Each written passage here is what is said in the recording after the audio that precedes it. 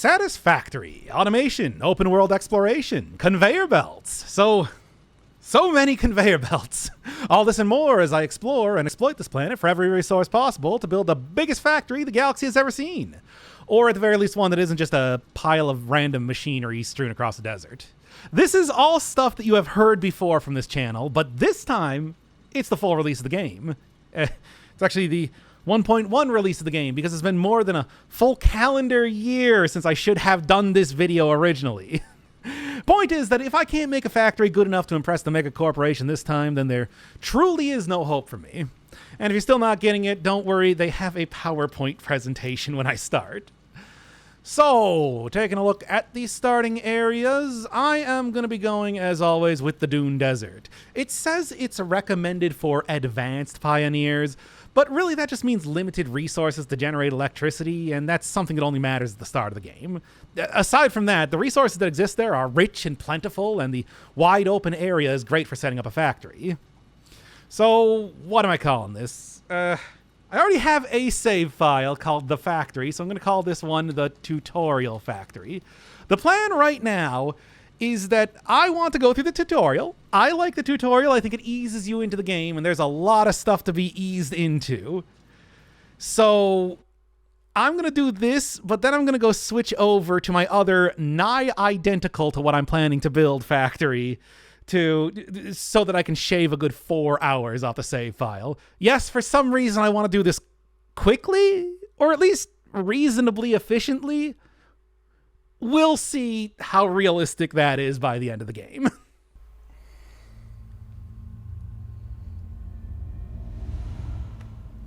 Separation from main transport complete. Group 8 delivered to Calistian region. All pioneers functional, initiating dispersion. Attention Pioneer, I am Ada, your personal instance of the artificial directory and assistant. Welcome to the Fixit Incorporated Save the Day program. A Fixit Pioneer has 3 core assignments.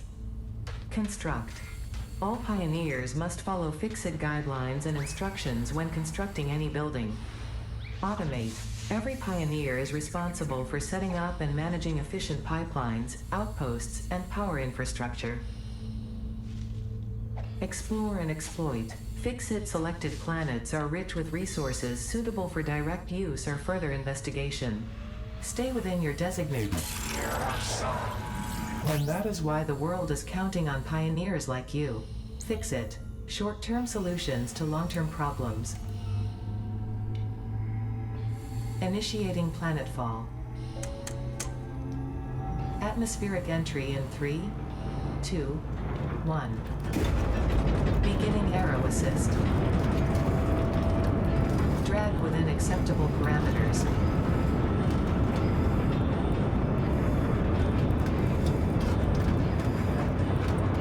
Descent phase begun. Decelerating. Deploying parachute. Deploying backup parachute. Skipping parachute. Landing phase begun. Activating retro propulsion.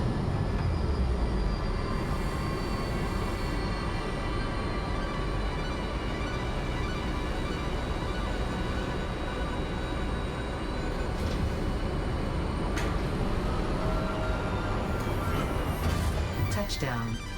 Planetfall complete. Drop pod integrity nominal. Omni-situational exploration suit nominal.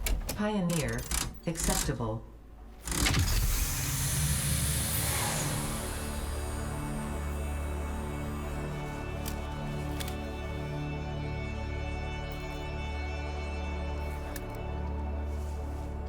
Congratulations, you are the 3rd in your region to survive planetfall. Welcome to Massage 2, A-B-B, in the binary system of Akicha.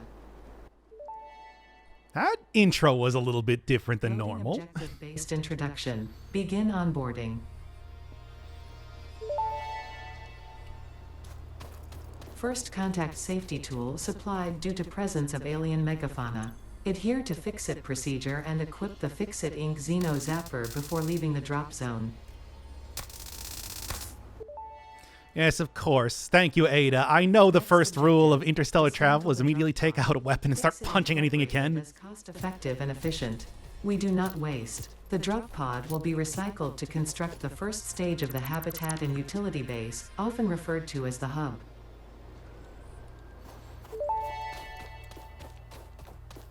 Next objective.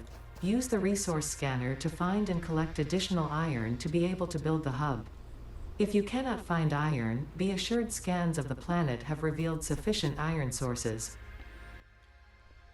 Oh, don't worry about that. I know where there's plenty of iron to be found. But because I also know exactly where I want to set up the base, I don't need to be scanning for anything right now. I can just go run immediately over there. Just a shame that I wasn't able to punch any aliens with my zappy stick. Looks like I'm actually going to be stuck crafting stuff in this stuff crafting game. A short walk from the east. This is it. This is the location where I'm going to be for a while. And to start, you can see there is an iron node right in front of me. Oh, there's also an enemy. Ada was right. I am going to need to be punching things immediately. Okay, come on. It is not very powerful, but that will do it. And I will not pick up the hog remains for honestly very stupid reasons, but I'll explain that later. So we got an iron ore node, pure quality. You can get the most iron out of this. Next objective. Use the build gun to construct the hub. Iron is a base component necessary for all near-future progress, so ensure you build the hub close to iron sources. Fix-It does not pay by the kilometer. Honestly, I do not know how Fix-It is paying me at all. But, well, I guess that's a question for a later time. Right now, we're getting some sick automation gameplay. Yep. Infinite amount of iron in these resource nodes, so I can be here a long time if I want to. Sarcasm aside, I do like how slow the tutorial eases you into the game. Keep this sort of gameplay in mind when I'm trying to explain how a manifold works or describe my factory layout.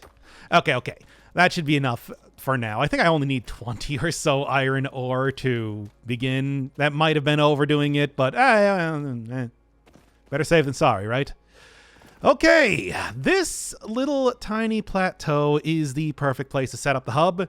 It is in between many different resources of many different types, all of pretty high quality, so... Hub foundation built. The hub terminal and crafting bench are only the humble beginnings of a successful Fix-It pioneer, but essential for the next steps of onboarding. Once finished, the hub will function as your base of operations. Next objective, complete hub upgrade 1.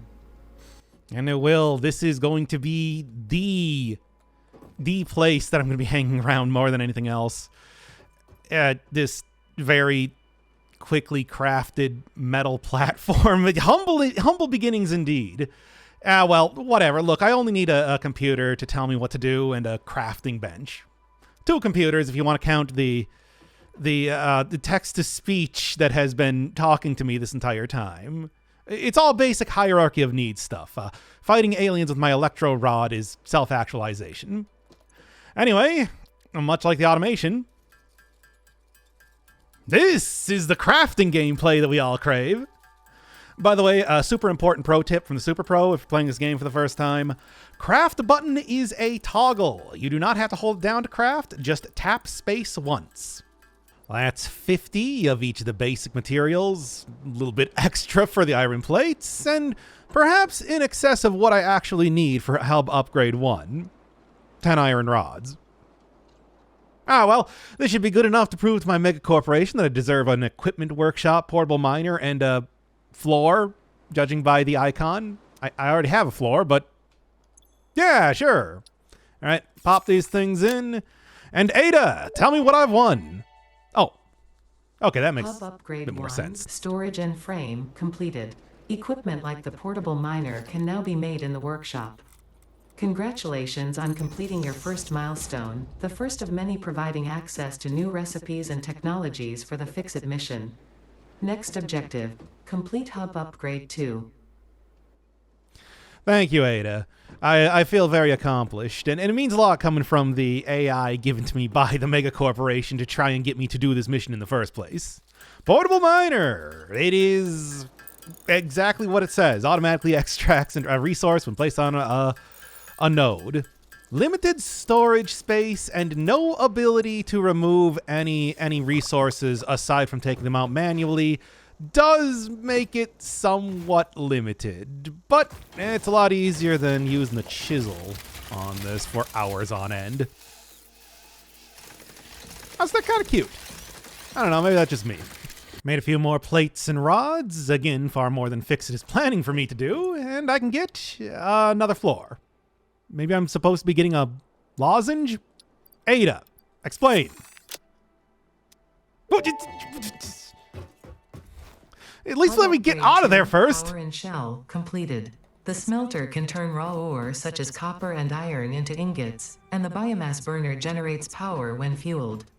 Fun fact, most of the native flora and fauna is compatible with Fixit technology.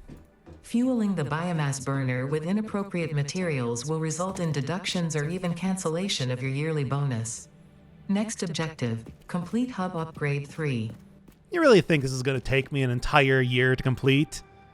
Actually, I'll admit right now, I never read the contract. I just signed it immediately. They sent me down here. Maybe I'm supposed to be completing 5 planets a month.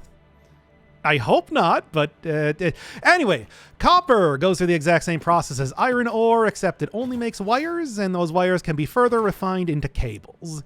It is not as common as iron. Nothing is. Iron is extremely common, especially in the desert. So finding some may take some work. Let's scan. Oh, there it is. In fact, there's 2 more pure nodes right next to me. Yes, unlike some of the other areas in the game, it's pretty common around here.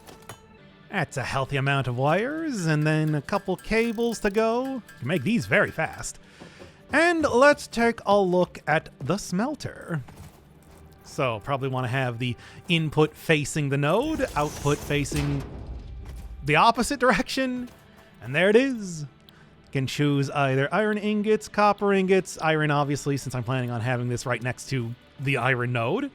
And then I'm going to use the cable to hook it right up to my biomass burner. And that'll power it. Or it would if I had any biomass. And this is the issue that they were talking about, the desert being for advanced pioneers, because biomass in the desert appears like this. Yep. However, I got a plan. A short walk north of the hub, there's a nice big oasis area that will help me a lot with the biomass conundrum. It will be completely obliterated by the end of the game. Classic crafting game activity, grabbing everything grabbable in the world. You see, despite working for a mega corporation that has access to technology that can instantly turn a spacefaring pod into a box of pure resources, they've decided that I can only work with biomass generators for a bit. That means picking up a lot of sticks, leaves, discarded animal parts, who knows where those came from. But even if I did not have the oasis around my base, the thing with the world is that I am not stuck here. Despite a lot of similar games having procedurally generated areas, the world in Satisfactory is the same every single time. That means that the starting area, advanced difficulty or not, is really more of a suggestion than anything else. At any point in time, I could go and run over to those cliffs with its verdant waterfalls, the giant forest in the distance, or even jog south for a couple minutes and get over to the grassland starting area. Oh, but don't worry about all that exploring a vast alien planet with its unique fauna, creatures, and secrets part of the game. I will not be leaving the desert for a long time. Hey, what's up with that slide into jump thing that you keep doing? Satisfactory is built off of the Unreal Engine, so I guess this is a holdover of that weird movement tech that you get in first-person shooters. It's the fastest way to move, in other words. As long as you can get the timing done right. Okay, that is enough to shove a little bit of biomass I guess I'll go with the wood because it is the most effective compared to the two. 15 megajoules versus 100 megajoules. Sure. And then the smelter is now spitting out bars. First step to getting actual automation. I'm still going to need to turn these into actual products themselves, but it's a start. Huh. Seems like this should have been the icon for the last upgrade. Well, whatever. Tell me about limestone and constructors. Hub Upgrade 3, Interior Furnishing, completed. The constructor can produce simple parts, and power poles allow for the expansion of the power grid. When you make the inevitable mistake, Fixit's dismantling feature is designed to salvage all resources used during construction, in line with our zero waste policy. We understand that Fixit pioneers are only human, and thus prone to error. Next objective, complete Hub Upgrade 4. Interact with toilet. No, I don't think I'm going to press E. Anyway, Ada does make a good point. No loss of resources on deconstruction. This is a game about automation and efficiency, not creating the perfect factory on your first try. Anyway, let's take a look at limestone. Is there a pure limestone node near the base? No. There's two. And a third over by the oasis. So, limestone is the least interesting of the starting 3 resources. It makes concrete, and that's about it.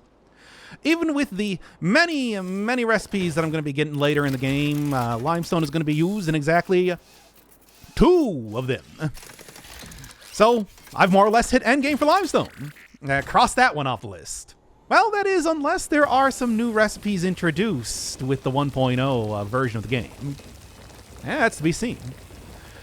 Anyway, I'm still going to need a lot of it because it is very resource intensive compared to copper and iron. 3 limestone makes 1 concrete as opposed to the 1-to-1 ratio of turning ore into bars. So I want to get processing for this one set up nice and early. The other new items are some more advanced iron products. We got screws, which use iron rods, making them the cable equivalent for iron, and reinforced iron plates, requiring 2 items. Iron plates and the aforementioned screws. These plates are going to be used to make the constructor, which will process ingots and limestone into proper items, so I am dangerously close to actual automation here. Notable exception, of course, is the reinforced iron plate itself, which I have no other way of making aside from manual crafting. The poor pioneer forced to hold down that button all day because her company doesn't think she can handle advanced machinery just yet. Lovely piece of machinery, isn't it? Of course, it's not all that useful because my current electrical grid, which is to say, this, that's the entire thing, can only support a couple of these. Still, though, let's start up production on iron plates. I know I'm going to need a ton of these things. Upgrade 4 gets me the one, the only conveyor belt. Ada, tell me about the star of the Satisfactory show. Hub Upgrade 4, Landing Platform and Utilities, completed. Conveyor belts connect the output of one building to the input of another and transport resources. Due to past incidents, I have been asked to issue a clarification. Portable miners, obviously, do not have a connection for conveyor belts. There is nothing to suggest, visually or functionally, that they can be connected to portable miners. If this is something you struggle with, do not worry. Fixit has alternative uses for all their pioneers. Next objective, complete Hub Upgrade 5. Yeah, minigame. But yes, I realize that. I've already told everyone at home about it. You know, I'm surprised this upgrade isn't a bigger deal. Everything in Satisfactory involves conveyor belts in one way or another. It's the only way to get a resource from point A to point B, aside from hauling it around myself. Additionally, conveyor belts require no power to function, which makes them good for transportation even when other options are available. Like, extremely good. Way too good, perhaps. I'm gonna try not to abuse that too much in this playthrough, but you totally can. There is absolutely no penalty to do so. I mean, to be honest, the developers are going to allow you to do some really stupid, ridiculous things in this game using conveyor belts alone. But just because they'll allow it, that doesn't mean that I'll do it. Think of this as playing the game as the developers intended sort of run. And it's on to the final upgrade for the tutorial. Not as much this time. Hub Upgrade 5, Power Expansion, completed. The miner, unlike portable miners, can be connected to conveyor belts and requires power to function. Caution: as you expand, the energy demand of your production may exceed the capacity of your power grid. The onboarding program was established because Fix-It pioneers often experience memory issues after planetfall. If you are experiencing nosebleeds, nausea, existentialism, or an itchy scalp, there is no need for concern. This should pass within 5 to 7 workdays. Next objective: complete Hub Upgrade 6. Okay, that makes sense. I am contractually obligated not to ask any questions about that. Although I didn't read my contract. Or did I? Before I get into any more questions about memory and its nature, hey, I do have a second one of these biomass burners that I can turn on, and I probably should, given that it did run out of power there the second that I tried to activate my automated miner. So, taking a look over at the automated miner, 120 items per minute, at least on a pure node. However, this is bottlenecked by the fact that the Mark 1 conveyor belt only moves 60 items per minute, so still very much limited by that. However, check it out! Full automation! And because of this sort of limitation that I have, I am going to create a storage container, one of the other things that I unlocked, and have something of a shabby facsimile of a second node sitting next to my pure iron one, just for the sake of getting everything working. This is going to be a very, very temporary sort of setup, and I am planning, as soon as I get any sort of upgrade for conveyor belts, to be changing this out to something that works a little bit better together. After all, this is Satisfactory, a game where all the parts are completely idealized. You can make everything work in perfect harmony eventually. There's no friction on the conveyor belts, no wear and tear on the machines. Entropy does not factor into this factory. Start to end, the process is entirely predictable and able to be automated. It is, perhaps, the most satisfying part of the game. I've made my way through the POOP, so I'm all ready to be showered with accolades by Ada, if you would.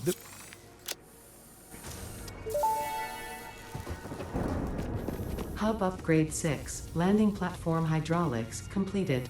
Freighter landing initialized. Congratulations, you have completed onboarding and achieved the absolute minimum skill level required of a Fix-It pioneer. Fix-It looks forward to your future achievements, because a future with Fix-It is a future with you.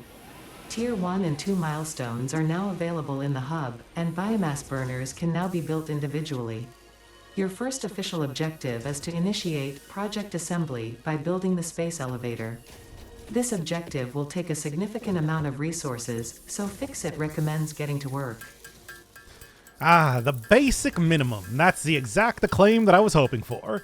So, along with getting proper biomass, or just undifferentiated biomass, why not?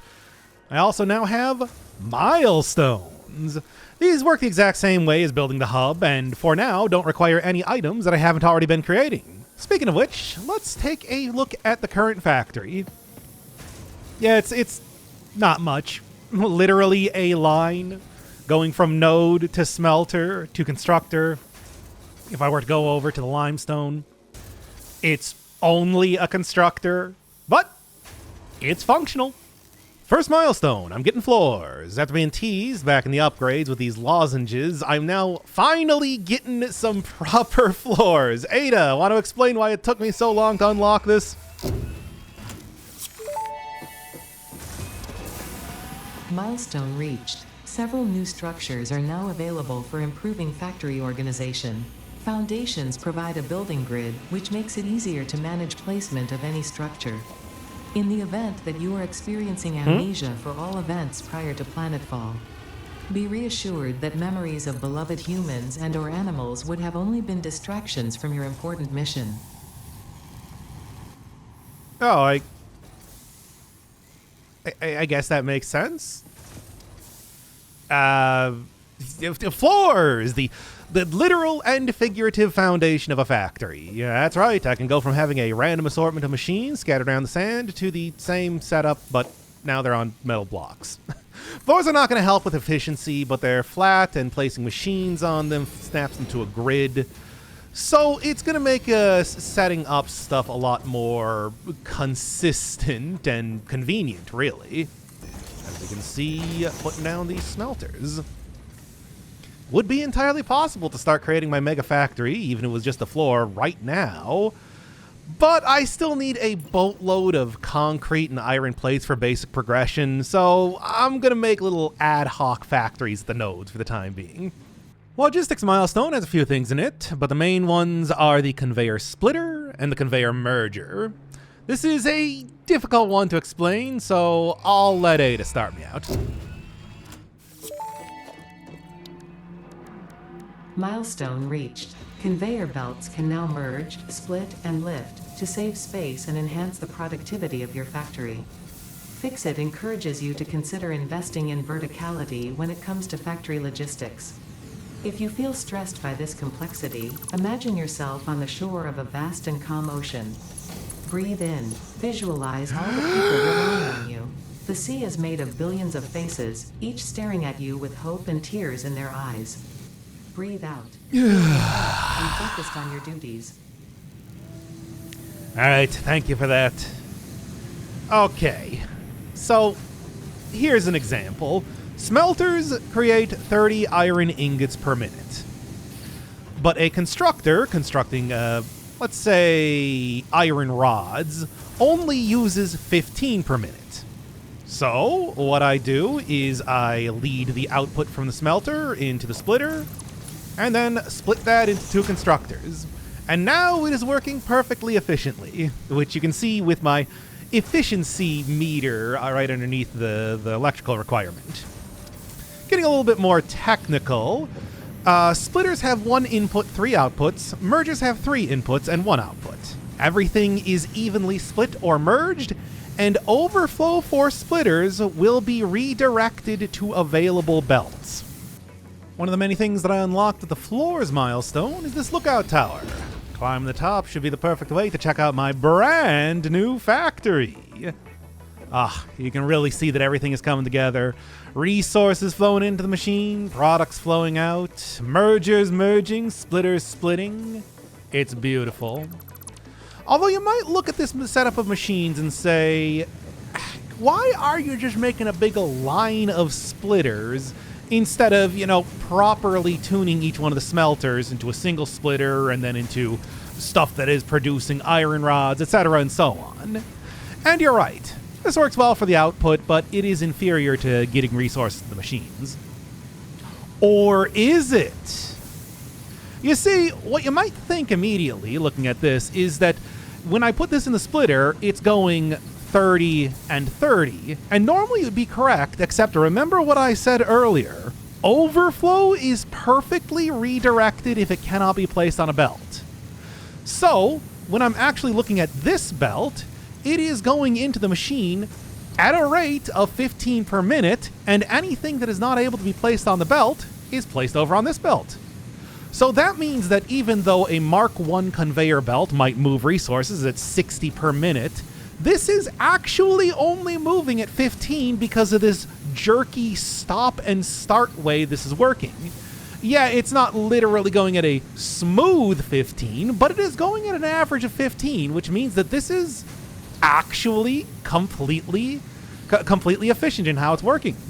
And I can prove that by going down to the last one in the line, and you can see, as soon as it uses one, another iron ingot flows right in, and it's used again for 100% efficiency. In fact, the funny thing is, with the way this works, it is self-correcting. The only thing that really makes a difference is how long it's going to take for this to fill up on ingots. Because if I take this out, then it will start to continuously take more and more, which does turn this into 30 and 30. And then suddenly, 15, 7.5, etc., and so on. This is a real-life engineering concept, apparently, called a manifold. Actual real-life manifolds are used with gas or liquids because of the way that those materials will try to fit into whatever space that they enter, but solid objects and the splitters are so idealized in Satisfactory that they effectively work like liquids and will fill any space on the conveyor belt given to them. There's also the fact that they never flow backwards, materials never fall off the belts, among other things, which is what makes these conveyor belts closer to pipes or wires with big, slow, chunky electrons flowing through them. It is why a just-in-time manufacturing style will, in fact, work in this game. I mean, there's no reason to have huge stockpiles of iron materials or wire or anything like that, because I know exactly how much I'm going to be producing a minute, and I know exactly how much these machines are going to be using a minute. Then there's the field research milestone. A lot of stuff in this one, but just listen to Ada and you'll realize pretty quickly what the most important one is.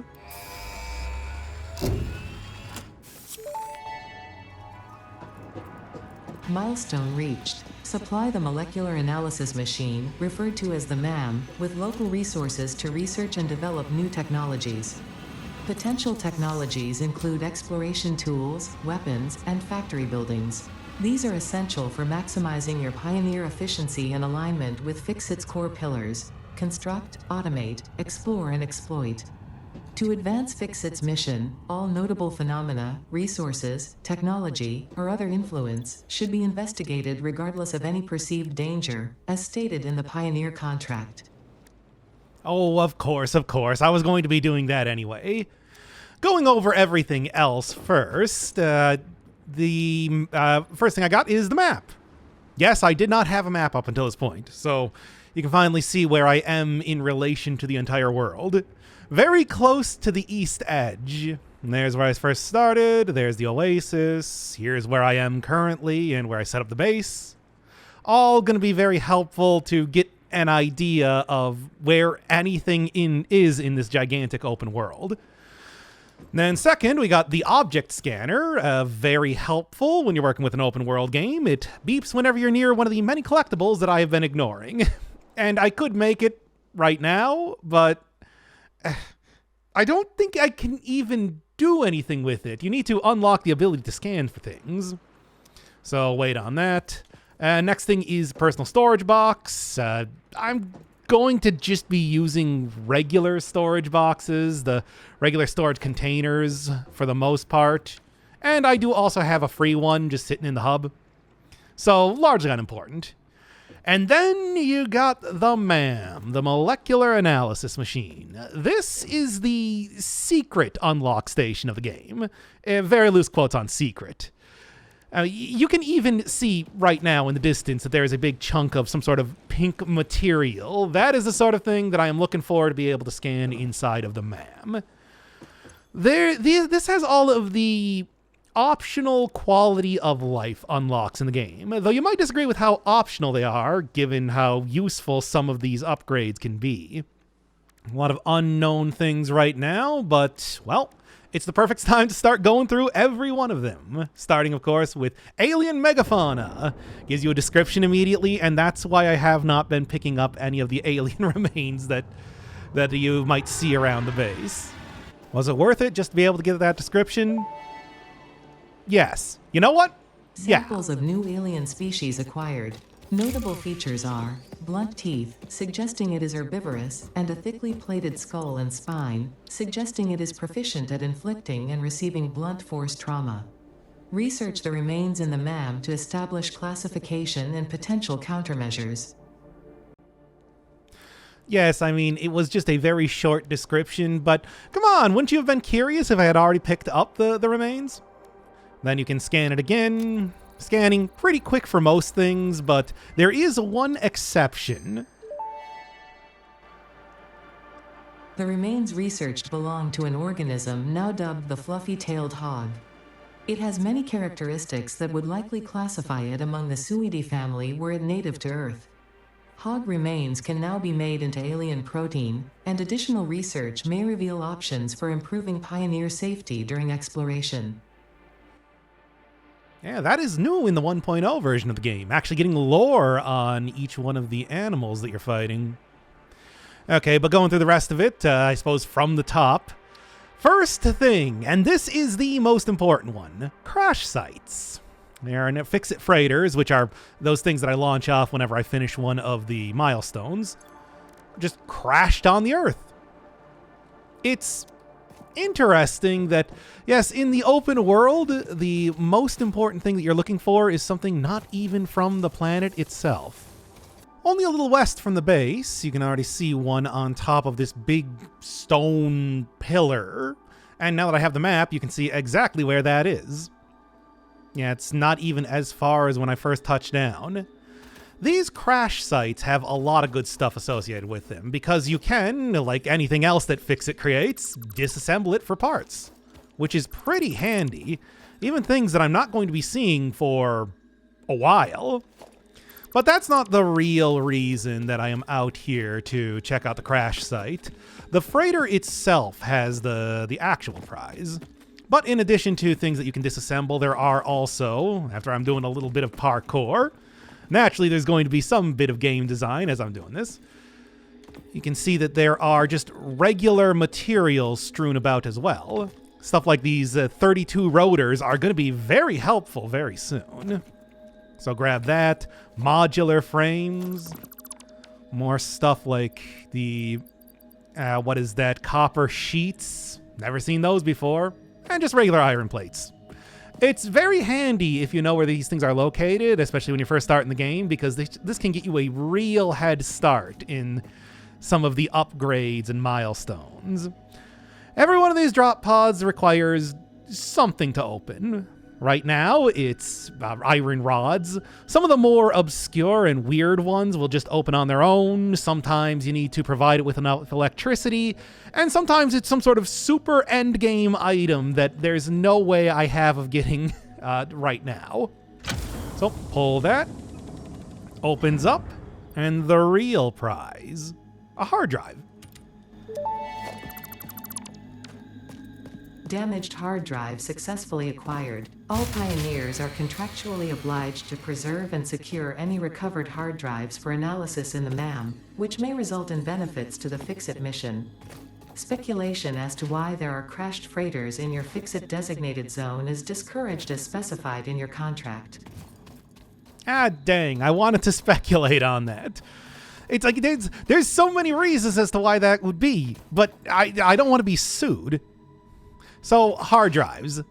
When I scan these things in the MAM, they give alternative, and by alternative, I mean overall superior recipes to the items that I'm going to be creating. I am planning to get everything in this game, but hard drives are extra important because of this. So, yep, it's just going to be a lot of first-person platforming, a favorite ever since Half-Life, to be able to collect each and every one of these from the landscape. I'm going to hold off on scanning the hard drive as it is the aforementioned thing that takes a long time to scan. 10 minutes in total. Classified phenomenon. This will be a fun one because I have no idea what any of these are going to do. There have been a few objects in the game for a long time during the early access period, but they never did anything up until the 1.0 update. I'm guessing they're going to build on the mysterious song bit from the PowerPoint. The redacted certainly does not give any clues as to the purpose. Most common occurrence of the phenomena is Mercer spheres. I know there's one at the bottom of this pool surrounded by a couple of these new enemies called a Hatcher. Think of it as shooting out homing projectiles and also looking like a big egg, which I guess is fitting for the name. Whatever, I'll take a little bit of damage. Also, give me that sick lore. Samples of unknown alien species acquired. It is unclear where on the flora or fauna spectrum it lies, but initial data suggests this might be a nest or an egg. Research the remains in the MAM to establish classification and potential countermeasures. Oh, so does visual data and the name that you gave it. Okay, okay. More importantly. Yeah, it used to look like a big metallic sphere. Now it's surrounded by rock and looks like this.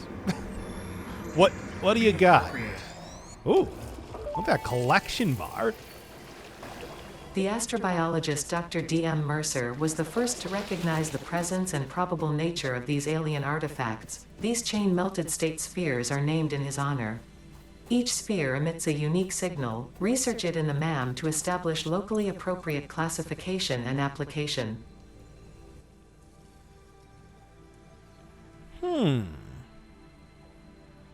Strange. Second most common type of phenomena are the, the little effigies of the cool S shape. Okay. Also, another new enemy, the Spitter. This one has a little bit more traditional projectiles. Speaking of Half-Life, really. Give me that lore.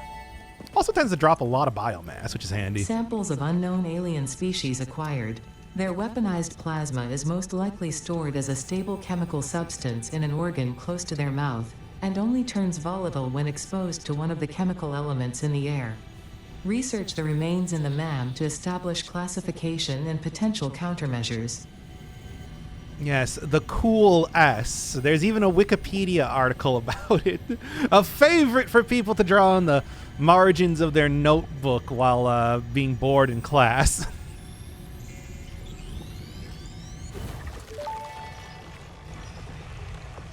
The Summer Sloop was named after Marie Somerville, co-founder of Fixit and head of its R&D department. There are many theories about the origin of this shape and why this symbol, mathematically resembling a Mobius strip, has found its way to both human and extraterrestrial culture. Thankfully, you don't need to know any of these theories to be a pioneer. Research it in the MAM to establish locally appropriate classification and application. Fun Yeah, fact, but I want to the planet know. you I are want to on get the was cool found and lore. named during a planet spotting event Marie hosted named Marie's Awesome Scientific Search of the Avant-Garde Exoplanets. That's why it's called massage. All right. Now change to alien technology. Ooh. And I'm guessing that thing in the middle is the third thing that I have. Well, that I do know where some is located. Sam, strange alien material. But that is really out of the way compared to the spheres and the loops. So wait on that one, at least for a little bit.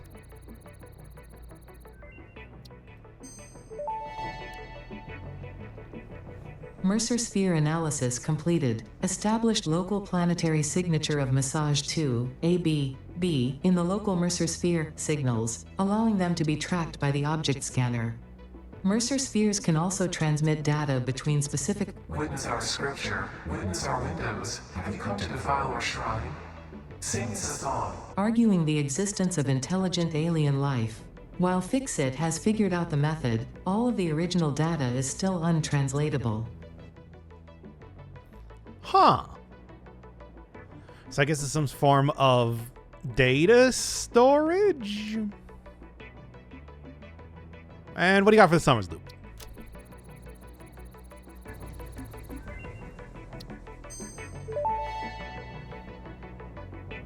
Summer sloop analysis completed. Summer sloops are somewhere between battery and conduit, harvesting energy from pockets of space with complete disregard for the rules of the space-time continuum, and distributing it into its connected ecosystem.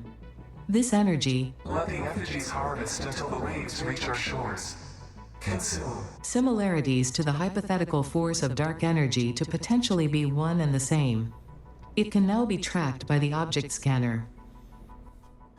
Surprisingly easy to be able to track these things. I usually you gotta unlock something a little bit farther down the tree before they give that to you. Okay, nothing specific. Well, there's one thing. Production amplifier, which requires SAM fluctuator. Okay, so it seems like they are really pushing me towards getting the strange alien material. Like I said, not anywhere close to the base. That is one that is purposely made to be pretty rare, even though I do know of where there's a lot of deposits of it. So I'm going to wait on it for now. Unknown metal. Metallic element, potential new candidate for Group 11 on the periodic table. That is copper, silver, gold, and unium. I'm already using copper for stuff, so probably not that. Gold and silver, both very conductive. You can coat things in gold to reflect light in space. Very resistant to corrosion and tarnishing. Silver can be antibacterial. Number of different things. Unium, also known as, I think these days, got the proper name of Roentgenium, is extremely radioactive and has a half-life of about 2 minutes. So, no. Anyway, it's gold. Or caterium. Unknown metal collected. This metallic element is showing properties similar to those in Group 11 on the periodic table, such as high conductivity and malleability. Research it in the MAM to establish classification and potential application. So what is caterium compared to gold? Is it an isotope? Is it a alloy of some kind? I don't know. I could not tell you. Let's see what else I got for lore. I might surprise you to know this, but I don't have my doctorate in chemistry. Or a doctorate at all. That's a lie. I lied to you. After Fixit's greatest CEO, Katerina Parks. It has been added as a viable alternative to gold in industrial applications, specifically in advanced electronics due to its superconductivity, malleability, and corrosion resistance. Nope, that still does not explain it. Next up, the fungus-like growth. I don't know of any good place to get it around the desert. Usually you find that in small supply in marsh-like areas and places like caves, none of which are around here. There is one source of it, but I do not have access to it yet. Edible plant matter. Healing items. There are 3 main ones, of which I think I can get right now. Barrel nuts you find all over the place. They come on these tiny bushes, and you get 5 of them at a time. They also heal virtually nothing, so Potential half a edible health collected. segment. Eating it and surviving does not count as a valid field test and does not generate enough data for Fixit to make an informed decision. Research it in the MAM to establish classification and potential application. Half a health, but for some reason it is like larger than fist-sized. Come on. Pale berry, usually found around some source of water, so right at the oasis, yeah, I can get a bunch of these. Also enormous. Potential edible collected. If consumed before authorized as compatible with the human digestive system by Fixit, the consumer is responsible for any and all consequences. Research it in the MAM to establish classification and potential application. And only restores 1 health segment. I guess for some reason, despite being so large, it has very little nutritional value. Last one, a mushroom. But for some reason, not the mushroom that I'm looking for mycelia. It's a completely different thing, even though it usually spawns in similar places. Just not always similar places because there's no regular mycelia in here. Collected. Reminder that look and smell alone do not provide sufficient data to determine exact risk of consumption. Just because it looks like you can eat it, does not mean it won't eat you. Research it in the MAM to establish classification and potential application. I don't even know if this necessarily looks like something that you could eat. And much like the alien megafauna, get lore for each one of these. Speaking of which, I should do that for both the Hatcher and the Spitter now that I have that. Let's finish up this first. This fruit, dubbed the barrel nut after its distinctive color, is compatible with the human digestive system and has been added to the object scanner.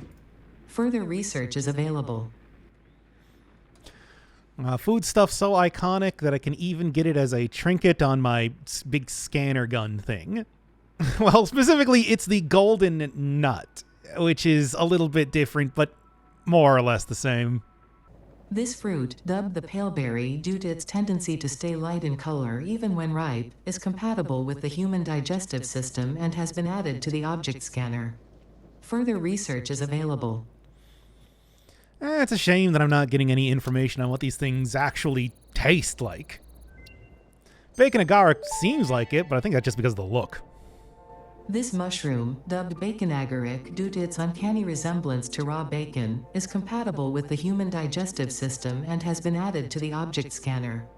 Further research is available. Not that I can do that. Unusual energy readings. Numerous small static sources of energy which break all known natural conventions. Why isn't this under the alien technology? I guess it's not technology, technically? I guess? Eagle-eyed viewers may have noticed the gigantic glowing slugs constantly pulling little particles of energy towards themselves, just all over the place. All over the place. I can see one in the distance over there. Yes, that is what they are talking about. So, not technology, living thing. This semi-slug species seems to persist entirely through absorbing and storing energy from its surroundings. Studying this could provide new methods for improving fix-it production line efficiency. Research it in the MAM to establish classification and potential application. Multiple different flavors, multiple different levels of power, and the 1.0 has added splotches of color to them. Tell me some more about these slugs. This semi-slug, now dubbed power slug, is early in its life cycle and has retained only part of its potential energy storage capacity, giving it its blue color. Power slugs are capable of extracting latent energy from their surroundings, including through a form of photosynthesis, and preserve it in their porous semi-crystalline shell over their lifetime. This explains why they rarely move after having found a suitable location. Yes, their locations tend to be platforming puzzle areas, secret caves, surrounded by groups of enemies, or other places where game design occurs. Compress these things and throw them into a jar? Sure. And then I can go and unlock overclocking. This is going to be very useful. Overclocking development completed. Power shards can now be inserted into all buildings to increase input and output speed. Underclocking is also possible. Note: power consumption of overclocked buildings increases exponentially. Yes, power shards can increase by 50% for each power shard you use, the efficiency of the machine. And that is true for every machine, but the ones that I'm going to be using it largely for are the mining devices. Because suddenly this turns just a pure iron node into 250% more efficient pure iron node. Saves a lot of time trying to find and then actually use any one of these resources. Whereas when it comes to machines, well, you can always build more machines. There's nothing... Building a singular machine is only a small commitment of resources to start with, and as long as I have the space for it, it's never too difficult to just throw down another line of them. So that's going to be the main use for overclocking.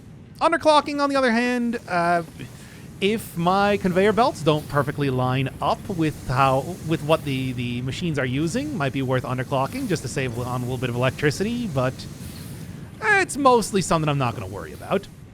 Oh, right. I said I was going to do the lore for these. Hatcher. These are weird. What are they?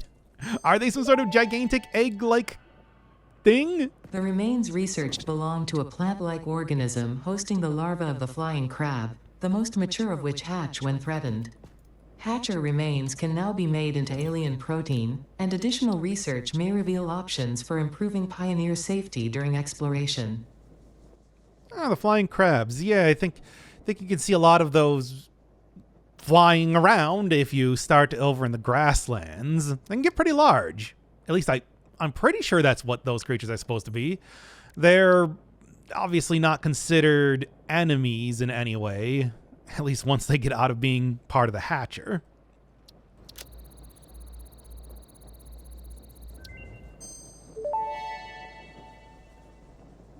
The remains researched belong to an organism that tends to nest near objects emitting specific types of resonance. Spitters are called as such due to their ability to create and spit plasma across long distances. Spitter remains can now be made into alien protein, and additional research may reveal options for improving Pioneer safety during exploration. Already ahead of you. And I am going to start with this. The alien DNA capsule may not be useful to me yet, but biomass certainly is. I'm probably running out of that right now, like I did with the hard drive. Research completed. Alien protein can now be turned into biomass or alien DNA capsules. In addition to being used for research, the invaluable alien lifeform data in these capsules can be traded for Fix-It coupons at the Awesome Sync. We guarantee the best capsule to coupon exchange rate anywhere on this planet. I haven't unlocked that yet. You're spoiling it. Unknown crystalline material, composed of silicon and oxygen. Yep, that is textbook definition of quartz. We're looking at glass making, telecommunications, microchips, and I guess filtering stuff? Yeah, you can do a lot of stuff with silica. And thankfully got a big chunk of it right next to the base. That was it. Unknown crystalline mineral collected. This mineral is composed of the same chemical elements as quartz and may yield similar industrial functions. Research it in the MAM to establish classification and potential application. Chain the ADA messages right together. The crystalline mineral was a previously unknown variation of quartz, with uniquely large and flawless crystals, normally only found in synthetic quartz. The industrial application of this mineral will follow that of its synthetic counterpart, specifically in communication and exploration technologies. Lot of good stuff. I guess the idea is that it's pink, so it's better? I've never seen Breaking Bad before, but that's what they did in that show, right? Oh, it's blue, so it's the good drug, when I'm pretty sure that's not actually true. Anyway, lastly, we've got unknown chemical element, sort of similar to Caterium or the alien technology. Multivalent chemical element present in solid state, not metallic. Don't get too excited, it's just sulfur. That is sulfuric acid mostly, and explosives. We're going to be focusing mostly on the latter. Unknown chemical element collected. This non-metallic and multivalent element seems to be present only in a solid state, and exhibits a most pungent smell. It is fortunate Fix-It helmets are of such high quality. Research it in the MAM to establish classification and potential application. Oh, such high quality. Say that when I'm dying from poison gas soon enough. And let's get the lore on sulfur? Yeah, the lore on sulfur. This unknown chemical element was in reality an unusual mixture of solid sulfide and sulfate materials from which sulfur can be extracted. Sulfur's primary use lies in fertilizers, which we have no use for. Instead, this element enables access to more volatile obstacle clearing and pioneer defending tools. So yes, explosives. Explosives and these Blade Runners. Good equipment upgrades, but I'm going to hold off on getting these for, again, maybe kind of silly reasons, but I'll explain later. That was a lot of stuff to go through, so since I've already been told about the resource sync program, may as well get it right now. Yes, Fix-It may not waste, despite the fact that I clearly have this trash can in my inventory, but they do let you destroy things for Milestone bonuses. reached. You have been given access to the anti-waste effort for stress testing of materials on Exoplanet's bonus program, also known as Awesome. Your awesome input allows Fix-It to comprehend our amazing universe more clearly. In appreciation of this, we have generously set up an internal, closed economy with exclusive rewards and currency. Directing parts of varying quantity and complexity into the Awesome Resource Sink will grant Fix-It coupons. These coupons can be redeemed in the Awesome Shop for highly desirable items such as new foundations, walls, factory attachments, cosmetics, parts, and more. Next time you have additional resources, just remember to go that extra kilometer. Go awesome. And I will take those right now. Yes, this is where you get all the cosmetic stuff of the game. inside of the shop.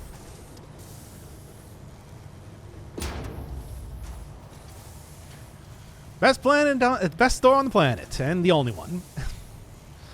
So you can get a lot of, like I said, cosmetic stuff. You can also buy parts if you so want to. I'm not going to. No. I'm creating everything myself, but that's really how you want to be speedrunning, if anything. The important ones that I want to grab, though, are the ladder. That's going to mean that I don't have to create ramps to go everywhere, but also the conveyor lift hole. It just makes it so that I don't have to try and clip through foundations to get things going up between floors, or figure out how to remove specific foundations but not make everything look weird because it's all floating. And that sort of stuff. Anyway, grab them right now. Oh, and since I also just spent a long time fighting animals to get all those coupons, let's do this. 6 inventory slots is pretty handy. Pocket dimension significantly expanded. I worked all afternoon, analyzing the transdimensional confibulatory permutations of alien DNA to achieve this. We are all doing our part for Fix-It. Okay.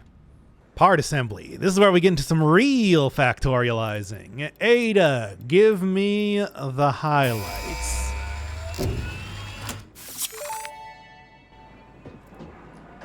Milestone reached. The assembler can produce more complex parts, including the first project part, smart plating, which is crucial for initiating project assembly. Project parts must be delivered to the space elevator. By completing your contracted duties as part of project assembly, you will definitely be helping achieve Fix-It company goals without any other ulterior motive. Note: humans cannot craft project parts. Do not worry about your inadequate crafting skill when compared to an assembler. Fix-It cherishes your innate human abilities, such as walking, striking objects, and commodifying natural resources. Those are all of the things that I would say I'm very well known for. Okay, assembler, a constructor that can combine 2 items. Obvious mechanic to introduce. I've been making reinforced iron plates for a while, and now I can automate that entire process. Other items that I now have introduced, I think one of them, the copper sheet, is a curious unlock. Obviously not going to work here, but just to take a look.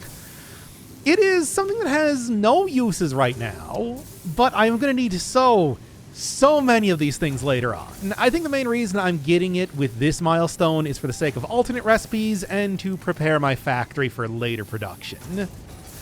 Other stuff, the cubes and the rotors, so you can see inside of the assembler, are, well, just higher tier items, much like the reinforced iron plates. Cube is especially notable because there are 5 tiers of them, at least when I was playing last, and they're all purposely slow, resource intensive, and just annoying to create.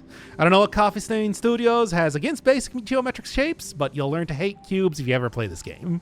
And you should. It's a good game. And the last thing, the thing that Ada was talking about a lot, the smart plating. This is what I would consider to be a boss item of the game. Usually requiring some of the higher tier items that you have unlocked. They are also very slow and resource intensive to produce. The difference is that these items cannot be created manually, and they have absolutely no use outside of furthering progress in the game, like putting them into milestones or whatever. Smart plating is really more like a check to see if you have a factory efficient enough to produce it in large quantities, although it only requires 50 for this first phase. And that also does bring up a good question. What is progress in this game? Certainly I've got the milestones and the MAM to let me unlock various useful things, but the real point of Satisfactory is to finish the mysterious project assembly for my megacorporation. Now the game is in 1.0, maybe I'll finally figure out what the deal with that is.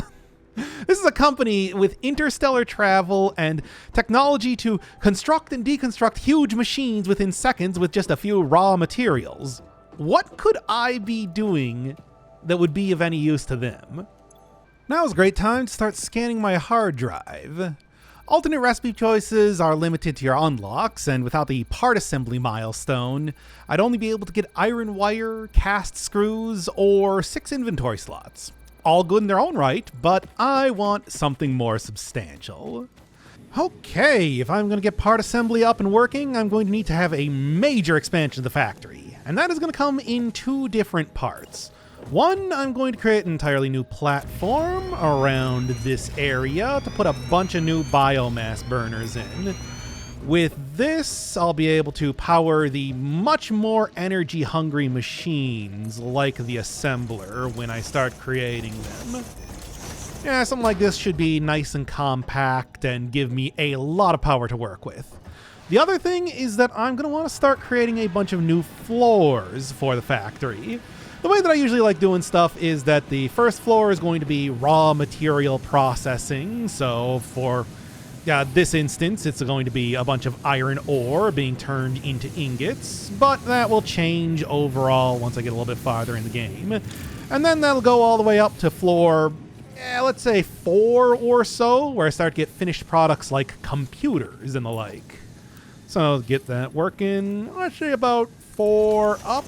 And then I can start to use the ladder that I unlocked from the resource sink to be able to easily get up there without creating a bunch of ramps to make this work.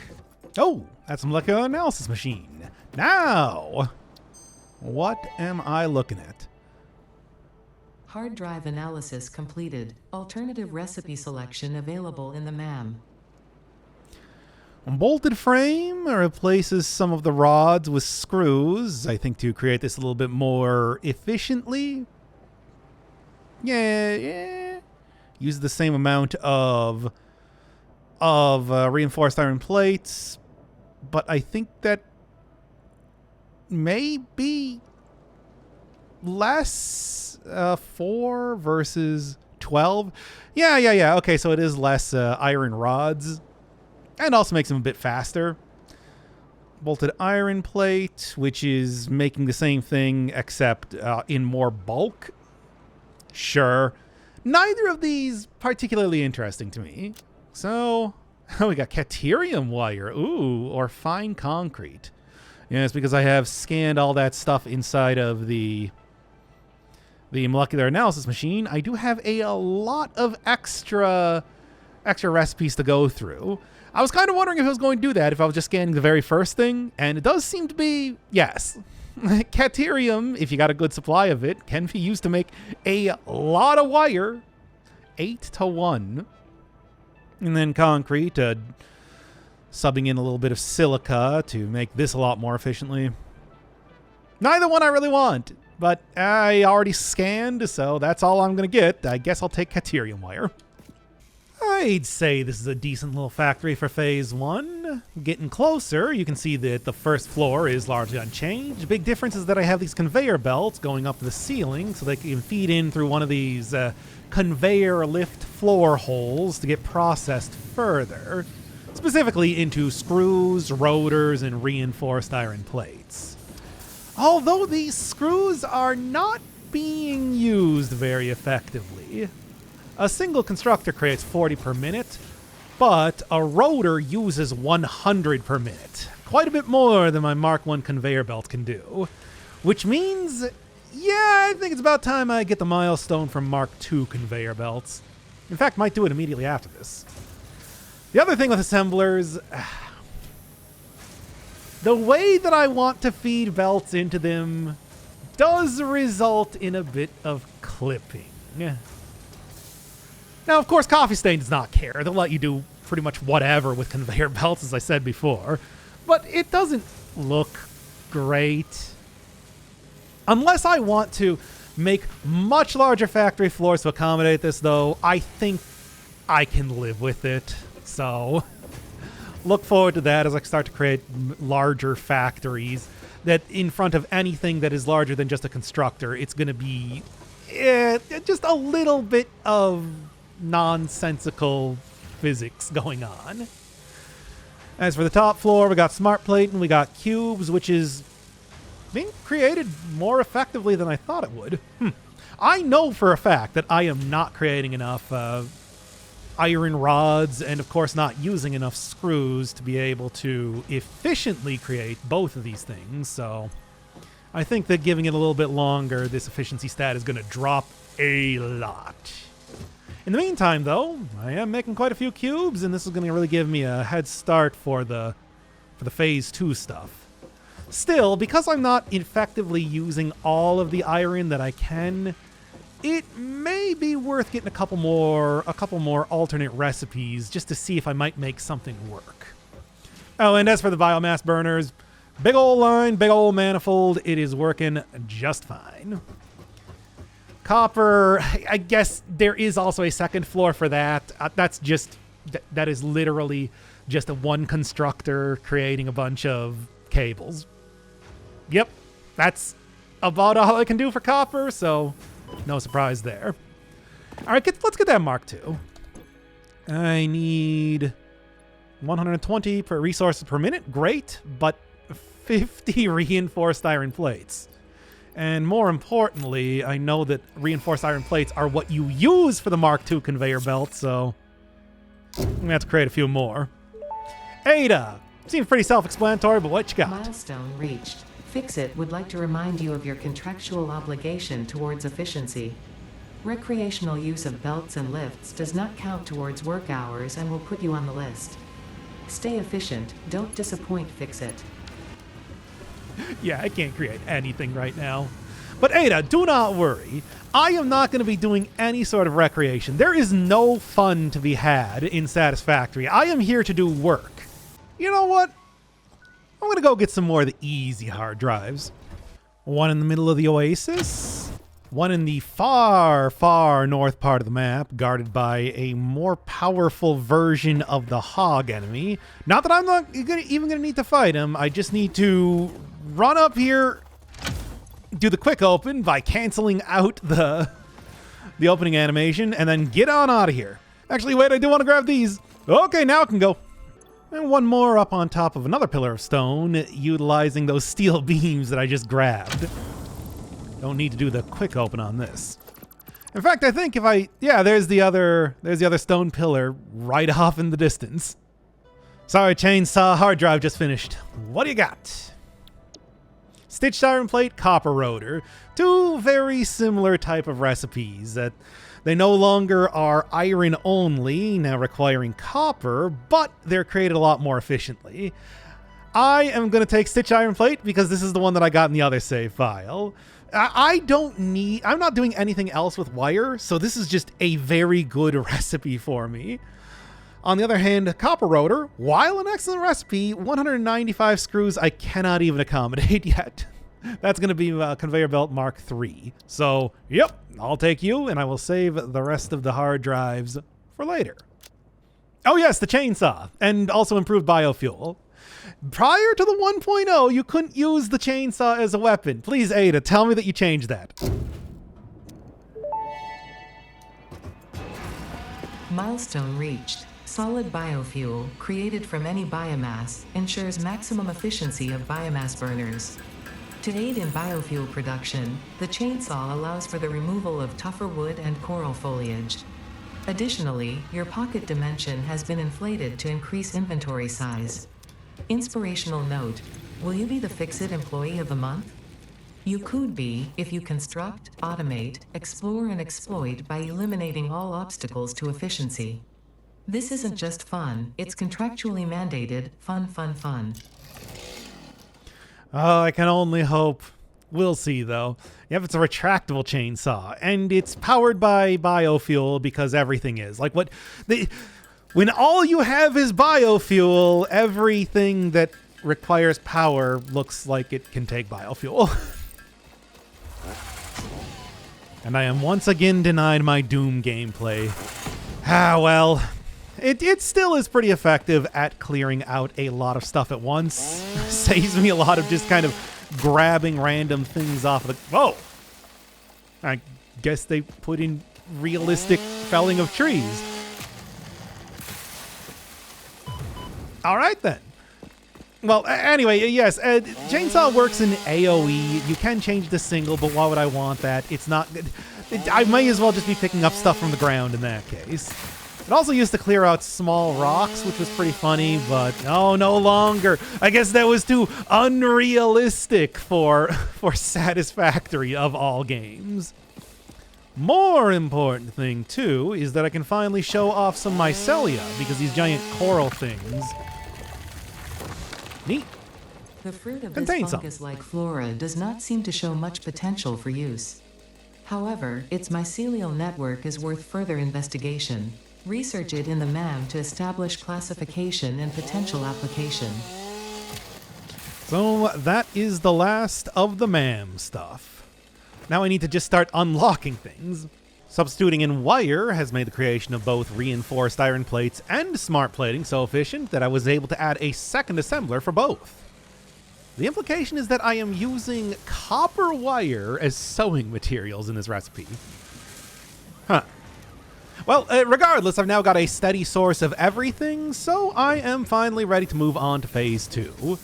Of course, that will require setting up the space elevator, finally fulfilling the objective that has been in the upper right corner for hours now. It's a big one. It's not even a true elevator by itself. It's just a platform to connect to the actual space elevator in orbit. You can really see how when you construct stuff, all the materials sort of fly into the hologram location. That's not even coming down from the platform.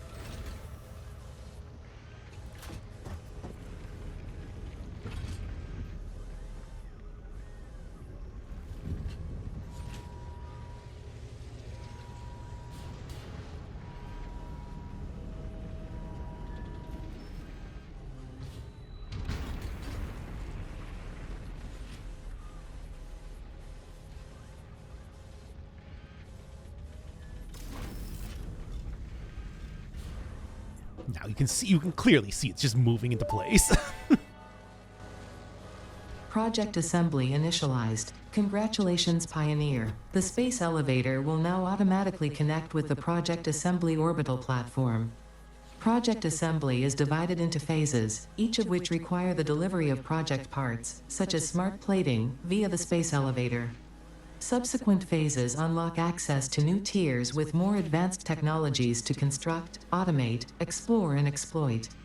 It is time to be honest. This project is part of the Save the Day program, the largest united undertaking in human history, destined to save us all. Earth is in peril and only Fix-It pioneers offer hope for survival. Fix-It is counting on you. Humanity is counting on you. Do not let Fix-It down. Well, of course, that's in my contract. You can also automatically send things into the space elevator via these conveyor belt connectors. I don't know. But it's not really going to be too relevant because 50 smart plating is pretty minimal, all things considered. All in all, it only requires 50 rotors, 50 reinforced iron plates, and an assembler to put them together, which is not much. I did not make this very well, but, well, that wasn't really the point now, was it? Here, this is why I got stuff like the ladders. Okay, shove this thing in. Load it up. Really, it took longer to get like all the stuff for the space elevator itself than actually creating the smart plating.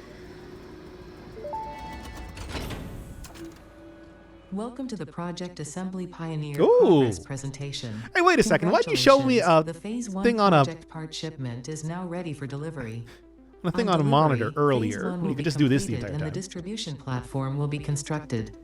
After completion of Phase 1, the technologies of Tiers 3 and 4 will become available in the hub. Highlights are automated power, steel production, personnel transportation, and many more. Completing Phase 2 of Project Assembly is your next main objective. New project parts will need to be produced and delivered to the space elevator as you have done previously. Continue to construct, automate, explore, and exploit for a better Fix-It future. No problem, Ada. Well, let me send it up. I could do that the entire time. Well, let's just sit back, enjoy the fanfare as I get into Phase 2. And also the other save file.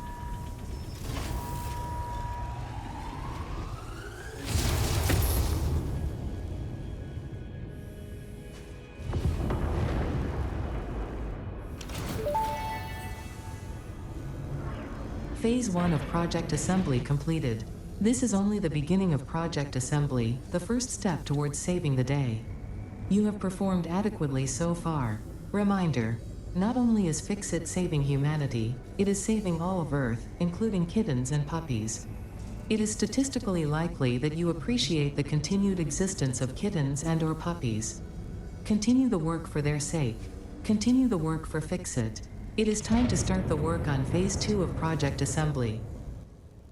Yeah, I like kittens and puppies well enough. Anyway, and there it goes. I mean, I can just recreate the space elevator at any point in time, but for right now, I don't need that sort of gigantic thing in the middle of everything.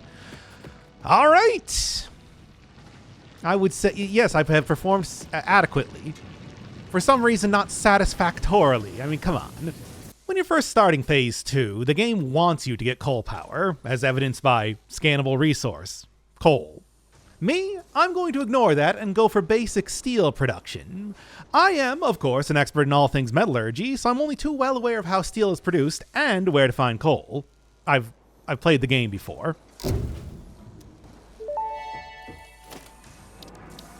Milestone reached. Coal and iron can be combined in the foundry to start steel production. Project part number 2, the versatile framework, can only be created via automation, not at a crafting bench. Delivering these to the space elevator is essential if we are going to complete Phase 2 of Project Assembly and save the day. Fix-It and humanity is relying on you. The evolution of new machines in Satisfactory is rather predictable.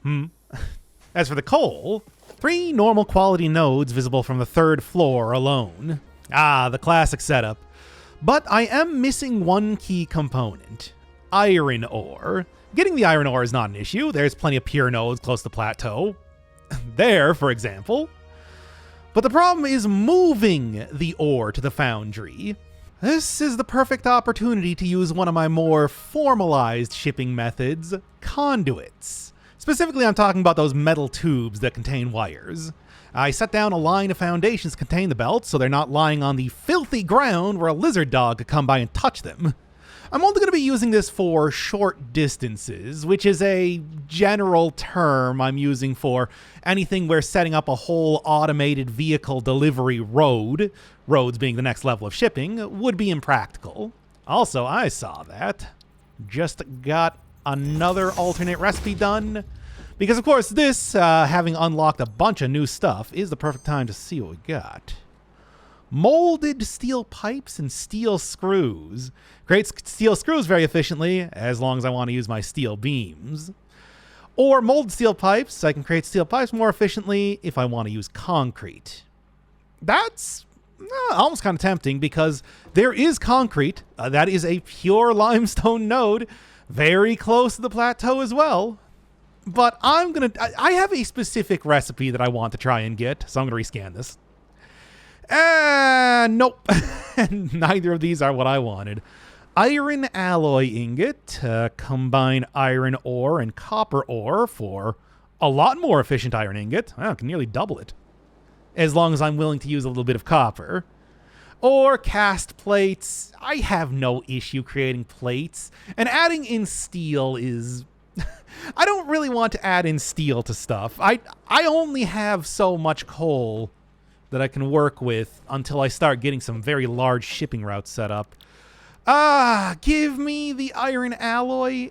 I can imagine myself. I go find an impure copper node, just throwing that into a line of iron ingot creation foundries and having that work. Sure. 2 left. Hopefully I get the recipe I'm looking for. And steel production is up and running. Taking a look at the actual materials, steel beams, 60 ingots per minute to create 15 steel beams. Yes, these are the more troublesome of the two to create. But then we got steel pipes, which 30 and 20 created at about the same ratio as iron plates. Not too bad at all. Of course, steel beams are the more valuable ones, so I may even just go turn these into steel beam production instead. I'll keep one for now for the milestones, but I'm going to want a lot more beams coming up soon. And by soon, I mean right now, because I have all the resources needed for Conveyor Belt Mark III. 270 items per minute, and they only require steel beams to make. Very cheap and simple to produce compared to the reinforced iron plates. So faster speed is going to translate into a big ol' increase in my production capability, and that means setting up more machines per floor, to the point that my factory is going to start getting unmanageably huge. Maybe about time to start creating the mega factory. Milestone reached. Improved storage containers and the Conveyor Belt Mark III provide the obviously necessary tools for improving your current setup. Production speed is of the essence after all. So work hard. Work as if every person you have ever or will ever love is depending solely on the choices that you make. Because they are. Warning. Fix-It psychologists recommend not dwelling on the crushing mental and physical strain of your responsibilities and simply continuing to be productive. Hard work has repeatedly proven to be the best cure for any kind of stress. Now back to work. Thank you, Ada. Somehow I'm wondering if they may have had maybe I have hired the most efficient psychologists rather than the most qualified. But, well, whatever. I got the conveyor belts. Next hard drive. Let's see if it's the recipe I'm looking for. And it is! Solid steel ingot. So normally requires 3 iron ore, 3 coal to create 3 steel ingots. Now 2 iron ingots, 2 coal to create 3 steel ingots. That's a huge increase, and all I need to do is just process the iron a little bit more. An excellent start. And really, at this point, I am not too worried about getting any other one of the alternate recipes, so I'm going to go back to opening up all of the other molecular analysis stuff. What do I need for a mega factory? First, floors. I've expanded my iron production with the new belts to be able to create some more iron plates, and I've started using the other pure limestone node near the steel floor to begin making more concrete. Second, I'm making a lot more machines, so a way to create a massive amount at once is going to be helpful. That's where blueprints comes in.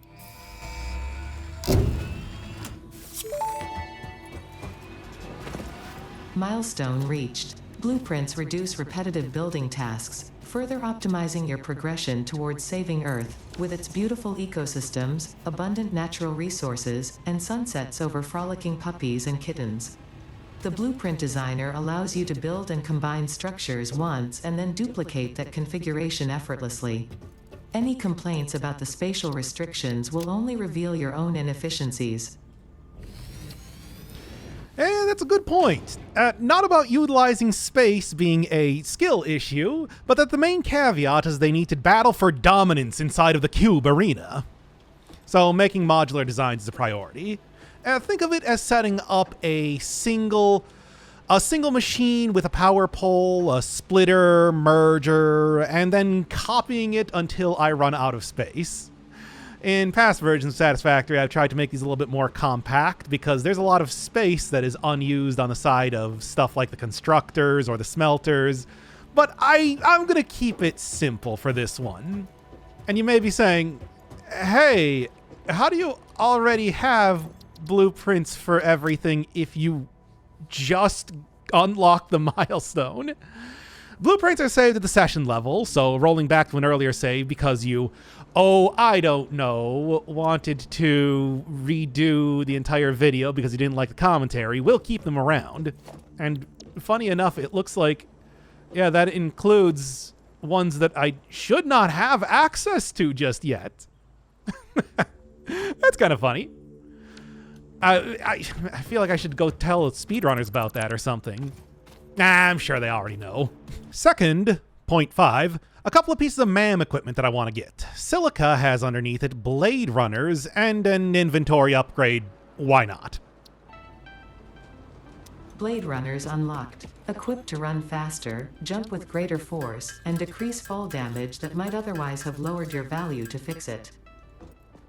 Considering the amount of times that I have fallen off of the third floor of the iron factory and taken, half of my health and damage?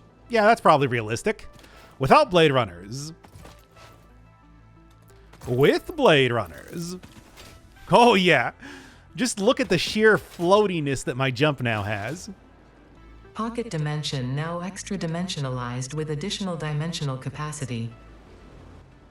I guess they had to write something for each one of these, right? Okay, then next up, sulfur. I want to get the explosives, which are going to do a couple things, but I'm mostly going to be using it to clear out rocks for places that I want to put foundations. Nobelisk, Detonator, and Nobelisk. You can probably tell from the cost, it's going to largely just be, well, the black powder and then iron pipes. Detonator and Basic Nobelisk unlocked. Most obstacles can be cleared with the Basic Nobelisk. It is most effective against organic material and is able to destroy small boulders and porous rock. Deployed Nobelisks will stick to the first solid surface they touch and queue on the Universal Detonator. If you do not recall the order in which you deployed the Nobelisks, remember Fixit does not take responsibility for any harm caused due to human error, even if those errors are genetic. I don't think I'm going to be putting down more than one bomb most of the time. R to reload, and by reload they mean just pull out a bomb. So main use, might have seen this. Yeah, obviously has a slug underneath it. In earlier versions of the game, you could have just pressed your face up against the rock and grabbed it. They actually fixed that. Anything that explodes does not actually have collision, but it is pretty spectacular. And the third thing I'm going to need for a Mega Factory is an electric grid expansion. This means both coal power and vehicular transport once the freighter gets back. Milestone reached. Power production can now be fully automated by burning coal, which has been added to the resource scanner. Water is also necessary to run the coal-powered generator and will require a network of pipelines to be transported from a water source. To assist with locating and identifying water, Fixit has compiled this guide.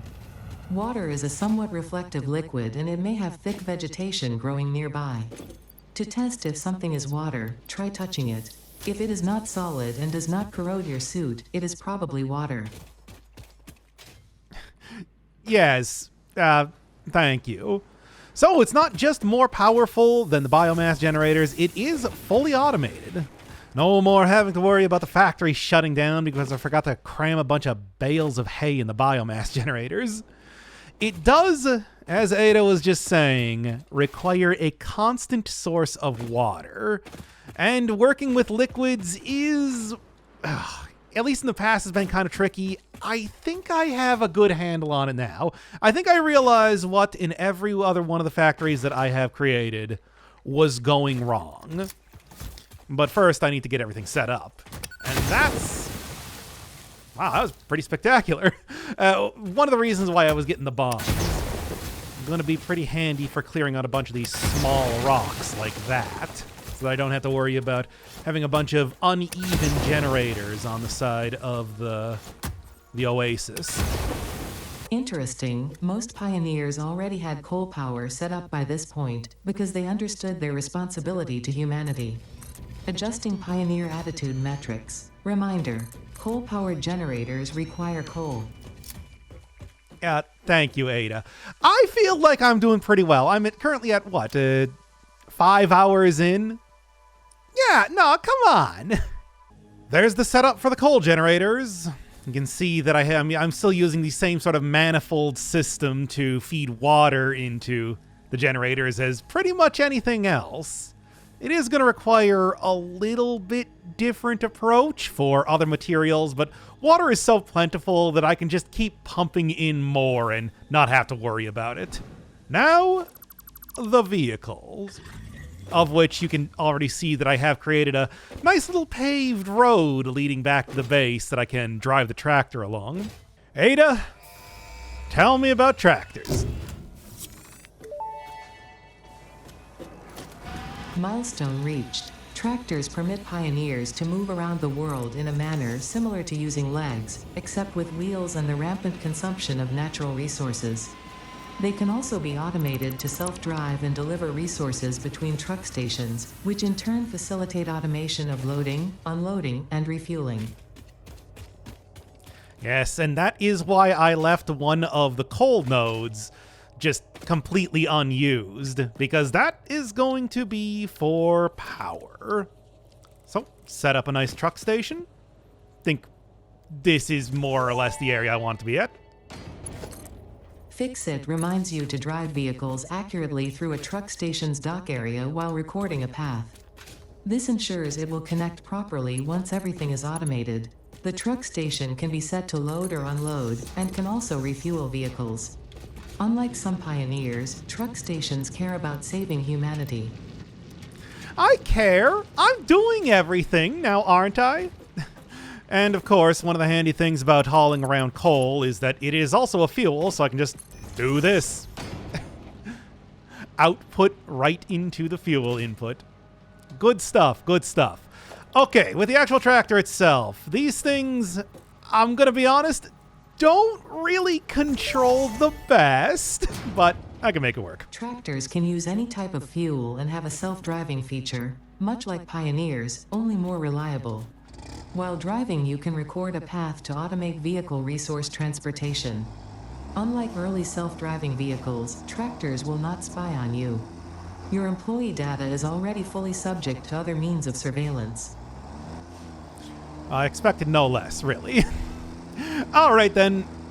Like I was saying, I did create a road, and not the entire way because, well, you can see a lot of this is pretty smooth, easygoing. But then as soon as I get a little bit closer to the oasis itself, it starts to get not as easy to drive through.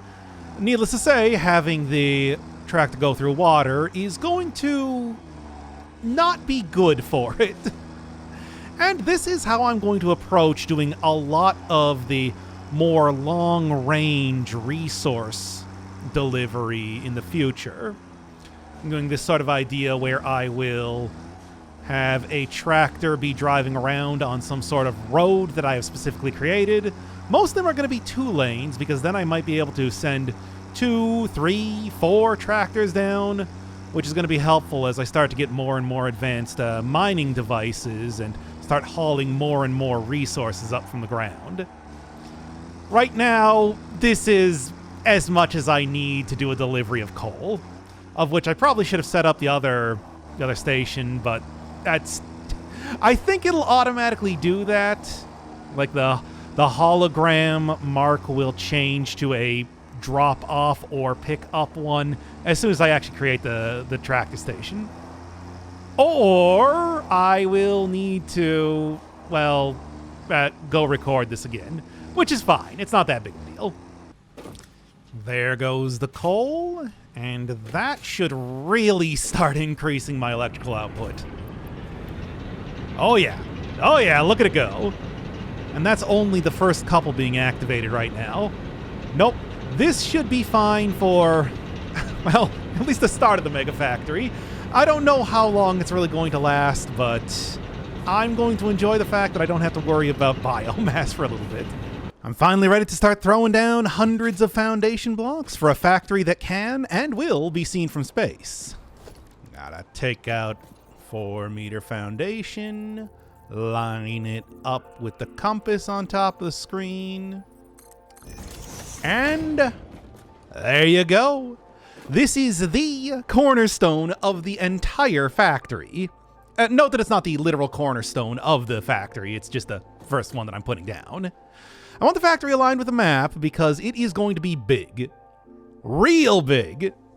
So big that I don't want to be building outside of the world because I made the floor at a weird angle. This is an actual thing that has come up for me before. No particular reason why I chose this location. I just like it. Factory setup is a simple, easily repeatable breadboard style system. I'm going to be color coding and color coding the foundations to denote where resources are going to be deposited or received.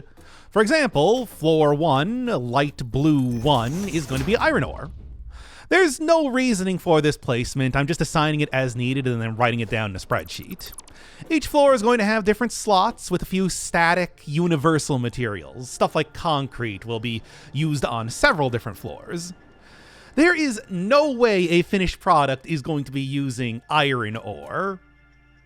Unless in 1.0 it does. And then my factory can accommodate for that, although I might need to shuffle around the resources a little bit.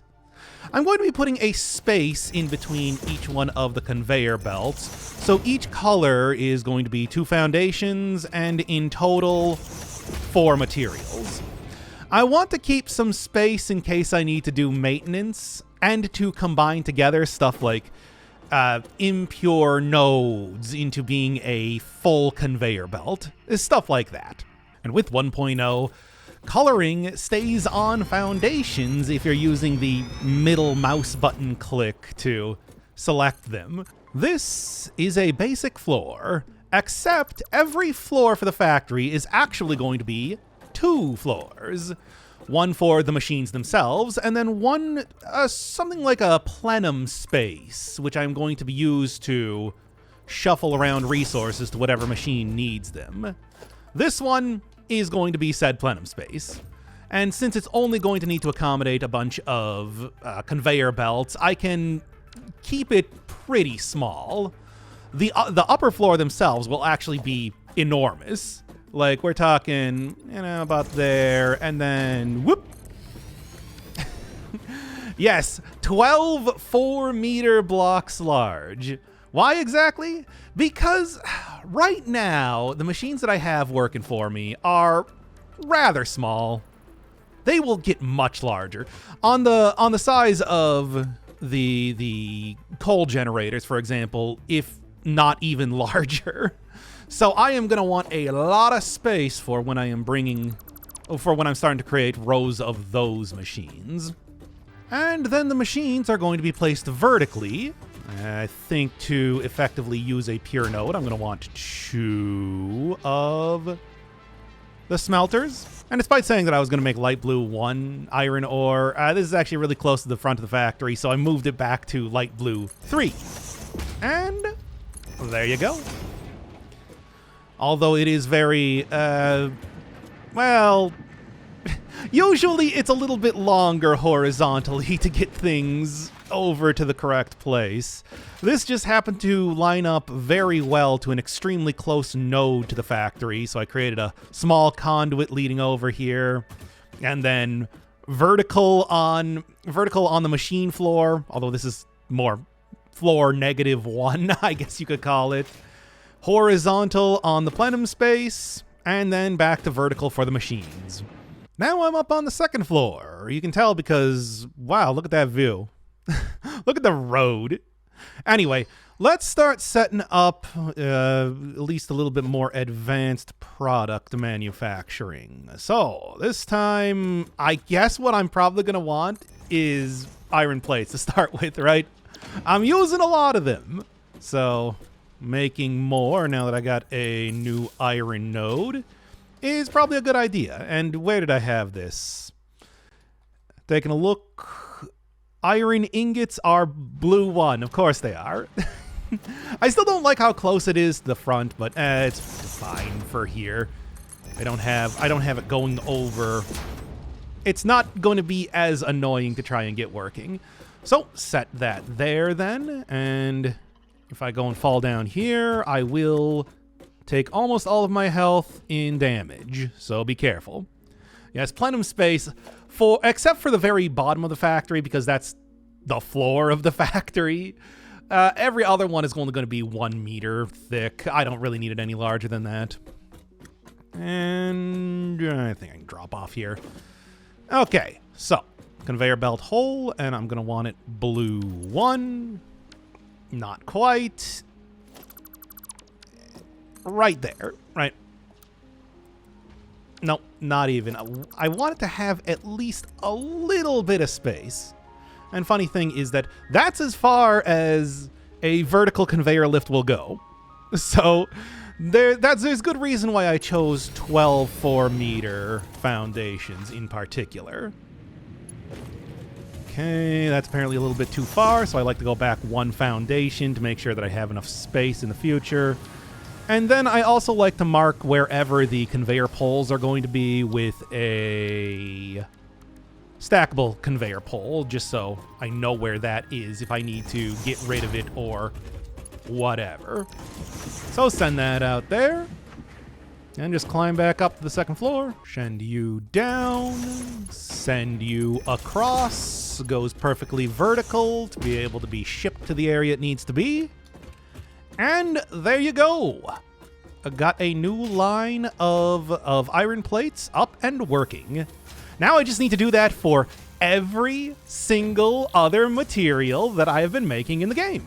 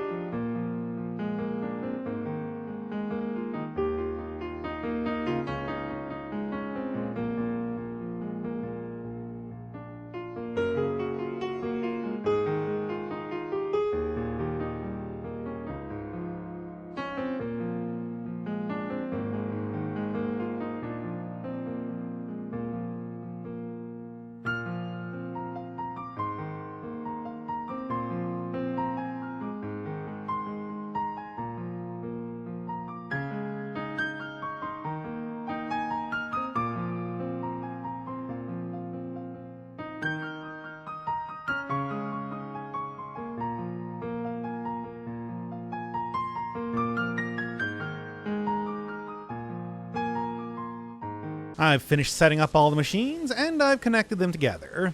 It's not optimized, but it is functional. You can see that, especially in the plenum space, because that's a paltry amount of rotors that are currently coming down this belt.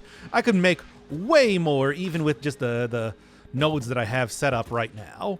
On the ground floor, there's a proper example of the roads that I'm going to start building.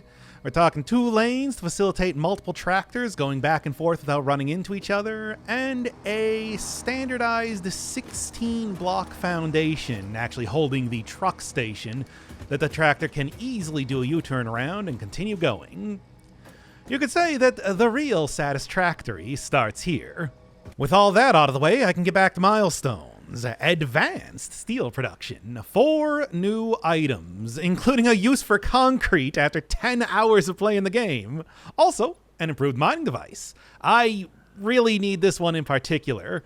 I am not currently producing enough coal to power the entire factory. I've had to make a few trips back and forth manually. Milestone reached. The Miner Mark II allows extraction of resources from nature to fix it at twice the speed of the Mark I model. Miners can be directly upgraded to Mark II without removing the Mark I model, just like conveyor belts and other upgradable infrastructure. Unfortunately, setting up the production of advanced steel parts and project part number 3, automated wiring, will not be as easy. Every moment you delay reduces the chances of saving humanity. I will not show you the predictions, it would only demotivate you. It will be extremely easy, Ada. Have you seen the factory? Of course not. You don't have eyes. At least I don't think you do. The point still stands. Simply put, the Mark II is twice as good as the Mark I, meaning that I now can fully fill out a conveyor belt regardless of if I'm using a pure node or a normal node. That's of course not going to last, but it's at least pretty nice to have for now. Tube 2, hyper tubes, for when you want to feel like a wad of cash at a bank. Milestone reached. By adding hypertube entrances at both ends of hypertubes, pioneers can achieve two-way travel between locations. They are also error% safer than jump pads. You dreamed of moving across factories like valued resources, such as rocks and water, and Fixit listened to your dreams. We watched them. We took extensive notes. Hypertubes. Because Fixit makes pioneers' closely monitored dreams come true. I'm glad that we got that bit of lore that apparently Fixit can see into my dreams. But, you know, hey, with a factory this large, I don't want to keep having to use ladders for everything. This is going to be very helpful. Aw, dang, I wanted to finish a few more roads before starting up Phase 3, but, well, Phase 2 is done. I guess such is the way of having such a huge factory. Hypertubes are working well, and I got a new location for the hub due to the original plateau getting bulldozed to create a highway. It paved paradise and put up a delivery route, right? A lot of good stuff, but still plenty more to do. It's so much faster and safer than using those ladders. And hey, you can get a good look at what the factory is currently looking like at a distance, too. Well, at a distance that isn't just, you know, a bunch of flat floors that you see anywhere that you look at in the desert. All right, Ada, tell me about Phase 3 as if I don't already know everything.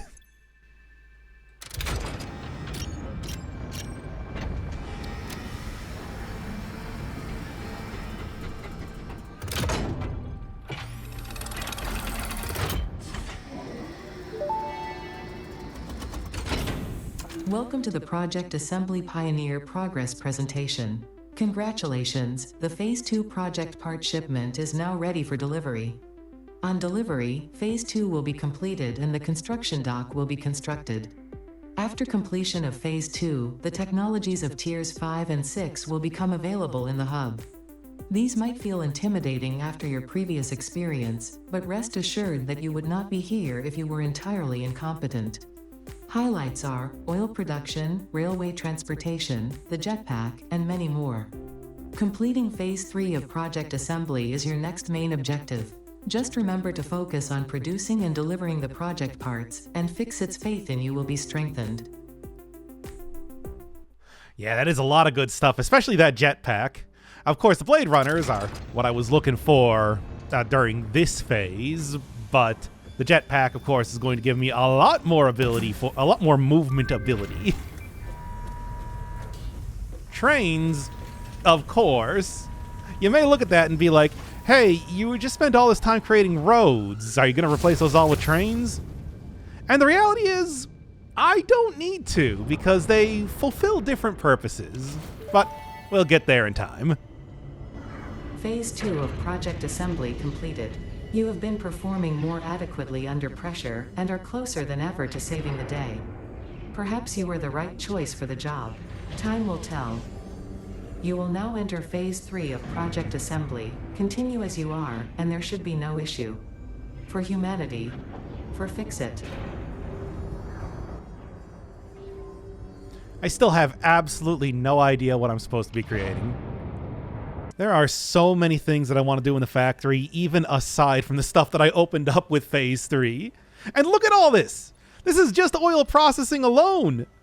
So I'm going to take it easy at the very beginning of this and go through some of the milestones that I've been missing up until this point. Starting, of course, with the cool laser sword. Oh, that's been on the list for a while. Milestone reached.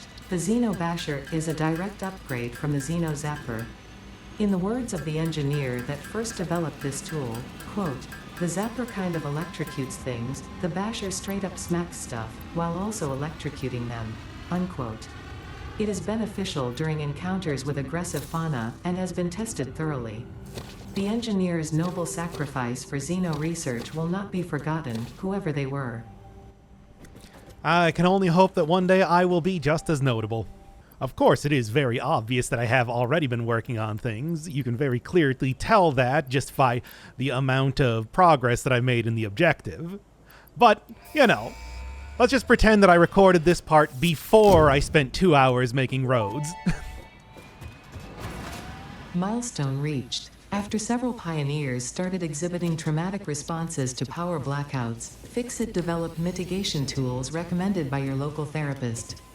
Power storages can hold excess power to delay or prevent blackouts in the eventuality that your factory's power consumption exceeds production. To simplify, these are rechargeable batteries. Power towers carry power lines for significantly greater distances than poles, facilitating factory expansion and exploitation of this environment for the good of Fixit and humanity. Is that the same therapist that said that hard work is the best cure for stress? Well, anyway, yeah, power storage. There are some very good use cases, especially coming up with a train, which actually does have variable power, but right now I am doing totally fine on it, so it's going to be a little bit if I ever really make a lot of use out of the batteries. The power tower is pretty good, that considering that I'm going to need to go fairly far to actually get oil. And jump pads. Jump pads are something that I could have probably used if I didn't end up unlocking the ladder. I just like, being able to go up and down, although launching yourself up and then falling into a pile of goo is also pretty fun too. Milestone reached. The Fixit jump pad combines high technology and innovation for optimized factory traversal and an ideal travel experience. Clarification. Ideal travel experience not guaranteed. Individual results may vary. Pioneers are responsible for all workplace accidents resulting from jump pad usage. Yeah, my ideal travel experience is ladders, so there you go. Actually requires biomass to create the jelly. Okay, it's been long enough. Let's finally get into oil processing, which for some reason now has rewards on 3 rows? It wasn't doing that earlier. I don't understand the formatting in this game. Black gold, Texas tea, finely aged vintage biomass. We got crude oil, not actually found in the desert, for the first time in 15 hours. Yeah, it's been about 15 hours, right? Oh yeah, pretty much exactly. I am going to finally be leaving the desert, which is why it's a good thing that I have monorail technology, which should really facilitate much longer delivery routes than I'm used to. But we'll get to that soon enough. And now it's back on 2 rows. So oil is also the first resource that I'm using that is going to make byproducts. Heavy oil residue and polymer resin. Not going to see polymer resin too much, but heavy oil residue, anytime I'm making plastic or rubber, going to be creating this in equal measure. That's not true at all. It creates significantly less, but I got to do something with it. That something is create petroleum coke, can be used as a coal replacement. A less good coal replacement, but hey, it's a solid object, so at least I can crush it if I can't actually burn it. Or I can turn it into fuel, which is going to be pretty useful when I get that petroleum power. That's really where a lot of the heavy oil residue is going to be going. However, as I get more and more alternate recipes, it may actually be preferable to have the residue over stuff like plastic and rubber. Kind of funny how that works. Circuit board's really the only new major item that I'm getting. Plethora of different uses, but not until I get a few more things unlocked. Aside from that, oil is liquid, and that is quite a bit different. Actually going to have to worry about backflow, going to have to worry about inconsistent flow rates, which is why they have provided me stuff like the valve. That can prevent a lot of things, but also comes with its own stuff they got to figure out. And then refineries and the oil extractor itself. I think that says a lot about how many liquid resources I'm going to be getting in the game. Well, anyway, that's pretty much everything. Ada, if you would. Milestone reached. Crude oil can now be extracted and refined to produce various industrially beneficial parts. The byproducts of these processes will require careful management, but a capable pioneer such as yourself surely understands that. To improve efficiency, pipelines can now be optimized with valves to limit and balance their throughput. These were initially left out because Fixit did not want to overwhelm pioneers with complex pipeline management, but they have since been re-added after my impassioned defense of your capabilities. Oh, thank you, Ada. Yeah, I think that is actually a reference to early access, which at some point in time might have taken out valves. They are weird. I don't know if I'm even going to be using it until I'm really getting into optimizing the efficiency of everything. So you can see now why I wanted that 12 4-meter block large area in my factory. Of course, this isn't even the biggest one that I know that exists, and there may be even more in the 1.0 version of the game. Lot of stuff, just so much stuff. Monorails used to require a lot more complex parts to unlock. But I know that the actual trains themselves are still out of reach for me. Milestone reached. Trains are excellent for efficiently moving vast quantities of parts. Train logistics can be made more precise and complex with tools found in the railway signaling milestone. I listen to all my pioneers, often when they're not even aware of it. So due to popular demand, I have added a motivational message. Choo-choo mother. Oh, Ada, you can swear on YouTube now. And I guess Jetpack is the last thing that I can get without making any sort of plastic or rubber.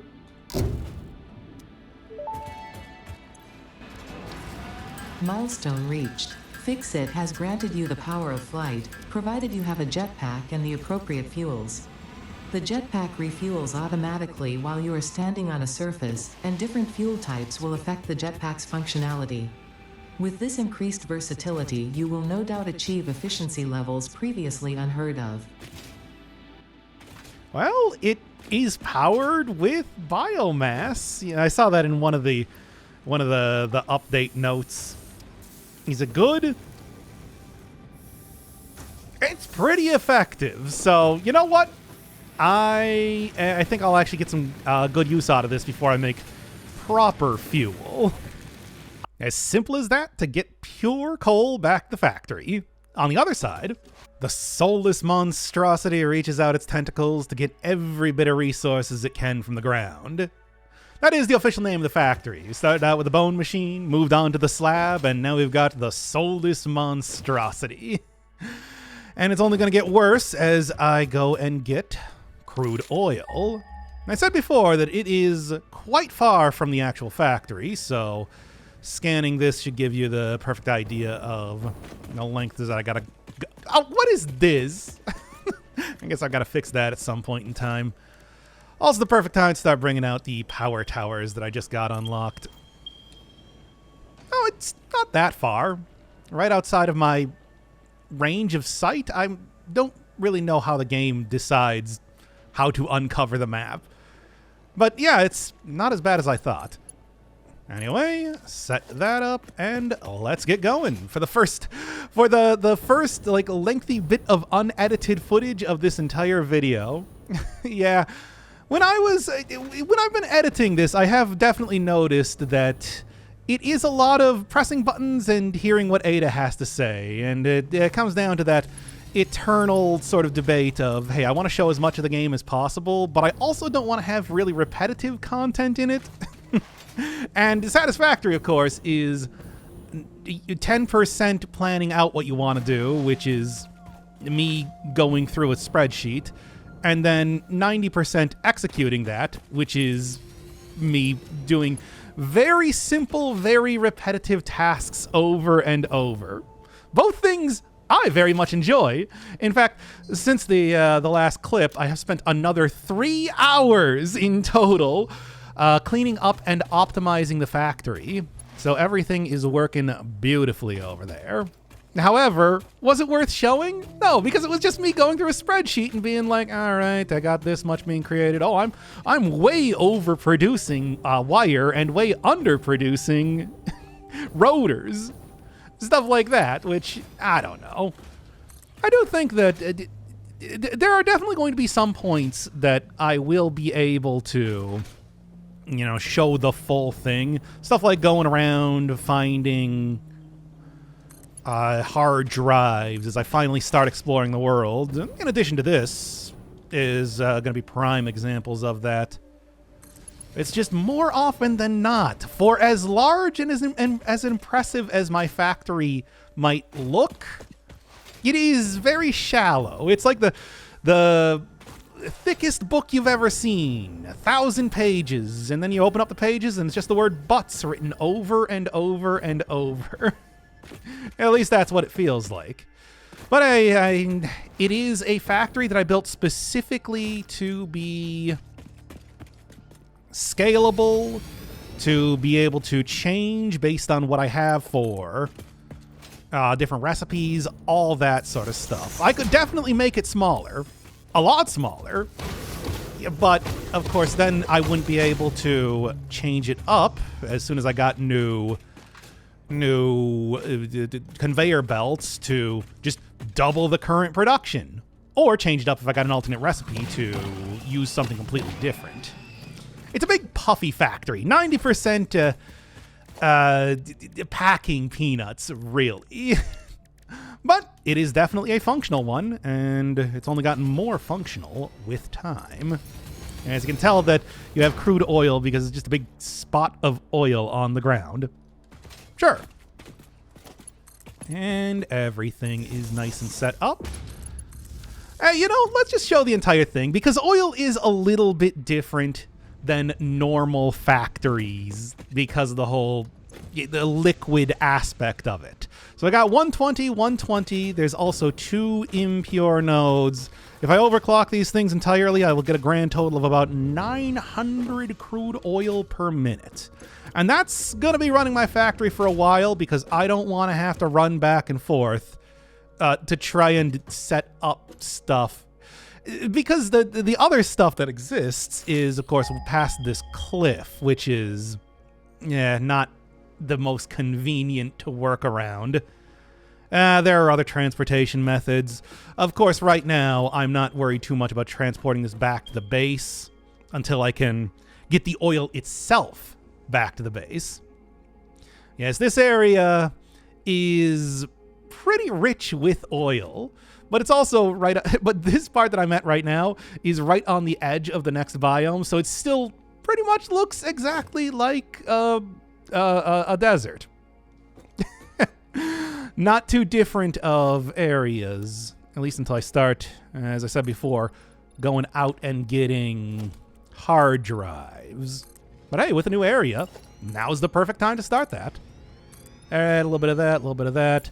The plan here is that I am creating the old patented tiny ad hoc factory, but this is going to be even more temporary than usual because all I want to do is create a bunch of plastic and rubber to unlock milestones and to set up the thing for shipping stuff back with a train. I'm going to be using the train for this one. This is quite far away. And as much as I'd like to, say, get out Refinery Mark IV blueprint that I have saved, that's using Mark II pipes, so not possible at this point.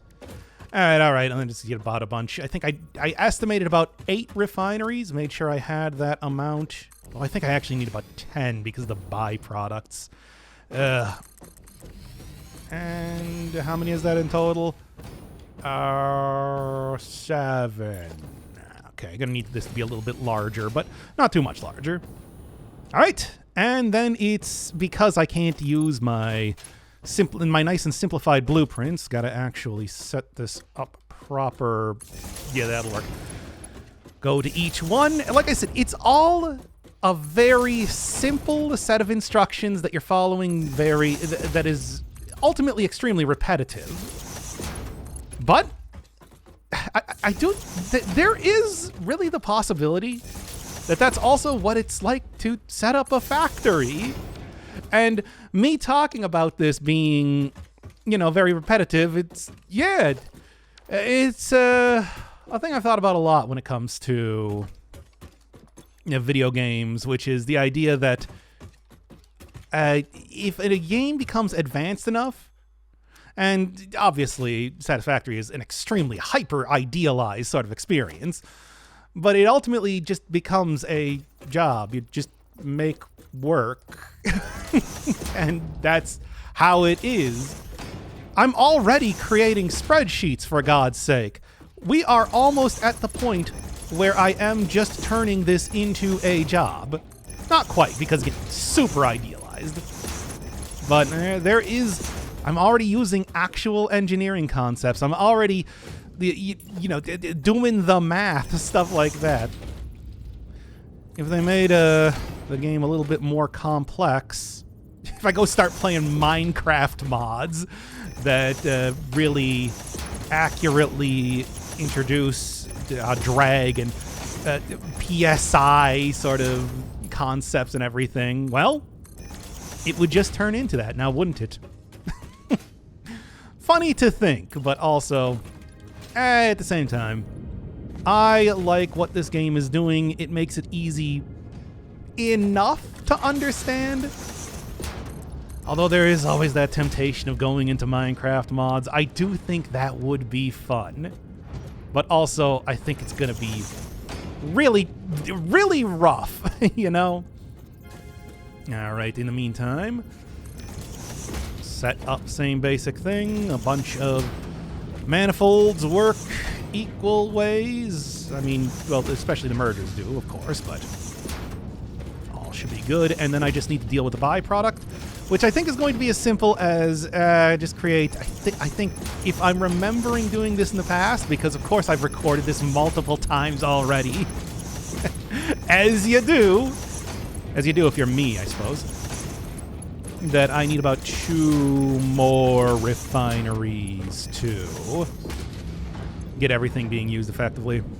Slightly more heavy oil residue for rubber, but rubber is also the less valuable of the 2 resources that I'm making. Funny how that works. Everything uses plastic. There's only one thing I'm going to get that's using rubber for a bit. Another one of those reasons why I want to get a bunch of alternate recipes. Oh, and since I was talking about now starting to use liquid stuff. Okay, these things have a head lift of 10 meters. Should not be a problem for this upward distance. Can be a problem later on. That's why they give me things like the pipeline pump, which is good, but I'd rather just have everything horizontal as much as I can make it and not have to worry about providing extra power for stuff like that and spacing them out correctly because they don't stack and da-da-da-da-da. The other thing, and this is a big one that I have realized, I messed around with the water when I was setting up the coal generators, and I realized that the thing that I was doing incorrectly before is that these do not have consistent flow rates. Because what I would do is I would just say 300, well then I'll just pump 300 in because that's the max flow rate. But you can see the flow rate is not consistent. And there is stuff like backflow. It will go back and forth, back and forth. So what I need to do is I need to look at this. It's 120, and that means that it's going to be going between like 50 and 150 flow rate. I just need to make sure that I can accommodate that, and I'm not putting artificial ceilings by making it max out the pipe. And now suddenly it's going to be effectively using everything that I'm giving it. So there you go. That's where I was going wrong the entire time. It's such a simple thing in retrospect, and it's very obvious when you look at the flow rate. It's actually 3. I just remembered. 2 is if I want to make fuel. It's such a simple thing. Just understand that, yeah, you need to don't max out stuff if it has inconsistent flow rates. Simple as that. There's no more complex parts to it. But for some reason I wasn't getting that initially. So now it's effectively using everything, but yeah, it's got 300 flow rate, so you put 300 flow rate into, no! That's also going to be true for stuff like trying to, what am I thinking of? Get things like shipment stuff working. because I wanted to, because that is also inconsistent flow rate, because things have to be shipped across long distances. Stuff like that. So for the train, I'm going to want to make sure that I am not maxing it out with 600 again. Or, well, not exactly that, but split things up to make sure that it ships the full amount to its destination, and it is processing more than just the exact amount that I'm shipping over per minute, due to the whole inconsistency of the thing. I do need to hook you up. And it becomes very simple at that point, but I don't know why, I just wasn't getting it. I would love to just burn the petroleum coke, but you can see no water around here. Otherwise I would. I think there is a very tiny bit of water that I could get way over there. It's not worth it. The entire thing, though, with needing head lift and also needing both head lift and the inconsistent flow rate. Even if I wanted to do the sort of thing where I just create a huge conveyor belt going across the entire desert, it would not work with pipes in the same way. This game is starting to get somewhat more complex. 120 for me. Then I got 270 currently, so let's just go get 2 of you and then feed the other one into a separate one. And that's everything, baby! For now. Like I said, it's going to be very subject to change because I'm going to almost immediately want to... Well, I'm going to almost immediately want to start to replace this with packaging oil instead. However, in the meantime, one of the things that I can do, I just remembered, is that right over here, there is another crashed ship. Right off in the background. So this is the perfect time to go grab it. I don't remember exactly what it requires, but 100 Morrowinds. Okay, well, oh, hey, those computers? Actually pretty handy. All right. But that means that I do now have another hard drive to play around with, and with newer resources, those become extra valuable. You know what the easiest way to get 100 Morrowinds over here? Yeah, I already have everything set up. We'll just do this, get it done so I can get my prize and get out of here. I've got around 20 stacks of plastic and rubber in my inventory, which means it's time to start getting the rest of the milestones. Starting with Conveyor Belt Mark IV. Not going to help with oil production, but is going to effectively double the production from my factory. Milestone reached. The transportation of resources can reach new heights of efficiency. With the Mark IV belts and lifts, the truck, but even more importantly, your effort. Handling a large and complicated vehicle like the truck should come easy to a well-trained pioneer such as you. They are an obvious improvement over tractors concerning industrial purposes. Improvements for personal use were not measured. Is it just me, or is Ada getting a bit more affectionate? Yeah, anyway, it uses the encased industrial beams, so I don't want to replace every one of the belts in my factory with those. That's a lot of resources, but for really high volume stuff, and especially stuff coming from nodes, that's going to be very helpful. The truck is an upgrade to the tractor, yes. However, it is also significantly larger. Doesn't fit as well in the road. And because of that, I really want to double the size of my road if I want to start using these. And it shouldn't be that big of a deal.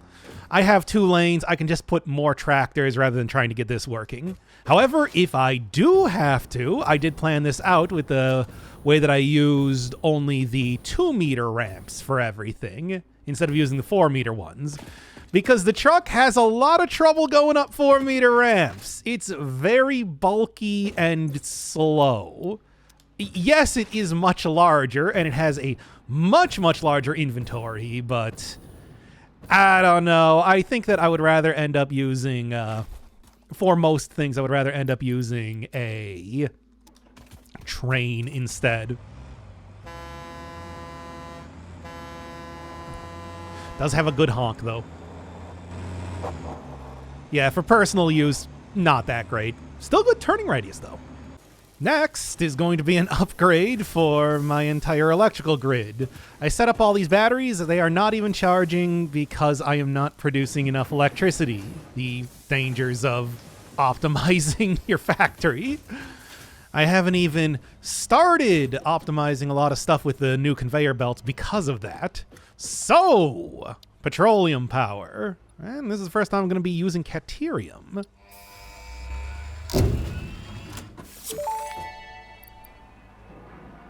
Milestone reached. It is my honor and privilege to inform you that the fuel-powered generator, as well as the industrial fluid buffer, are now available. Due to a lack of gold in your sector, caterium will serve as a suitable replacement to construct the fuel-powered generator. Your research into this element was valuable. In fact, you in particular are my most valuable pioneer, but don't tell the others I said that. It would be bad for morale. Okay, Ada is definitely getting a lot more affectionate.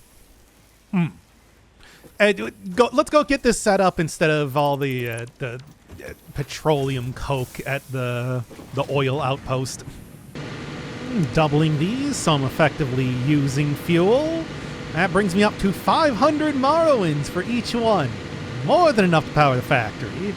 Yes, coal is quickly becoming obsolete, at least in terms of generating electricity.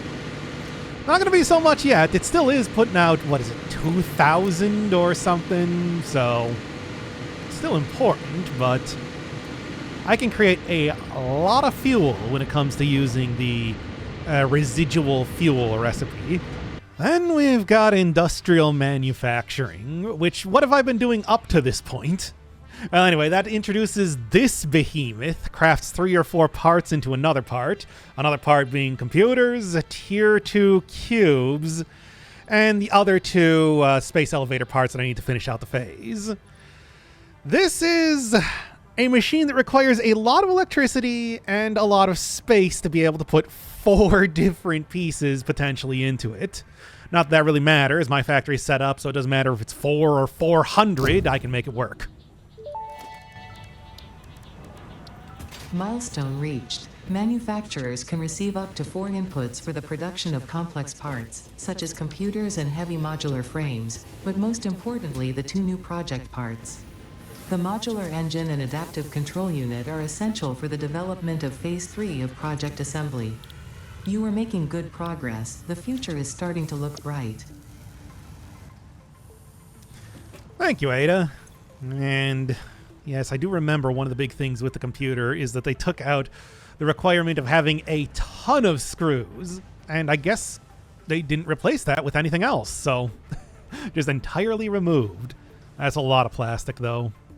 That is tier 2 cubes in action. When you have 4 materials going into a machine, it's hard to make it look nice and neat. But regardless, it is working. 100%, 100%. And in fact, I have all of the manufacturers set up for all of the new items, if a little bit close to each other. You might need to fix that eventually. It's just, can't do much of anything without oil materials. So what is there to do? There are a couple different solutions. I can keep my current oil platform and ship over the rubber and plastic directly. I can set up a monorail with a fluid freight platform and ship over the oil. Or I can get the next milestone that I've had my eye on, fluid packaging, and then package up everything and be able to work with it just so much easier. In fact, I can do that with any fluid that I have access to, but packaged oil is, of course, going to be the most important one. Milestone reached. Avoid the embarrassment of placing liquids in your pockets only for them to spread across your suit. Package and unpackage them with the packager. Packaging fluids allows them to be transported in your inventory, on conveyor belts, and by vehicles. For increased, non-pocket related fluid storage, you can now use the industrial fluid buffer. And it is a huge buffer, but I should have everything planned out enough that I won't need to use it. Probably. Maybe. I don't know. Anyway, packaging. Don't have to worry about things like head lift or backflow when it's just packaged up. And to get that all working, I am going to need some way of shipping it back to the base, and that means finally getting the train station if I had any plastic. Okay, well, I'll hold off on that because one thing that I can do is set up the monorail track itself. That just requires some steel pipes and beams. So let's start on that for the next 3 minutes and 50 seconds while I'm waiting to get the other milestone that's going to be important.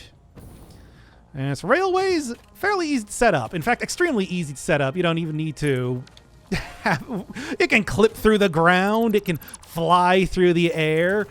It's exactly like a road, except much, much easier to set up. But I don't want to do it like that. I want to be very fastidious in the way that I make these so that they're at least somewhat realistically on the ground. Still, the question comes up, why am I even bothering making roads when I have access to this? And the monorail and the way that you set up a monorail is very easy. It's true. But the advantage that stuff like tractors have over the monorail is that they are much, much faster. Not in like literal motion, although there is quite a big startup and break time when it comes to driving around a train. It's really the loading and unloading time. It takes a really long time to load and unload stuff if you're using a monorail. To the point that in the amount of time that it takes to dock at a station and make sure that everything is placed into the platforms, the tractors could have probably gone back and forth 2-3 more times. Stuff like that. So that is why tractors are still going to be very useful for pretty much the entire game. Because yeah, that's going to be true for for the other various transportation options that I get. Whether that was the truck that you've already seen or the one that's coming up in Phase 4. Which actually combines very long docking time with an additional very low inventory space. It is the best way to ship around stuff, though. I'm looking forward to it. But in the meantime, let's get this working. Yeah, funny thing is that those tractors, as soon as they're even in the vicinity of the drop-off point, they start unloading stuff. They barely need to stop at all. That's why for short distances, very good. For long distances, a train's going to have a lot more capacity. Train is going to get up to its max speed. And just a bunch of stuff like that. It's interesting how there are so many different options for being able to do all this stuff, but ultimately you can just make a bunch of very, very long conveyor belts as well. And that's actually better because then you don't have to worry about any sort of inconsistent shipping time or electricity usage or anything like that. Oh, also fun thing that I should probably mention when it comes to... Come on. It's stupid, extremely steep dunes. But yes, another thing to mention is that monorails do work as... more or less another way to get electricity to places. So I can get rid of the power towers. The stations alone will work effectively the same way. I mean, it makes sense that for a monorail to work, it has to have, electricity going through it. And, well, that means that it's just part of the grid. Okay, freighter re-entry. There's one more milestone I want to get. Big pipes. Now I can use all of those blueprints that I created. Milestone reached. Pipelines and pipeline pumps can now be upgraded to Mark II. They are like Mark I, but better. Pipes seem to be objects of fascination to humans. In fact, there are recorded instances of humans doing nothing but thinking about pipes for hours. No idea what they could be talking about there. No, not me. Not me literally staring at the water pipes at the coal generators to try and figure out how they work. Also, like pipes, but better. What, did I write this game? I have tried reusing the refinery platform a bunch of times, but it's always way too small to be able to fit the entire packaging setup that I want to do. So, yes, just paved over the entire part of the bottom of the cliff, which is, I think, fine, because oil, being a liquid, is subject to gravity, so having it be lower than the place that it's being produced actually works out pretty okay for me. Also, if I finally have the packager, and it's not like I need to be producing as much energy as possible, I can finally start switching out to packaged fuel instead of using the biomass. At least when it produces enough. I guess I'm gonna have to give it a couple minutes. Speaking of subject to gravity, I think this is the perfect example of that. Packagers having the input be on the top is definitely a purposeful decision by the developers.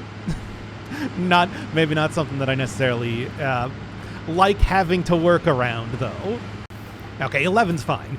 Anyway, you can see, lasts quite a bit longer. About, I think, twice as long as the biofuel, which is pretty handy.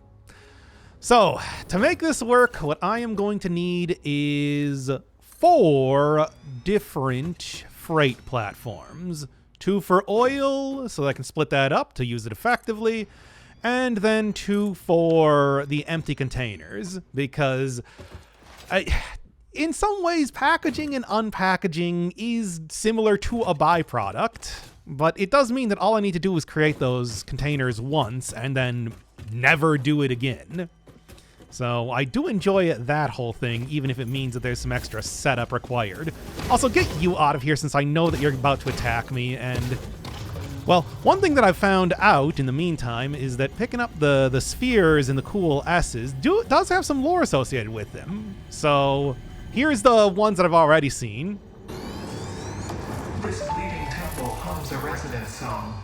Play for effigy has no song, only echoes, but it is part of a river. Why does the effigy avoid the windows? Attention. Your brain's operations are outside typical parameters. Time spent daydreaming will be deducted from your sustenance budget.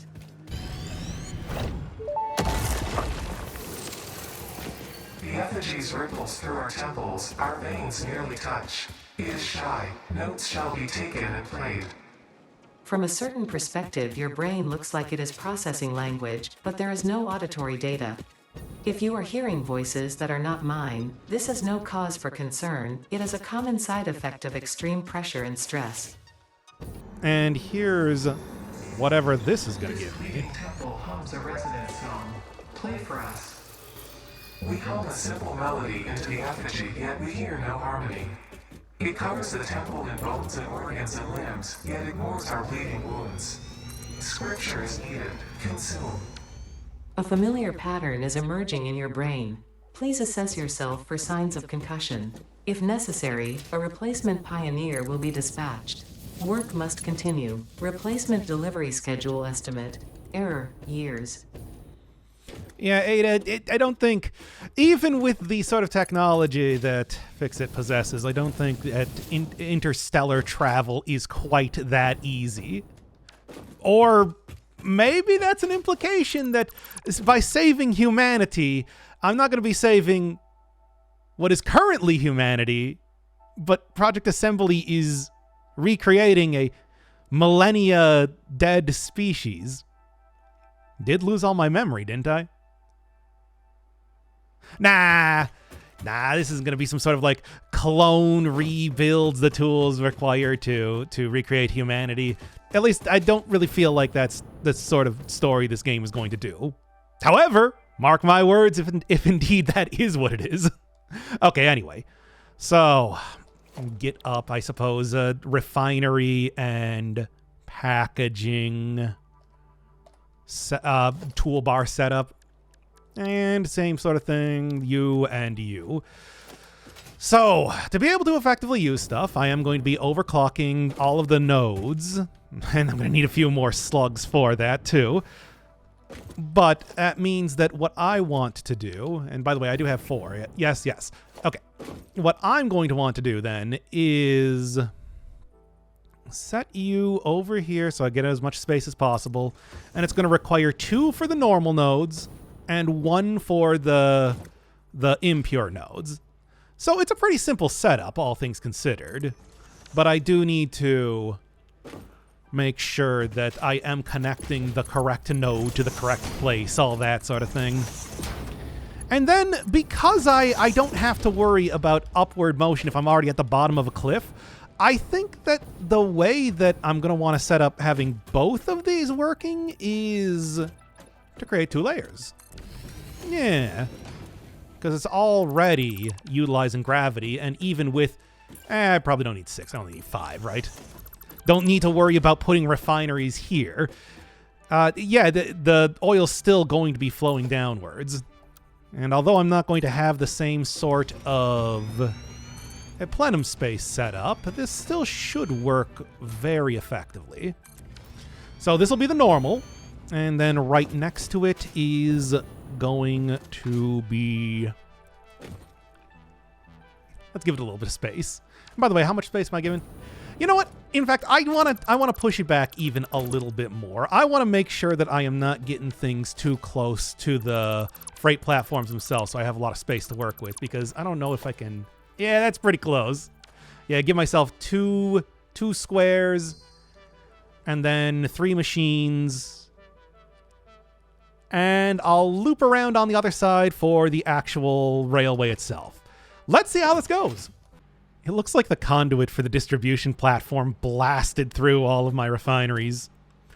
Anyway, 2 levels, got 3 sets of blueprints for a grand total of 30. It is going. And I do even have a constructor fully overclocked to be able to start to seed some of the empty containers. And there's already a good amount inside of the freight platform. So the only thing left to do is finish up all the many setups that I need to do at the base, not only for receiving all of the oil, but then processing it too. But that should be everything I want to do with oil for quite some time, because I don't want to have to do this entire thing again. Oh, this is a pretty huge setup, and not just the oil itself. Getting the train working is also an entire thing. About the train, I can set up to go back between each one of the stations, and also drive myself if I so choose. Yeah, that's fun, right? I can even turn off the HUD in case I want to go get a screenshot for the thumbnail or something. Anyway, the important thing is that it's working 113 kilometers per hour, but it takes some time to get up to that, and it's using a very variable amount of electricity. 40 to 100 Morrowinds, depending on if it's going uphill, downhill, speed, all that sort of thing. And to brake,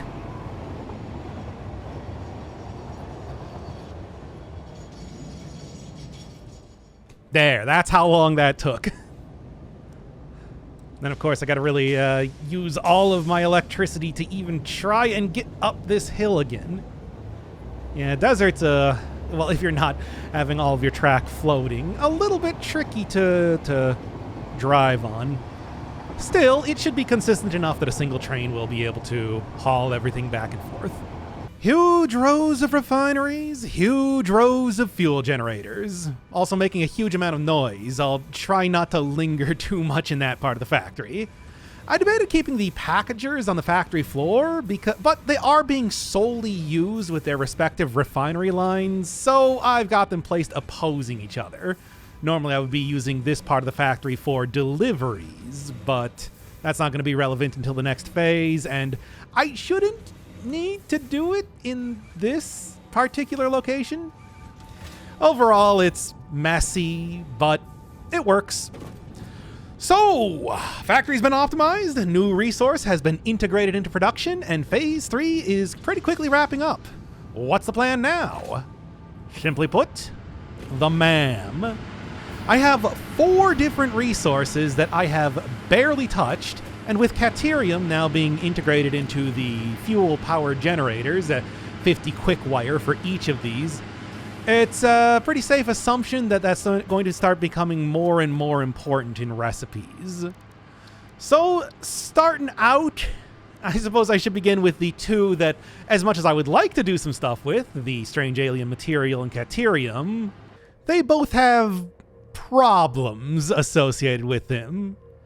Yeah, this is right next to the factory, just down on the shoreline, and although it might seem like, yeah, that rock, something of an issue, thanks to going through the sulfur line, don't really need to worry too much about that. No, the real problem is that I can't get it up this cliff. I've tried creating a road, I've tried creating a rail to be able to send a train down. It's just too steep, this entire area, so I just can't deliver it. And that's true for any other Caterium ore that exists in the desert. They're all, next to cliffs or on top of huge plateaus. And same thing with the strange alien material. You'll find that thing tucked away inside of caves or, up on top of those gigantic waterfall cliffs in the distance. Nothing that I can ship back to the factory very easily. There's one right next to the oil line, but it's up on top of a cliff that is as steep as this. So I'm going to have to wait a little bit till I start using that. And yes, I could make a big old conveyor belt leading back to the factory, but that's always an option. I'm not going to because of the arbitrary rules that I've decided for myself. The other 2 materials, sulfur and quartz, are very much available to me. I just wanted to wait until I was able to get the trains unlocked to send over monorail lines, because they are kinda off in the distance. First up, sulfur, next to those aforementioned cliffs. Pretty nice area, and it's not only just a sulfur node over here, it is a pure sulfur node, so I will be able to get a lot of this stuff. And right now it's being used for a bunch of bombs, which, hey, that's all well and good. I did just get good use out of that, attempting to, opening up that Caterium node. But the other thing that sulfur can be used for, and something that is going to be extremely relevant very soon, is fuel production. So taking a look. Yes, we've got experimental power generation. And I'll grab a little bit of that when I get back to the base, start going down that route. Far to the north, at the edge of the world, we've got 2 raw quartz normal nodes, effectively meaning that it is a pure node. It is quite far from the base, but after I continue to expand the floor more and more, I will probably get within tractor distance of these. For now, though, let's just stick with the train and probably have it be delivered at the same time that I'm doing the sulfur. And it's the perfect time for that experimental fuel generation because I am doing way worse on electricity than I thought. And my factory's about to shut down in 3-ish hours. So,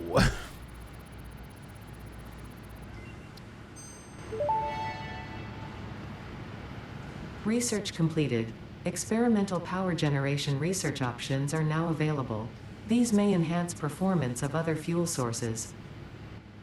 yes, the main use of sulfur is to make other fuel better, making coal better by turning it into compacted coal, and making fuel better by turning it into turbo fuel, which of course also requires compacted coal. You're not getting one without the other.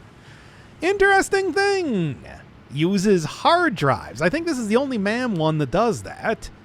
But that is why I did save 2 of them exactly for this.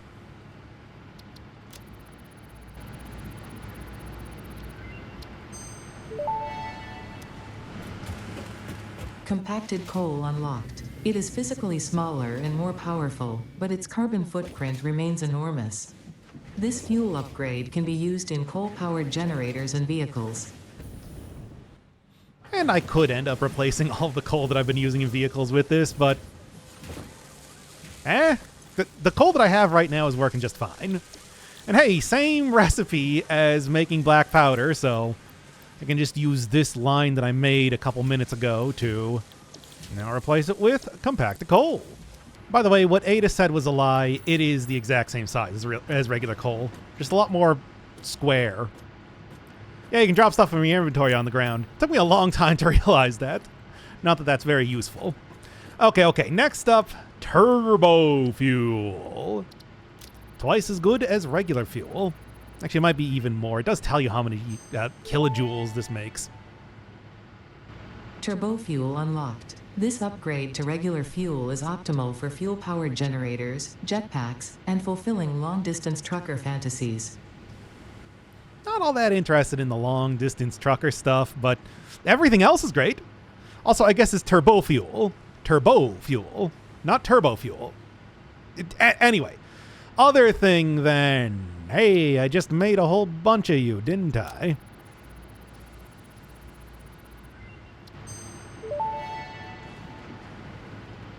Research completed. Smokeless powder recipe unlocked. New sulfur research available for the development of high-end weaponry and ammunition. High-end indeed. Like gun. Just gun. Oh, and also nukes. Why not? Sulfur gets kind of silly, doesn't it? I had to wait until oil production was completed to start making smokeless powder. Not only because the unlock required plastic, but also because it requires heavy oil residue. The phase is complete. I was thinking there was going to be a little bit more time so that I could go around and gather up some hard drives, but you know what? There's nothing stopping me from doing that anyway. I just need to make sure that I'm well prepared.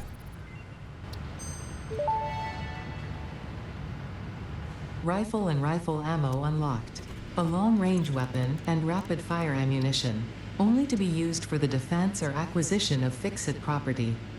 Conveniently, this includes everything of value on this planet. That is convenient. Oddly convenient. How does the rifle work? In the exact way that you expect. Satisfactory is built off of a first-person shooter engine. Why not fully embrace that? So, let's throw in 15 bullets of my 2145. I may have over-prepared that a little bit. Suddenly, the crouch into jump looks a lot more natural when I have a gun in my hand, right? All right, what's the plan? Well, it's just going to be hard drives. There is a lot of junk all over the map. I'm talking these two slugs, there's spheres, there's S's. But I want to focus on, for the video, on just getting hard drives. Damaged hard drive recovered. Return it to the MAM where it will receive the best recovery and rehabilitation care available. Okay. Anyway, yeah, there's a lot of different lines that Ada will give just as flavor when you pick up hard drives. So yeah, I will come back through later on off screen and grab all of the other junk that I missed earlier. So, hard drives. Right now I have gotten 4 in total, 2 of which are compacted coal as well as turbo fuel. And then 2 have just been fairly helpful as I've been setting stuff up. Damaged hard drive successfully acquired. All pioneers are contractual Oh, yes. for any recovered hard. Oh yes, this was also the save file that I didn't create them. I got all 3 of the hard drives initially before I created the MAM, and then now have gotten apparently flavor text for everything else before even getting the tutorial, which is kind of funny. Anyway, so yes, stitched reinforced iron plates, subbing out screws, a wire for screws. Has been great, but now that copper is starting to take more and more importance in other parts of production of the factory, I think I'm probably going to start switching over to instead using pure iron to create the reinforced plates. Solid steel ingots is that's just a favorite of mine. There's plenty of other...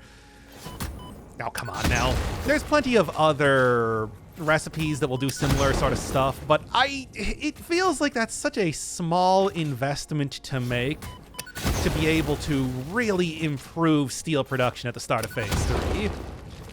Other than that, yeah, I haven't gotten anything else. Fixit has been getting an excellent product for me for Project Assembly. It's all been by the books. It's all been really, really quality. Now I want to start turning the factory a little bit more... I like the phrase clown factory, which I'll get into a little bit later, what exactly I mean by that. In the meantime, there's this arch. This arch that is protected by rocks, gas hives, and an entirely new resource. Uranium. In fact, there's so much uranium, I'm going to get out of there before I die.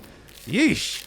So, developers are trying to make this clear that this is a very handy landmark. Specifically, it is a landmark that will go into the next biome, which is going to be containing a lot of resources that I'll be needing for Phase 4. Yes, irradiation now. Although I can take care of everything else just with bombs alone, the uranium, I would need to mine up to get rid of it, and I cannot do that without dying. So keep that in mind for Phase 4, because I will be running a railroad track through that area after I clear it out mostly. To go into the swamp. Which look, I don't have very creative names for stuff. Let's call it the Silent Hill Swamp because it's often very foggy. This is a late-ish game area, which means that there's a lot of very tough, very annoying enemies. And there's a ton of gas hives just everywhere. It's all very hostile. In fact, I can see a spider in the distance. Let's not even mess around with that for now, because I'm really looking for you. That's the real prize. Bauxite. Aluminum production, baby. Okay, you go fight. Thankfully, the spiders don't really get along with any other enemy in the game, so they will tend to end up throwing a bunch of rocks at each other. That's fun. That doesn't stop them from still attacking me. I guess we got impure, pure, and a normal node, too. It is so much stuff. Wow, I managed to take care of that pretty quick. Okay. I'm gonna leave. Yes, I mostly just wanted to show this off because... Look at those rocks flying. Okay, I get it. I mostly wanted to show this off before leaving for a little bit friendlier pastures. I'll go and grab all the other stuff in here once I start up bauxite production. Meantime, though, I think I can get you. I cannot get you. Heavy modular frame. I'm already creating those. I can go and get that instantaneously. But the other thing is that there's these little balls, which are like pure mycelia. This is going to be very helpful for... fungus-like flora does not seem to show much also, potential. never created the... Never created the man before getting that before either. Okay. But yes, this is a great source of mycelia. I can finally start going down that man thing. I'm getting out of here. This is terrible. Since I'm looping back around to the desert, just grab this hard drive on the cliff. One that I had is sort of in my back pocket because I didn't really want to do cliff climbing earlier. Back at the oil platform. Going this direction should provide a lot more of a easy traversal compared to going through the swamp. But I also got this. Oh, pure copper ingot. Yes, please. Turn 6 copper ore into 15 copper ingots with just a little bit of water added. Absolutely. And I was talking before about clown factories, and that's a perfect sort of intro to it. Because a lot of the stuff that I've been doing so far has been providing Fixit with some very high quality materials. Everything either according to the base recipe or things like the solid steel ingots, reinforced iron plates, still using pretty high quality stuff. However, there is an entire class of materials, well, of recipes that I would call cheap recipes, opposed to the more expensive ones that, say, require better stuff. Think like Caterium wire, turning Caterium ingots into wire. And that is ones that, like the pure ingots, add in a little bit of water, and bingo bango, you're doubling the output of all of the ores. There's also stuff like wet concrete, same thing. Diluted fuel, same thing. What else? Copper sheets have steamed copper sheets, and all you do is you just add the easiest and most, well, not the easiest to get, but the most plentiful resource in the entire game. It's all over the place. Bye, idiot. And there they go. But there's also stuff like cheap silica, which allows you to substitute out limestone for some of the, what is it called, quartz. There's stuff like fused quick wire, I know, is one where you substitute a little bit of copper for quick wire. It's just a ton of stuff like that.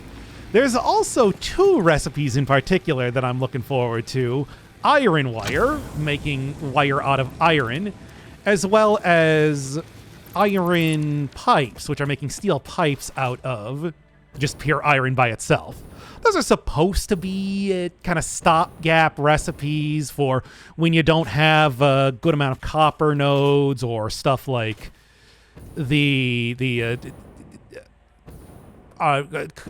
coal. Coal is what I'm trying to think of within arm's reach. However, in the late game, considering the sheer amount more iron that I have available to me compared to anything else, well, yeah. So pretty much all of the products I'm going to start making are going to be garbage. Just total garbage. 90% iron and water. And yes, that, and I'm guessing that Project Assembly may not go quite as Fix-It planned, but also, whatever. They shouldn't have given me those recipes if they didn't want to. Yeah, there's also a couple other, I mean, obviously there's plenty of exceptions to this sort of thing. Stuff like cast screws, making screws directly out of iron ingots, which doesn't make them any faster or more effectively than anything else, but just reduces the amount of processing that you need. There's another similar one, heavy turbo fuel, where what you do is you create turbo fuel just by mixing compacted coal with heavy fuel residue. Yeah, stuff like that. But yes, the Clown Factory is pretty much just going to be starting to either make things out of total garbage materials or almost just making matter out of nothing. I think it's going to be most evident when I get enough alternate recipes for oil in particular. There's a few that I am looking for, but I'll take whatever at this point in time. By the way, yes, a new type of area next to the outer part of the place where I'm the oil platform. I'd like to call that one the Atoll. It's got a nice seaside flavor to it. A lot of, oh boy, that was close. A lot of coral, a lot of oil, mostly. That's what you're most going to know it for. And just overall, a very saturated color scheme. Those colors really pop when you get into that place. Not that you can see it too well when it's so foggy out, but it's a nice place. It's just, I like being on the edge of the desert to get my oil, which means that I get a not as good looking place, but still, it's good enough. Wow, it is really foggy. I don't know if I've ever seen this game get this foggy out. No wonder why I was having maybe the hardest time that I ever have. The hardest time that I ever had trying to get out of the swamp earlier. All right, what do you require again? Because I don't remember. 120 Morrowinds. Give me a moment. There we are. I'll throw it on the pile and get me out of here. Because this area leads into the other desert. Let's just call it the other desert. I know it's got a name, and this is one of the starting areas, so I probably should know it, but I don't. What do you want from me? Look, I've never actually gone on the wiki for this game. I have ended up... everything that I know about Satisfactory is... Well, except for the manifold. Figuring out how manifolds work was just a quick Google after I saw somebody mention it in a comment. But everything else has just been a bunch of junk that I have tried to figure out myself as I'm playing this. I hope that means that this is sort of a more novel look at Satisfactory compared to normal, because I don't know. Maybe for all I know, I just accidentally recreated a wheel when it comes to a lot of these engineering concepts. I already know that my factory is more or less a breadboard. Is that normally how you make stuff? I could not tell you. Of course, with the extremely idealized way that Satisfactory is, it could easily be that this only works because of the simplified mechanics. You can tell this is a desert because, yeah, check out these big cactuses. It's just a lot more friendly of a desert compared to normal. And I believe right over the cliff, that is where I set up the bone machine initially on my first playthrough. Right in between 4 different pure iron nodes. Yep, 1, 2, 3, 4. A lot of good stuff. But of course, a factory is not built on iron alone. At least until I get a lot more of the alternate recipes. And here's also the first place that I didn't reload this. Well, that was my bad. This is also the first hard drive that I ever got. I think it was that it just required a couple rotors, if I'm remembering correctly. So all I need to do is get slightly into phase 1 before I could open it up. Good times, good times. Of course, the actual bone machine was not really on the... in between those 4 nodes. Okay, fine then. It was down on the seaside, so I could... because they had got a nice flat beach over there. But still, this was where it started, baby. Ah! Okay. Always takes a second to set that up. Wait, oh. Too late. Take the damaged hard drive to the MAM for analysis. No idea what that's supposed to mean. I mean, I'm pretty sure it's just a joke, but with a game like this, you can never tell. All right. Other hard drives. I know going out a little bit farther into the desert proper. Yeah, you can see way in the distance, even there. It's a very easy landmark that's viewable any place on the planet, that space elevator. Not that I'm even going to be keeping it around for too long. I will probably end up making another layer to the factory soon enough. It's never enough now, is it? Oh, nice. Oh, by the way, they still got the Caterium node up here? I think so. Is it still pure, though? That's the it is! Wow. That is a nice, easy one to get to, because that's a relatively small cliff to get up. I remember making just a bunch of ramps going up to it, and then did a delivery with the... I think I was just using a regular old tractor. Wasn't making any roads at that time, though, so I wouldn't really say that it was as efficient as it could be. There you are. Still worked out pretty well, though, all things considered. All right, let's grab this and see what my next new recipe is. Don't make me... Okay, it's just functional this time. Don't make me you try and generate another 200 Morrowinds, if you would. So, what are we looking at? Not you. I never remember which one is which.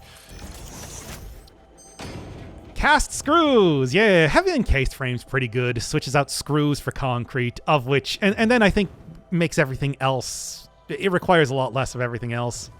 Cast screws, as I was saying, just cuts out a little bit of processing, but otherwise makes everything the same amount. What else you got? Hey, cheap silica! That is the, of course, namesake for what I class as cheap recipes, so... I think that...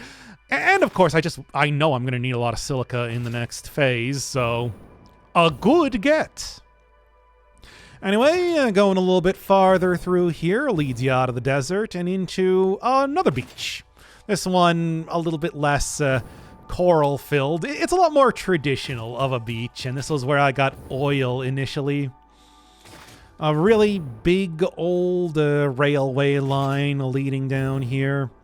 I actually tried to make stuff like the railway signals work, which right now I don't need because all of my railways are pretty separate from each other.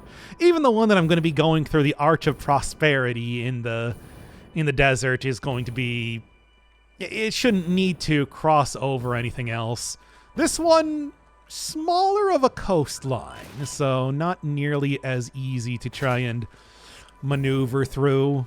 That's why I ran multiple trains down. Crude oil pure. Good stuff, but at the same time, now that I actually know how to get a good throughput in my pipes, it's, stuff being pure is less important. Because I can't just overclock it to 600 and have everything still function. Such is the way, though. I mean, still, you can get like 550 and I wouldn't be hitting the ceiling, I think. Maybe? Who knows? Who knows? And yeah, this is the opposite side of the world. Far north as possible, and we're far south as possible. And what happens if you go even farther? Swim out into the ocean? I kind of vaguely remember... Oh, there it is. Ada has a good line for that, but I don't know if I really want to go out that far myself. Get out of here, you. I can pick up some quickwire. And a lot of other stuff. I forgot. None of these things actually require you to put in any materials. This is very friendly compared to what I'm used to when it comes to hard drives. Normally, it's just, hey, give up, you know, all of your super cubes and 2,000 Morrowinds of energy. But thankfully here, not so much. Anyway, this leads into the normal forest. I am so bad at coming up with names for these. It's I guess the cliff forest. There's a lot of cliffs as well. No, that's still a terrible name. Whatever. Less stuff to be found, but circling around to the other side of the world leads you into the initial, you know, for beginners starting area, the grasslands. So, of course, that means a lot of not only friendly enemy types, but also a ton of very easy to open up freighters like you. Yes, the grasslands. Yeah, one singular motor. And not only that, there's also a motor directly next to it. Or a rotor, whatever it is. You could not ask for an easier to get sort of freighter. Funky trees around here, too. Like, look at these things. Sort of a big nucleus with a bunch of branches sticking out. Yeah, grasslands, fairly flat. You know, pleasant enough. A little for enemies, a little for resources. Whenever I look around at the various nodes in these areas, it always feels like they don't have much to offer. Yeah, like here's a couple iron nodes, but they are normal. And I think, like, impure? No, just 3 normal nodes. I have, like, 3 pure nodes next to the place that I started over in the Dune Deserts. It's so much nicer. What can I say? Normal copper ore. Haven't even seen a single pure node yet. Imagine playing the game without 5 pure nodes next to you at all points in time. Well, anyway. Hey, there you go. I can't remember where the freighters are. Okay, fine. As easily, but yeah, it should be pretty obvious. Just need to really fly up high in the air with the jetpack. My turbo fuel, and it'll be fine. And grab you.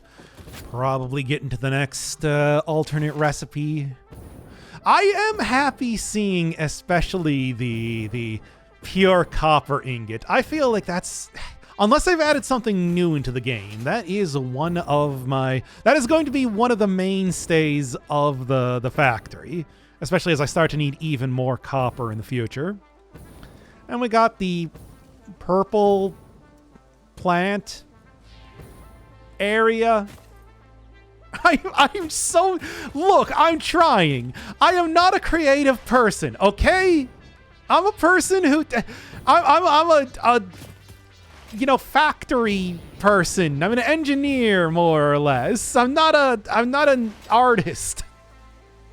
One might argue that it's like engineering certainly has its own artistry associated with it, but not in my case.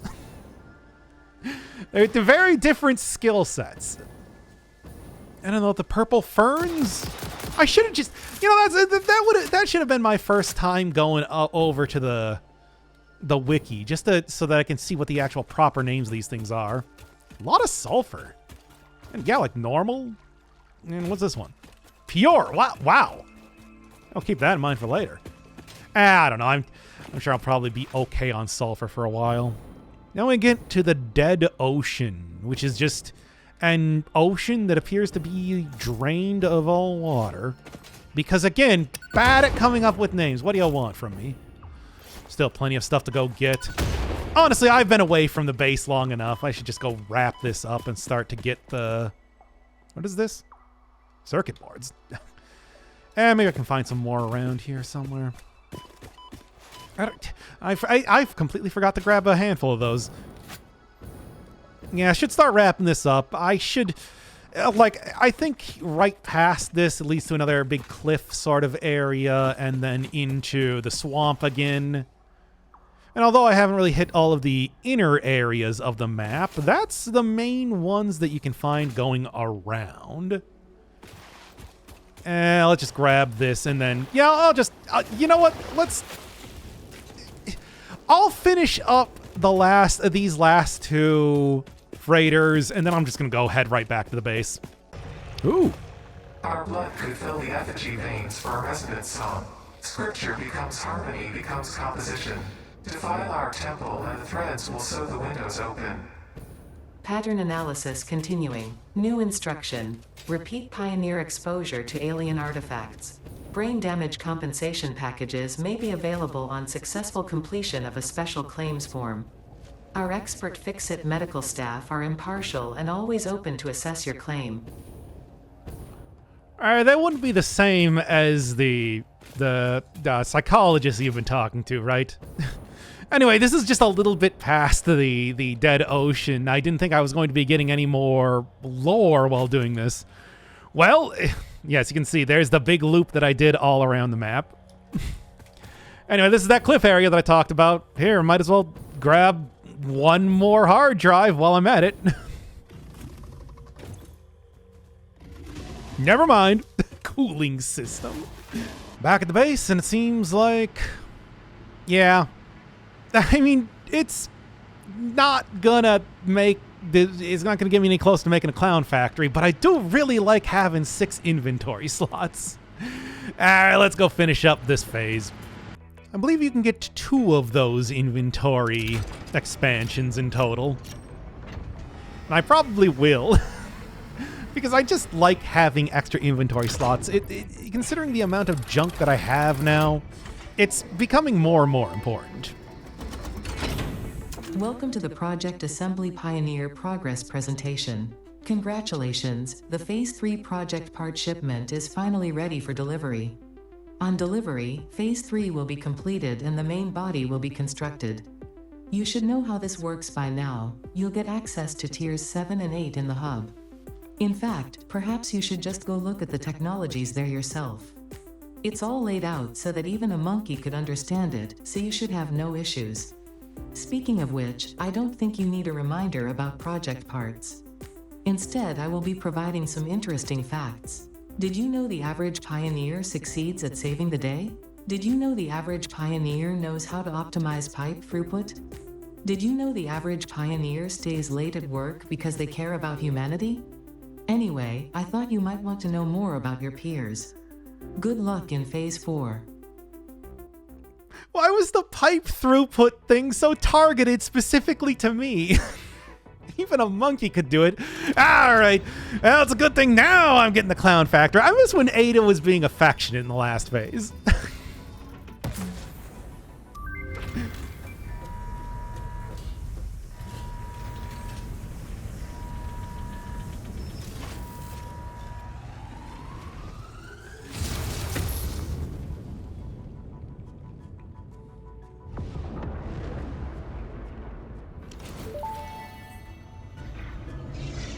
Phase 3 of Project Assembly completed.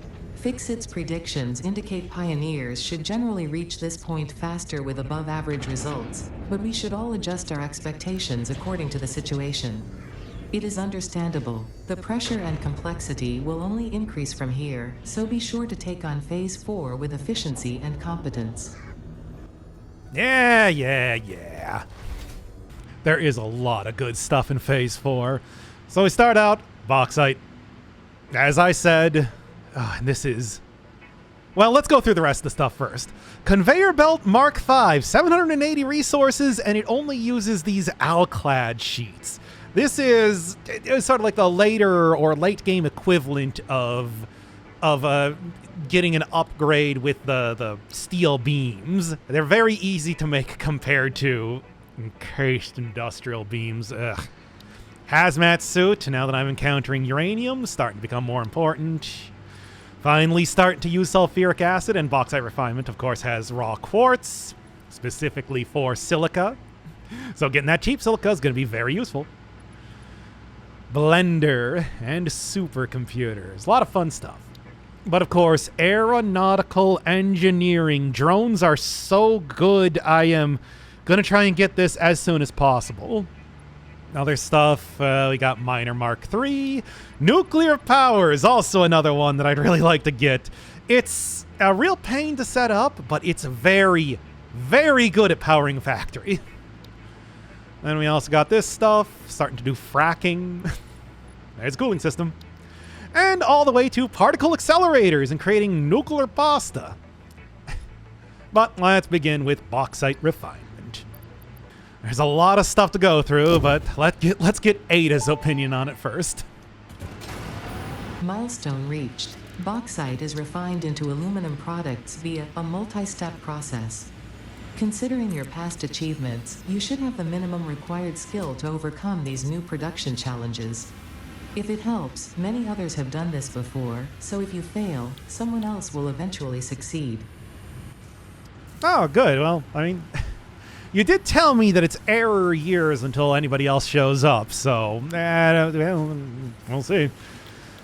All right, making aluminum. In real life, bauxite is what is used. It's a red stone named after a French town in which it was originally found. These days, though, I'm going to be combining it with water to create a bunch of alumina solution and silica, which is actually kind of nice. Silica's kind of important to create. And then what you do is you use coal as a medium to use electrolysis on the solution to remove the aluminum scrap. Also then creates water too. And then from there it is as simple as comboing together a little bit of silica. That's why I need silica with the scrap to create the ingot itself. It's a lot of stuff. Yeah, and hopefully some of the alternate recipes are going to help me out with that, but there's no guarantee, so may as well set it up. And of course, first thing I need to do is start up a railway system going over to the swamp and to actually get the bauxite in the first place. Coal should not be an issue. The coal power plant is starting to be phased out, and with the 2 pure nodes, I really just need to go take some of the normal coal that I have on top of that plateau and ship it over here for the electrolysis process. And then, what else? To create the alclad sheets, that's going to be for the next level, the Mark V conveyor belts. It's a little bit of copper then added too. It's a bunch of stuff, but it should go fairly okay. And like I said, I might even get a couple alternate recipes to make that even easier. Perhaps right now? Well, no, it wouldn't be right now. Hey, silicon board. Sub in a little bit of silica instead of plastic. I mean, I'm already going to be creating some extra stuff with the alumina solution. But there's also pure iron ingot, and I just talked about how good these pure recipes are, so yeah. Basic setup for aluminum. We got cheap silica. I am so glad that I got that recipe. Making far more of it than I need, but that's because everything is not optimized currently. And then I also got another recipe for alumina solution, specifically sloppy alumina, which is more or less the same thing, except instead of creating as much solution as I have bauxite, create a little bit more and no silica, which I do like having the silica. Silica's kind of rare, but, you know, using quartz, but also at the same time, so's bauxite, so I think it's a good trade-off. Then we got aluminum scrap, making the basic recipe, although I did get another alternate recipe for electrode aluminum scrap. Instead of using coal, it uses the petroleum coke, which when I start to move off of the fuel generators and onto nuclear energy, which should be soon enough, that leaves a lot of heavy oil residue that I'm not doing much of anything with, so making things with that instead, and not only that, making it more efficiently than with coal, is a good trade-off. And then just basic recipe for the aluminum ingots. Making a ton of them now, but the aluminum recipes require a ton of stuff. Aside from all of that, other alternate recipes that I got while I was trying to set this all up: wet concrete, which is concrete plus water, iron pipes. Here, I can even go throw down a constructor real quick. Iron pipes, 100 per minute to create 25 steel pipes. It's terrible, but it removes coal entirely from the recipe. Pretty good.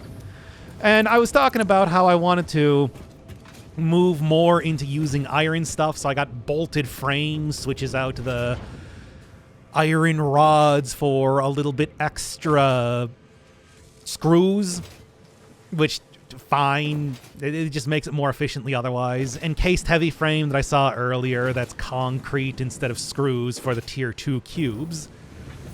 And then I got, oh yes, this is a really good one.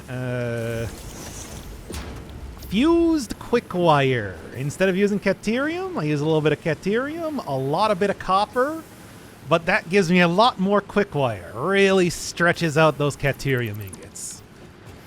Then, I mean, the only other thing that's of interest, I should just keep these machines out. Aluminum beam.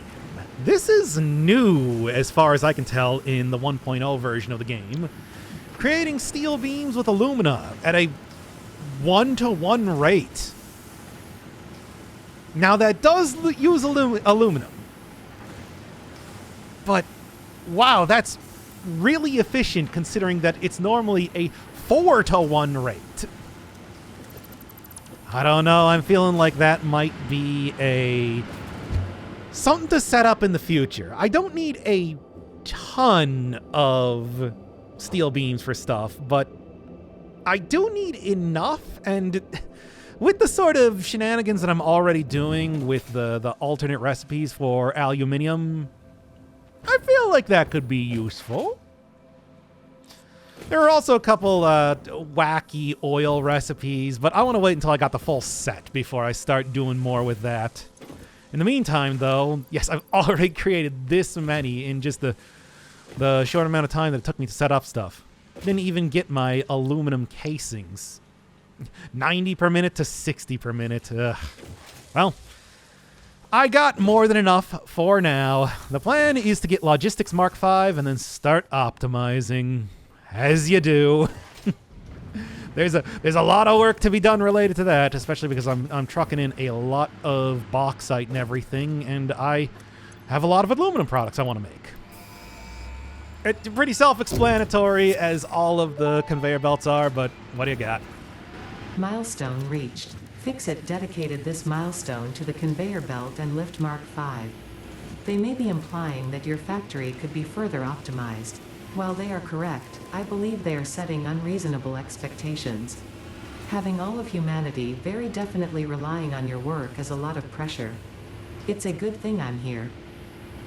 Optimization of the factory has not yet been completed because I am starting to run into power issues. Yes, when using an entire belt full of copper ore requires 52 refineries, it's becoming a problem. So let's get sulfuric acid, radio stuff, all of that unlocked. Milestone reached. Several parts more efficient and powerful than the human brain can now be made to compensate for many deficiencies otherwise encountered in future development efforts. The blender enables you to mix and/or combine parts and fluids for more complex recipes.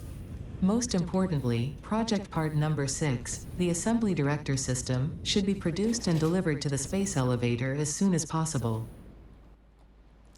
Yeah, soon enough, soon enough. I need to set up all this stuff. Sulfuric acid, sulfur, water, of course.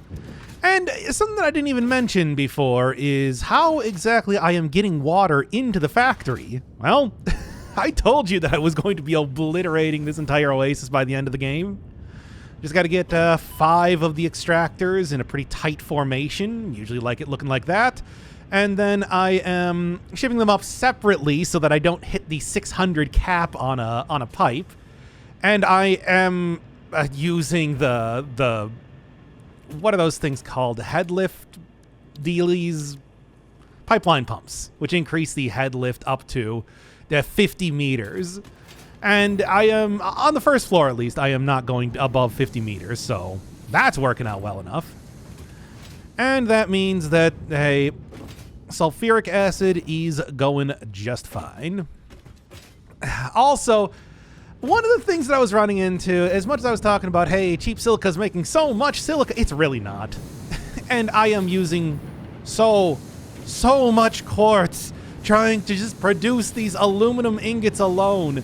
So I did use the rest of my hard drives and got one other major upgrade for the line. Pure aluminum ingot. Unlike the other pure recipes, this one doesn't sub out water, but instead just turns regular aluminum scrap into aluminum ingots at a 2-to-1 rate.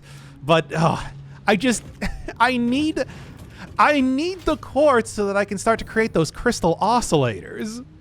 And I only have 2 normal nodes. This will hopefully be a temporary solution, and certainly with all the other alternate recipes, I'm creating plenty of aluminum scrap anyway, but I just needed something so that I could make the aluminum that I need. Got a tiny ad hoc factory completed to create batteries. And you may say, a tiny ad hoc factory inside the factory? And all right, this is going to require a little bit of explanation, as everything in Phase 4 does. So batteries are a resource that you can use to power things, most importantly drones. And I think in the past, they were the only power source that drones could take. However, in the newer versions of the game, you can now use any sort of thing from fuel all the way up to nuclear power rods. So batteries, while, you know, it's a very simple setup, just a little bit of sulfuric acid and then siphoning off a little bit of the alumina solution that I've already been creating. It only requires, what, 1 aluminum casing for 1 battery? That's not too bad. They're created at a rate of 60 per second. I can make a bunch of batteries to start out, getting everything set up for my drone deliveries, and then I can just get rid of them as soon as I have nuclear power rods to be able to fuel all of my drones, which is definitely not going to have any long-term effects on the environment of this world. Nope. Oh yes, also, here is what the blender setup looks like. It's a mess, as everything with 4 different inputs is.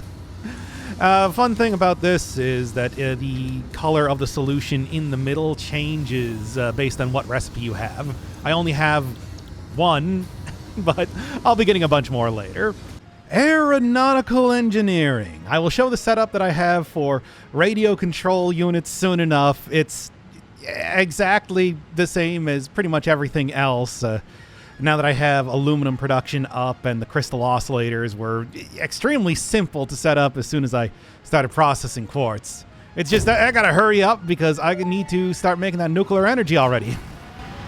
Milestone reached. Drones provide automated low-capacity aerial transport between drone stations. Stations need to be supplied with any kind of fuel for the drones to function. Fixit had several restrictions in place prohibiting creative use of drones. I have since removed those because I think no pioneer would ever misuse Fixit property right under their noses. Especially since everything is recorded. In multiple ways. I mean, I am recording this right now. Drones have manifold uses when it comes to delivering anything, but what I want to use it for specifically is to finally start getting Caterium back into the base. Being on top of cliffs, being at the bottom of cliffs, anywhere that is hard to get to meant that I have not set up any sort of delivery route yet, but drones are perfect for that. So we'll just say Caterium ingot pickup. Or no, this is going to be drop off. I never remember which one's which. And then I will use some of those batteries that I've been creating to get that down there, have them come back up here, and then start processing, especially with the new recipe that I got, the fused quick wire. It should go pretty well. I just need to get the stuff there first. Manually creating stuff like it's early game again. Okay, here is the basic setup. I'm just going to do the processing to reduce the amount of junk that I'm going to be hauling back to the base. Although I could certainly do just get the Caterium ore by itself. I am going to end up smelting it because this is the only recipe I have, so, well, it's not going to be any different if I do it here or I do it there. All right, set that up, connect to power, and now I just need to get back to the base and create the drone itself. No tracks, no roads, it just works. Of course, you need 6, 7 of them to effectively bring back an entire pure node's resources, but still, it is very, very good. And only 2.6 batteries per trip? Yeah, I guess it is pretty close. It's just the elevation was the issue. And I'm only going to be using this for a very temporary amount of time, so I don't need that many batteries, even in the first place. And there it goes. 7% battery life left. I hope that I can produce enough supercomputers before that. I just got everything set up, but I need 50 to unlock the milestone, and then I'm going to need to use those to create nuclear power plants. Oh, and make no mistake, once I unlock the milestone, that's not going to fix everything. Oh, no. What that's going to do is that's going to give me the tools to fix everything. That's all. Fun thing about supercomputers is that it appears that the animation the manufacturer uses is creating a supercomputer. And just compare the two. Yeah, I think that's what that's supposed to be. Unlike some of the other stuff like blenders, it change based on what you're making. It's always a consistent one. Supercomputers, specifically. Ah! Nuclear power! Quickly! Ada, tell me about the sort of dangerous nonsense I'm about to get myself into, but I absolutely need to. Milestone reached. The nuclear power plant produces dangerous radioactive nuclear waste. Fixit reminds you that any extra limbs resulting from exposure to radiation are also contracted to work on project assembly. Fixit also reminds you that willful exposure to radiation will not result in any bonuses regardless of how many functional limbs it produces. Project part number 7, the magnetic field generator, should enter production as soon as possible. Any unnecessary delays will be noted. All right. That's it. We got waste output. We got water, 240 cubic meters per minute. And I also need to start creating the nuclear fuel rods. Well, uranium fuel rods in particular. Electromagnetic control rods, not really a big deal. I'm already starting to create AI limiters, and I have stators that have been made for a long time. However, the encased uranium cells, it's going to be concrete and sulfuric acid. Good stuff. Not a huge deal, though, because I know exactly where I want to go to get the uranium. As dramatic as that was, my electrical grid is more like an electrical tree, so let's take off one branch, and suddenly, back online and charging. Okay, I cannot go and get uranium because I would die, and that is where the milestone hazmat suit comes in. Of course, it requires gas filters, something that I have not yet created. Where do I get it? Well, remember when I was picking up all that mycelia? Now's the perfect time to grab a little bit and start going down the MAM tree. Let me clear out the inventory in the meantime, too. The mycelial networks of these fungi possess unusually resilient hyphae, which show potential for making a strong but lightweight natural fabric. Additionally, it has similar medicinal and pest control applications to mycelia on Earth. Yeah, I'll make a little bit out of the mycelia itself. I'll have to find some other way to get biomass, though.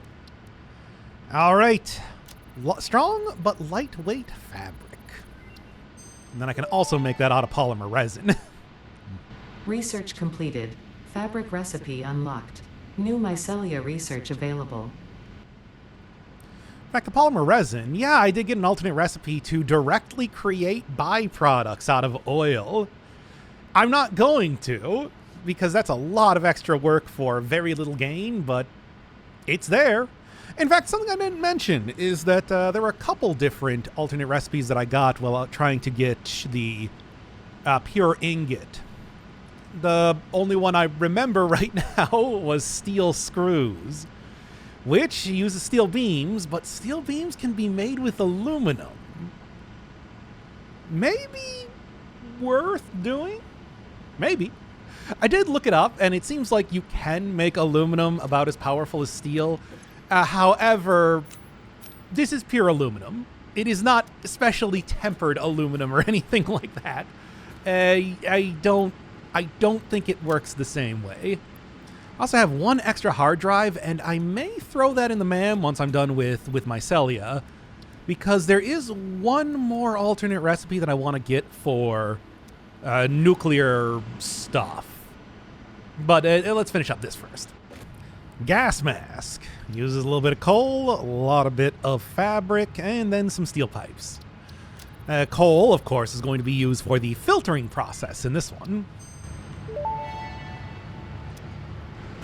Research completed. Gas mask and filter unlocked. Mycelia fabric is highly absorbent, making it more effective at toxic gas filtration than the standard issue Pioneer helmet. A pleasant pine scent is included. Gas filters require regular replacement for optimal safety. I don't know how they got that pine scent in there, but great. Okay, so this is how you deal with poison gas. But of course, poison gas is not what I'm worried about as much. No. What it's going to be, that's just a step to creating the iodine-infused filters, because I guess for some reason QuickWire has iodine in it? Is that what makes Caterium different from gold? It's an iodine gold alloy? Well, whatever. Anyway, it doesn't matter. I'm just going to need a bunch of all three of these things to unlock it and then to create all this junk in the first place. I went out and grabbed a bunch of the alien protein for the sake of biomass. Let's grab this as well. Go get some good healing rather than relying on nuts and mushrooms.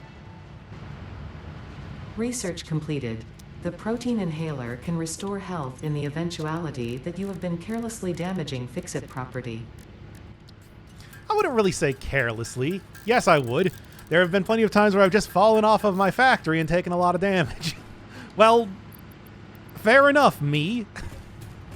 Why did I immediately undercut my own point? Also, you know what? Give me this. I can always use more tool belt stuff, especially now that I'm unlocking more things. Tool belt expanded. No alien organisms were harmed during the creation of this tool belt. Yeah, sure. Oh, hey, I can also get turbo rifle ammo, which is just a upgrade to my weapons, ammo. Turbo rifle ammo unlocked. The Pioneer ammo of choice when obstacles are numerous and time is short. Panic and imminent death often negatively affect human accuracy, so this ammo meets the human experience with fix-it efficiency. And that's great, because that's every single area in the entire game. I feel like it's numerous enemies just explains everything. And taking a look at what it actually is. Starts out slow and then suddenly becomes a lot less accurate, though. But you do also get 75 in a clipazine, so that's something. I guess I'm just going to go through all of the MAM stuff that I've been neglecting up until this point. More upgrades! Tool belt expanded. The latest data indicates that the mycelia possess sentience. Don't worry, we have been given permission to harvest and repurpose their remains. But by whom? Stuff like that really makes you wonder if I'm the real villain. It doesn't, because I think that's been obvious since the beginning of the game. New Caterium research options available. Congratulations on finding this metal. Many fix-it initiatives will benefit from Caterium's applicability in advanced engineering. Also, it is probably not sentient, and so unlikely to feel pain as we exploit it. What an interesting one to come immediately after the last thing. Well, anyway. Okay, then I also get Power Poles Mark II, which the way I have everything set up, not that important, but there's definitely some places. Like, I like to have the various delivery stuff for drones on the opposite side of the factory. That'll be useful for this. Power Pole Mark II unlocked. This provides additional power connections compared to the Power Pole Mark I. And a very milquetoast, uninteresting description.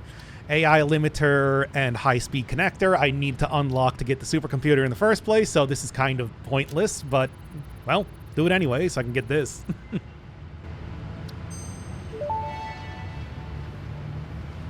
Research completed. High-speed connector recipe unlocked. New Caterium research available. Geothermal generator allows you to more or less make electricity out of nothing. Barely any electricity at all. It's almost worthless, at least compared to the amount of power that I'm using on a regular basis. Still, may just grab it just for the sake of grabbing it. Research completed. AI limiter recipe unlocked. New Caterium research available. Priority power switch and everything may have been useful for, you know, the issues that I'm coming up against, but also, Smart split is interesting. I'm probably not going to need to use it, but it's interesting. Smart splitter unlocked. The smart splitter offers advanced settings that can improve conveyor belt logistics. Not very advanced, but certainly more advanced than the regular splitters.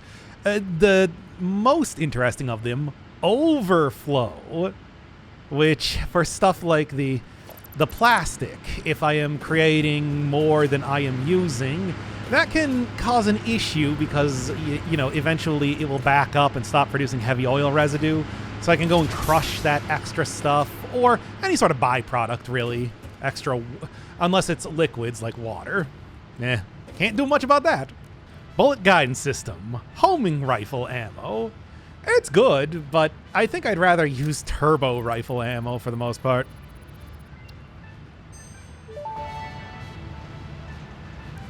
Homing rifle ammo unlocked. This ammo can be loaded into a normal rifle and, when fired, will seek a target. Clarification. This does not make the rifle a homing rifle. If you leave the rifle alone, even when loaded with this ammo, it will not return home like a devoted and adorable puppy and/or kitten. I did not expect a Homeward Bound reference in this game. Well, anyway, much larger area to hit, and, well, it's in the name. And real quick, give me that inflated pocket dimension, which I think is the last one in the MAM I'm getting. Pocket dimension inflated by utilizing numinous gel hydrology channeled through an etheric spigot. Some used to say this as impossible, but the meaning of that word has long since been removed from my dictionary. Never went down the quartz route either. And that's because I got everything unlocked through milestones, but still. Research completed. Quartz crystal recipe unlocked. New quartz research available. Priority merger? Ooh. I think that one is new. I don't know if I'm going to use it, but it's interesting. Research completed. Crystal oscillator recipe unlocked. New quartz research available. Radio signal scanning. I should probably get this one sooner than later. Give me that hazmat suit. Milestone reached. The hazmat suit protects the wearer from radiation by consuming iodine-infused filters. You may find this protection essential if you are going to finally get around to saving humanity. I previously gave you compliments in an attempt to inspire you, but it might have given you the wrong idea. I will definitely be totally honest with you from this moment on. Here is a demonstration of a truthful compliment. That suit looks like it was made for you. Because it was. So that's what it was about? I thought we were finally getting along with each other because we're co-workers and whatnot, and we're here to save humanity. Definitely, certainly, that is what is happening. Ah, I feel so betrayed. This wasn't quite the nuclear alternate recipe that I wanted, but I guess it's something. Rotors, crystal oscillators, electromagnetic rods. I guess? Also, I have what even is dissolved silica? This is an entirely new recipe. No, there used to be a pure quartz. I'm guessing that's probably still in the game. Well, anyway, this is the one that I want. I will look at whatever that other alternate recipe is later. That should cover everything. Offense, defense, everything in between. And since I can get this working, let's grab it. Got empty fluid tanks and nitrogen gas as a resource. There's also crude oil and water that you can frack around the map, but the nitrogen gas is the important one. Other stuff too, but get that set up later once I actually got the power for it. Milestone reached. The resource well pressurizer and extractor can harvest nitrogen, crude oil, and water from underground wells. Nitrogen, being a gas, does not need pumps for pipeline transportation. Fixit does not process most of your metrics, but I do. According to Fixit predictions, you are exploiting this planet with unexpected efficiency. They did always struggle to see the true potential of things. Nothing about you is unexpected to me, and therefore you are performing exactly as expected. Ada's really taken a super villain speech sort of turn in phase 4. That is. Also, thank you. I think I'm doing a pretty good job. We're not even 1 week into we're currently on Friday as far as a normal work week goes. 37 hours in. Quite a bit. It was just a random Summers loop. I kind of vaguely remember this being elsewhere on the map. Sure. Anyway. Okay. So, uranium. Yeah, like there was one random, I don't even remember if it was a sphere or not, somewhere in the desert, but maybe they moved that. Maybe that was one I never found. Who knows? It could be anything. Now, right now, I am looking to get all the way up on the cliff. And normally this is a fairly extensive sort of parkour experience featuring everybody's favorite extremely radioactive hog, gas hives, everything you could possibly imagine. But with turbo fuel and jetpack, I don't need to do any of that. Of course, that would be, you'd only be coming up here if you were actually exploring around the map and not spending 99% of your time making a factory, which, yeah. What do you want from me? Look, I knew exactly what I wanted to do as far as the factory went, and I did it. There it is. Big old green node off in the distance. That is not even pure, not even normal, impure uranium. And you might say, stop that. And you might say, well, that seems unimpressive for, you know, the amount of work that I had to go through to get that in the first place. But, I saw that you did, whatever. But the reality is that even a, come on, 75 bullets. How many? All right, then. What was I saying? Even impure is actually more than enough to be able to not just power my factory, but power pretty much everything going forward. Is that 7 remains? It's quite a bit. So, of course, what I'm going to be doing is I am going to be setting up a drone there, getting that sent back to the base, and start to get it processed, all that sort of stuff. But while I am up here, there's certainly a way. Can I at least get, with my wacky spread shot, can I at least get most everything else, if not, if I just shoot in their direction, right? Okay. But I wanted to specifically come over here because there's stupid collectibles. Hey, look, it's a flying. Okay. Apparently there's one more too. But hey, look, it's a flying cassette tape. Why? I don't know. But there is one. There's just I haven't gotten the boombox yet, and now I'm already getting secret music for Hunt Down? I guess that's something else that the developers have published. I know Coffee Stain is also a publishing studio. Anyway, other things of interest. I think that if I go that direction, there's going to be another crashed freighter. I'll go grab that at some point in time. I don't even know if I have the stuff for it. This is relatively late game. They have radioactive hogs and everything. That's usually a very telltale way. Now you can see that. But then also got another freighter this direction. Everything surrounded by uranium nodes too. Oh no, but I can't believe you're making me use those. Well, whatever. It's probably going to be worth it. Hey, there's a geyser. An impure geyser, so it will generate virtually nothing.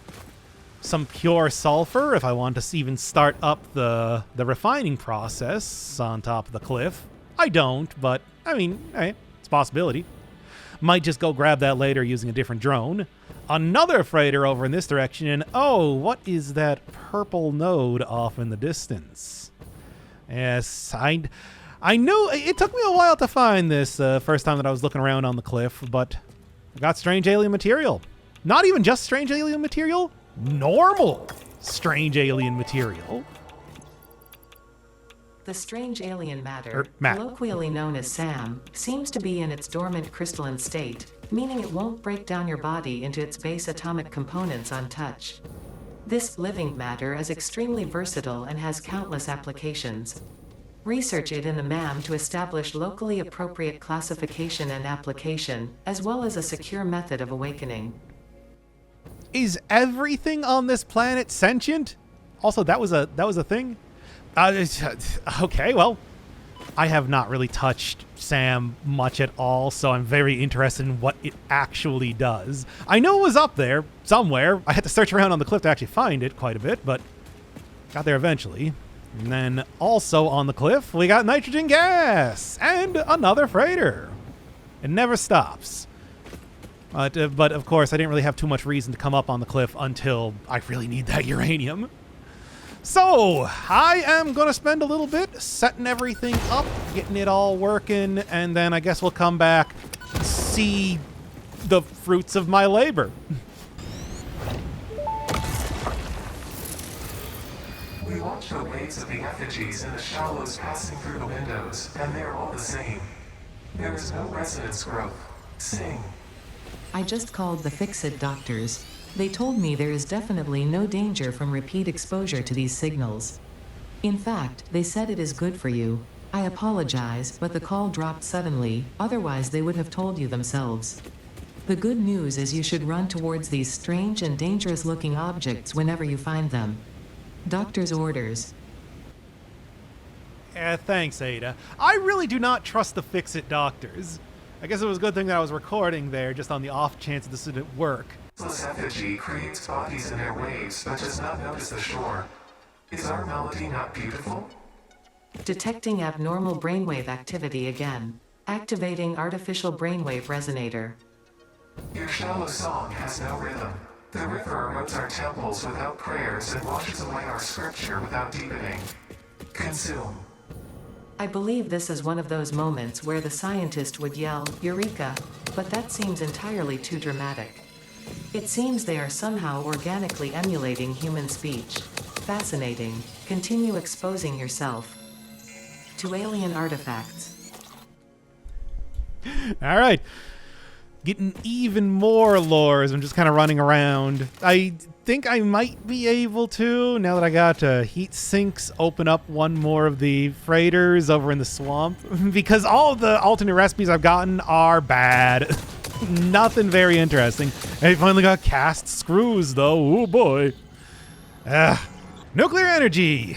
It is a pain. I have redirected all that sulfuric acid I was using to make batteries up to this ridiculously bright green blender. I got uranium being shipped over from the cliffs, and I also have all of the various resources I need to start making quite a few fuel rods per minute. Then I am burning that all the way down on the coastline because it requires just so much water that I did not want to try to get this set up at the oasis.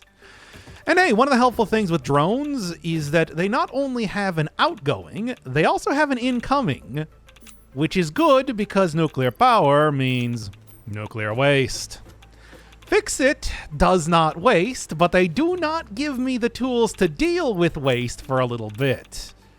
Well, I can just keep that in a container and not think too much about it until it starts to become a problem. Still, though, I have now disconnected all other sources of... Okay, I clearly... Well, that's why I have the recipes on the right side of the screen. I'm going to be making a few more of these things soon enough. Maybe 10,000 Morrowinds being created. Still not enough for the factory. Whatever. Other thing is that the cliff side, where the uranium is coming from, is also being powered by nuclear fuel. It's what I'm going to be using to power everything. I've gotten rid of batteries. I've gotten rid of turbo fuel. I'm going to go get rid of coal soon enough. Drones can be powered by nuclear fuel rods. Tractors can be powered by nuclear fuel rods. Funny enough, when drones and tractors are that, they don't actually produce waste. What happens to the waste? I don't know. Best not to think about it. Anyway, so yeah, it's all good, but just a little bit more tweaking here and there. A couple more uranium. A couple more uranium fuel rod manufacturers created. A couple more nuclear power plants created. It should be all good. Got the Chernikov radiation and everything. Which is why it's baffling that we also have the representation of green slime in a barrel for nuclear waste. From what I understand, it's supposed to just be radioactive dirt encased in concrete. So, but I don't know, Satisfactory and how they decide to portray the realistic sort of process of things versus the liberties they take is baffling. I still have not been able to find any sort of combination of gold and iodine. I mean, there's gold iodide, but that's a white powder or something that would make the filters work. This is going to be the basic setup for most of the drone stuff I end up doing. There will be a lot more drones around, and I probably will add another platform if not two, to get the rest of the uranium, especially after I upgrade the miner to the Mark III. But aside from that, it's going to look like this. The only exception will be is if there is no water anywhere around a specific node that I want to get deliveries from. And that will be maybe like a fuel station instead. Fuel generators don't require anything else. But I'll tackle that problem when I get there. Because a nuclear power plant creates far more energy than it's needed for even many drone ports and many automated mining devices, I can just use power towers to get around to nearby things, like the strange alien matter. Gonna get this shipped back soon enough and figure out what I need. At least on one of the previous playthroughs, I know that there is a basic setup, like I need to add a little bit of wire and some sort of steel pipes or something, but I don't know what it does past that. Over near the edge of the world, we got nitrogen being siphoned off, packaged up, and then sent off to the factory. Unlike a lot of the liquids, gas is very efficiently packaged, 4 to a single tank. But even then, I am utilizing so much with the fracking machine, the well stimulator, whatever it's called. It's that I am overclocking all these to make sure that I'm getting all of it, which might seem like a lot, but the reality is that it's 1800 when the cooling systems use 150 each, so and for whatever reason they have a different message on top every time I look at this. Working sort of, feeding the developers, doing my best, producing, keeping the cogs turning. And also 500 Morrowinds when you have this fully overclocked. But still, with that's the magic of a nuclear power plant. It really just covers everything.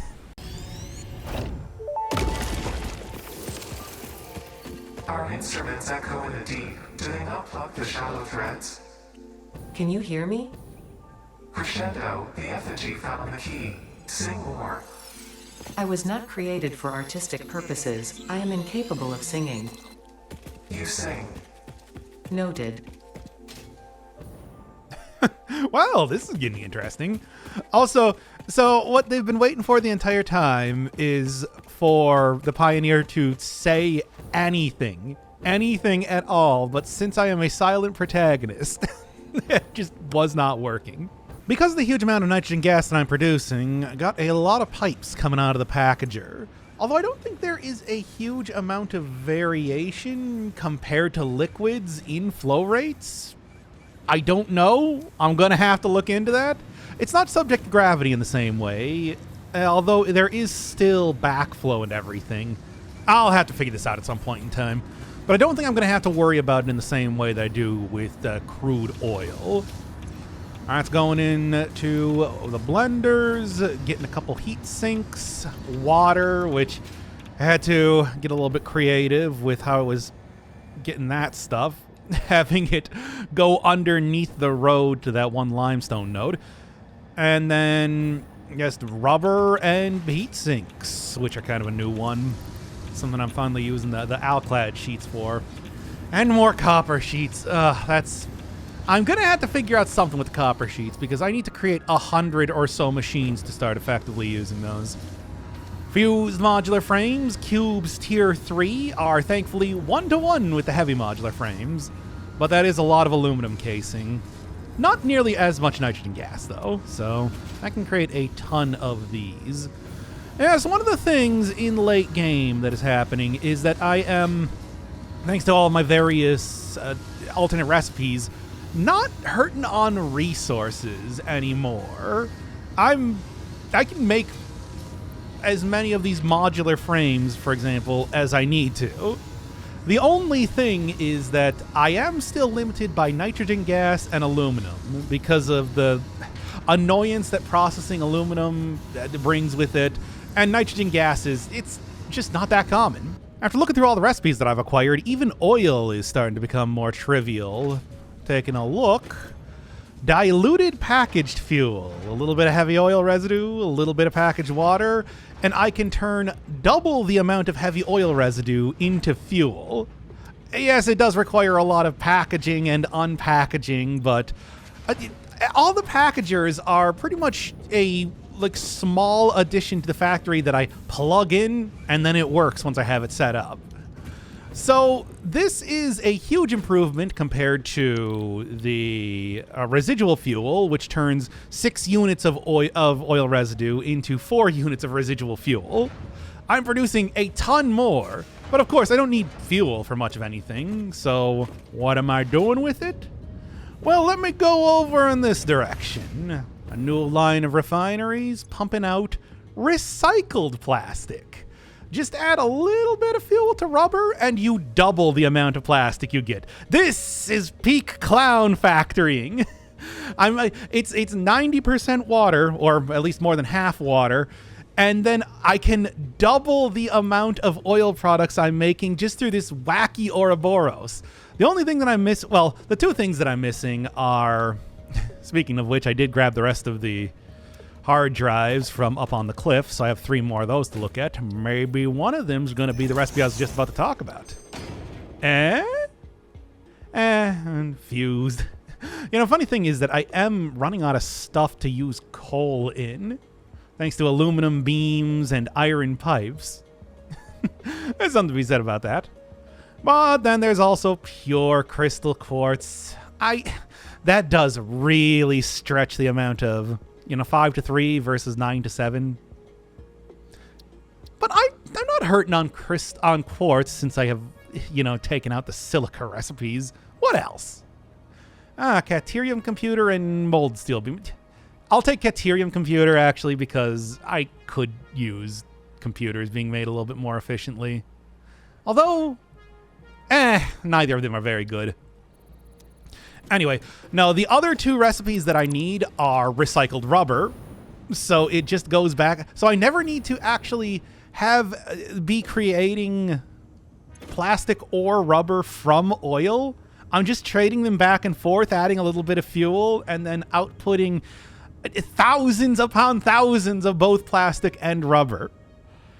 The other thing that would be very helpful is, instead of getting all my heavy oil residue by producing rubber, getting a recipe to specifically turn crude oil into heavy oil residue in the same way that I got that the polymer resin alternate. Yes, then that turns it from, I believe it is 30 per minute crude oil into 40 per minute heavy oil residue, just double the amount that I'm getting out of rubber, which is otherwise the best source of that. And oil's done then. I will still maybe have to pick up some, but that's going to be a couple drone deliveries at most, and I'll just have more oil than I need. It actually bumps oil products down from something valuable on the level of quartz or caterium to close between iron and copper. Any sort of alternate recipes I get, if I get it more efficient by adding oil products, well, that's all the better. Even right now, I am making far in excess of this packaged fuel, and that's why I have turned over to making a bunch of petroleum coke for the aluminum stuff. And I'm still making way too much of this. Going along with what I was saying about most resources no longer being a problem, let's get the mining device Mark III, as well as some turbo motors. I know of a few different freighters that are going to be requiring those, so get them up and working soon.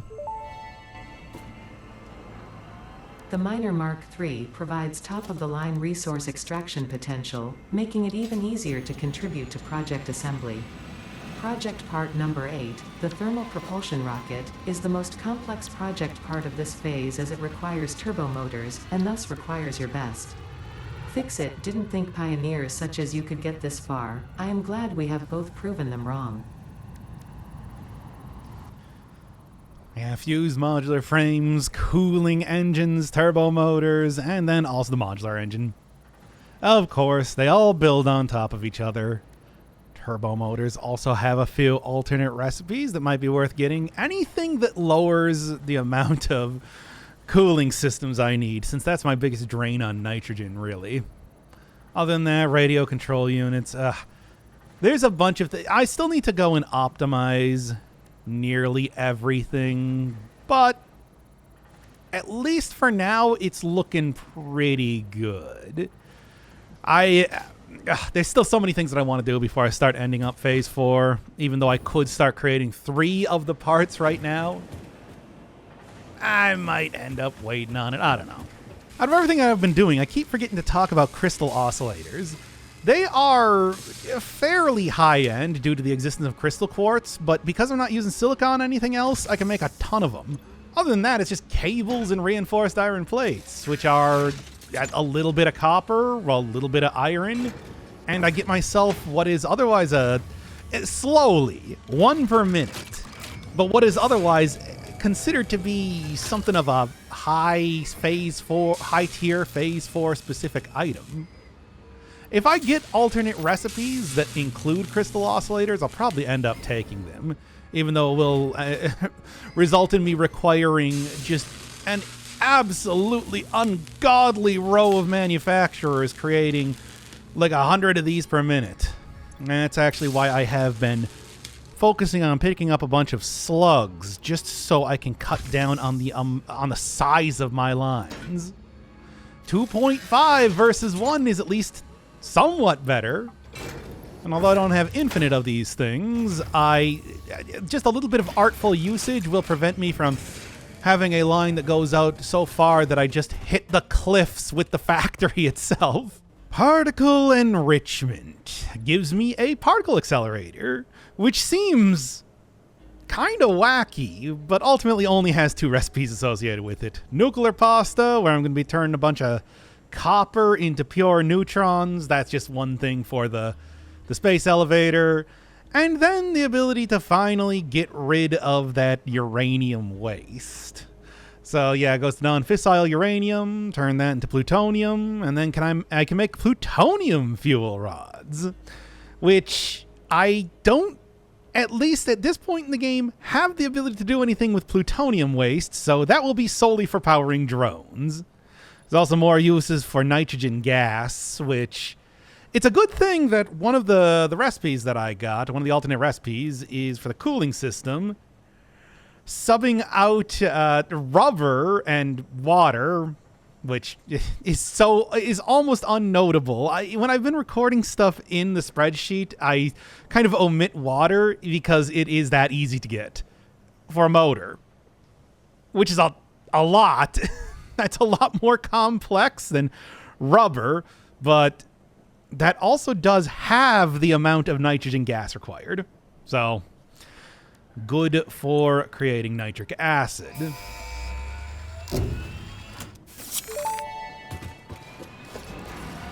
Milestone reached. Project part number 9, nuclear pasta, can be created in the particle accelerator. The accelerator has vast and fluctuating power demands, depending on the recipe, so will need careful integration with your factory. Fix-It does not waste, so nuclear waste can be refined by the particle accelerator into plutonium for reuse in the nuclear power plant. Fun fact: Fix-It psychologists suggest factory designs reflect the minds of their creators in unexpected ways. On an unrelated note, your infrastructural choices have been interesting. Interesting the soulless monstrosity may be, you can't argue against the effectiveness of it. Okay, yeah, variable power, no, that's not going to require too much, given that, nuclear power. But stuff like 200 copper powder, and copper powder is 30 copper bars for 5. That's a lot! I'm going to have to really up my production of copper. So yeah, it sort of seems like I should have more stuff to do with a particle accelerator, but no, it's pretty minimal. Although one thing that I have noticed, looking through all the various recipes for stuff, is that things like ore actually have 2 recipes associated with them. Not all of them. Iron ore, for example, only has 1. But then copper ore has 2, and then coal, well, has charcoal and bio coal. Yeah, but then there's also 2 more there. raw quartz, sulfur. And that even goes all the way up to stuff like uranium, which only has 1. I feel like I'm going to be able to start shuffling around these elements using the particle accelerator in Phase 5.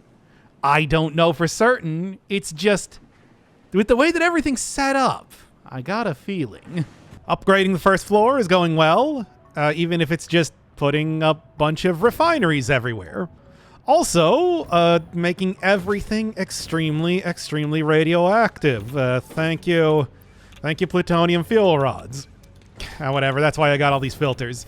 Speaking of which, I'm gonna go unlock a couple more things in the meantime. We'll get to you soon enough. But anyway, yes, speaking of filters, going into Mycelia, I would like to unlock the synthetic polyester fabric so that I can make this without having to constantly go back and forth between the marsh.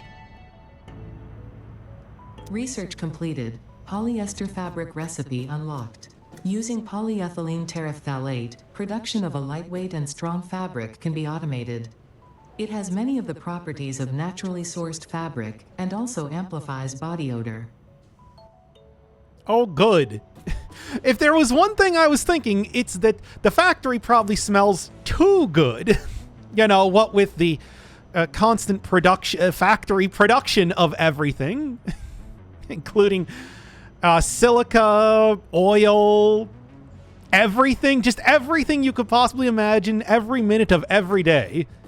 Anyway, other thing and final milestone that I have before doing Phase 4 is the hover pack. Something I haven't really used too much because, well, sure, Ada's gonna say it. Milestone reached. The hover pack draws energy from nearby power connections and so can only be used in their vicinity. It provides an excellent vantage point of your work, which you clearly need. Otherwise, you would have optimized that obvious problem by now. Hey, it takes a long time to do stuff. But yes, the hover pack requires you to have at least kind of a close connection to your power grid. It just zaps energy from the power poles. But otherwise allows you to indefinitely stay in the air, so that's handy for setting up stuff in the factory.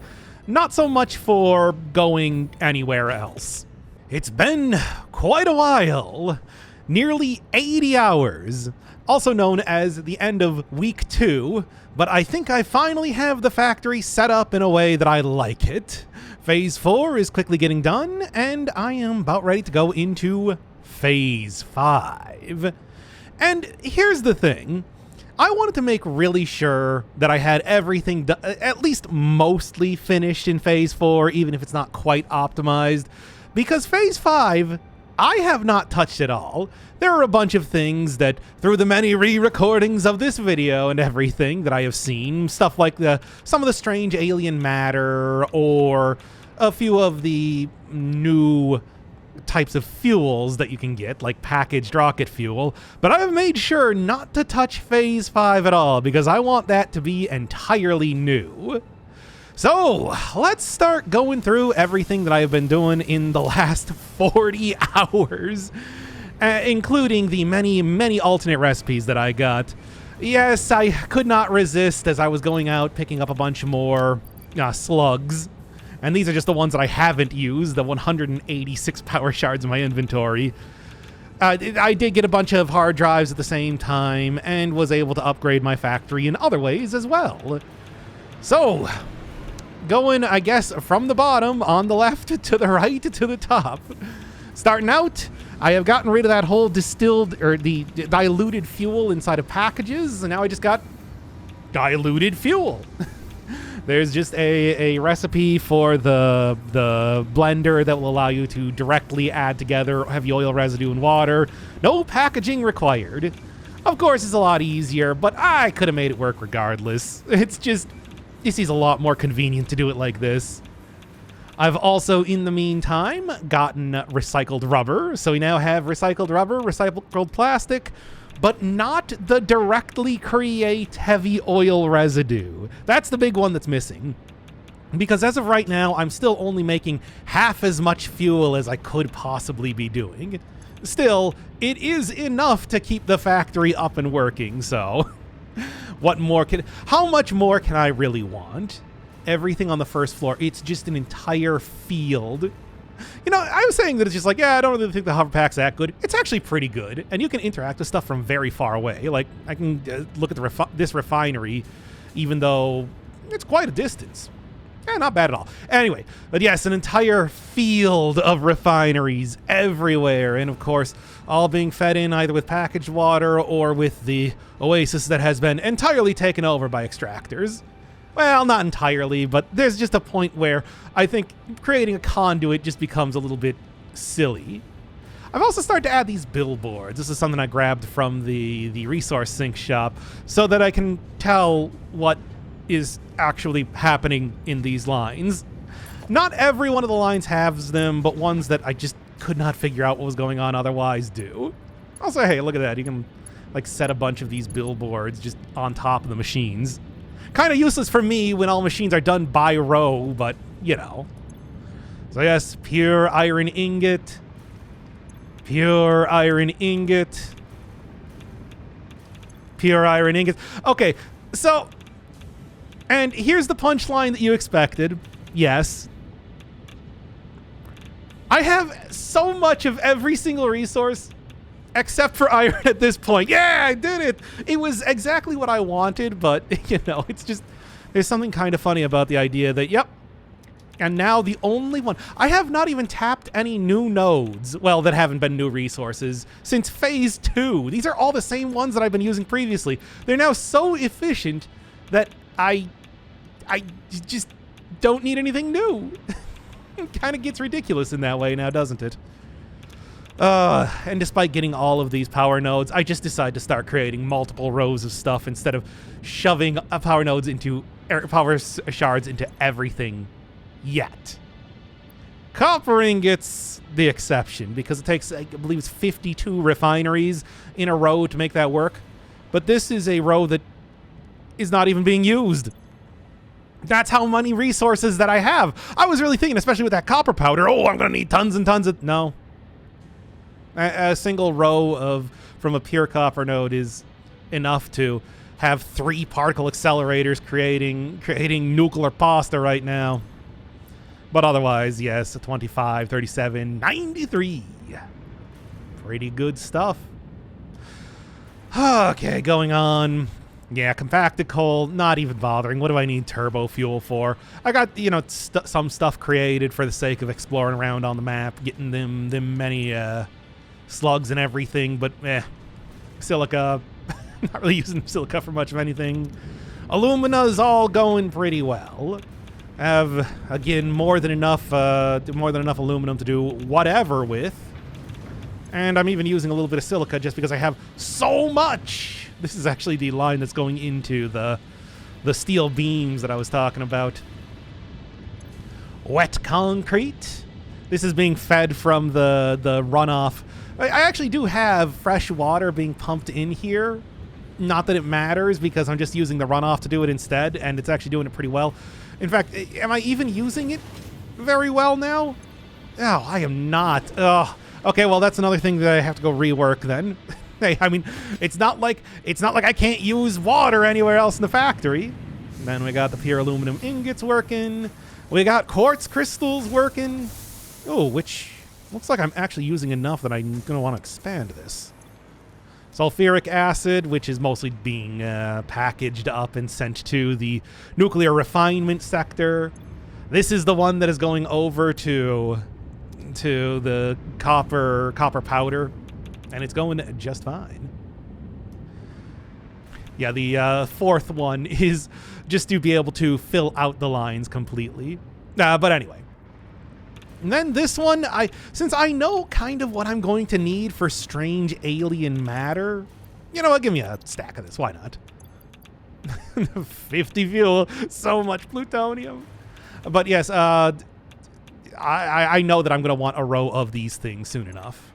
A little bit of nitric acid, not making anything with that yet because, hey, I got it. I got the quartz purification. I ran the numbers, and I don't know if it's necessarily better than using cheap silica and the pure quartz crystal, of which I both got those too. So many recipes. I just thought that I didn't need to show every one of them on screen at this point. But yes. And it seems like, yeah, you don't get like... But considering that this turns one quartz crystal into both silica and quartz, I'm planning to get this set up soon enough. And dissolved silica is just new. I think that's interesting, which is why I want to get it working, right? Okay. You know what? While I'm going back, let's start getting a little bit of scanning in of the strange alien matter. Strange alien matter analysis completed.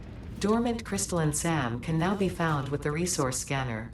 In its dormant state, it is safe to handle without special equipment and can be stored indefinitely. Research for enabling the reanimation of dormant SAM is now available. Fill the rivers with blood and let the effigies defile our temples. The sun will follow. Let me tell you, I really have been defiling it now, haven't I? I feel like, you know, let's really quick before I go up to the second floor, let's just take a quick look at the Oasis and at my water delivery, just because I'm down here.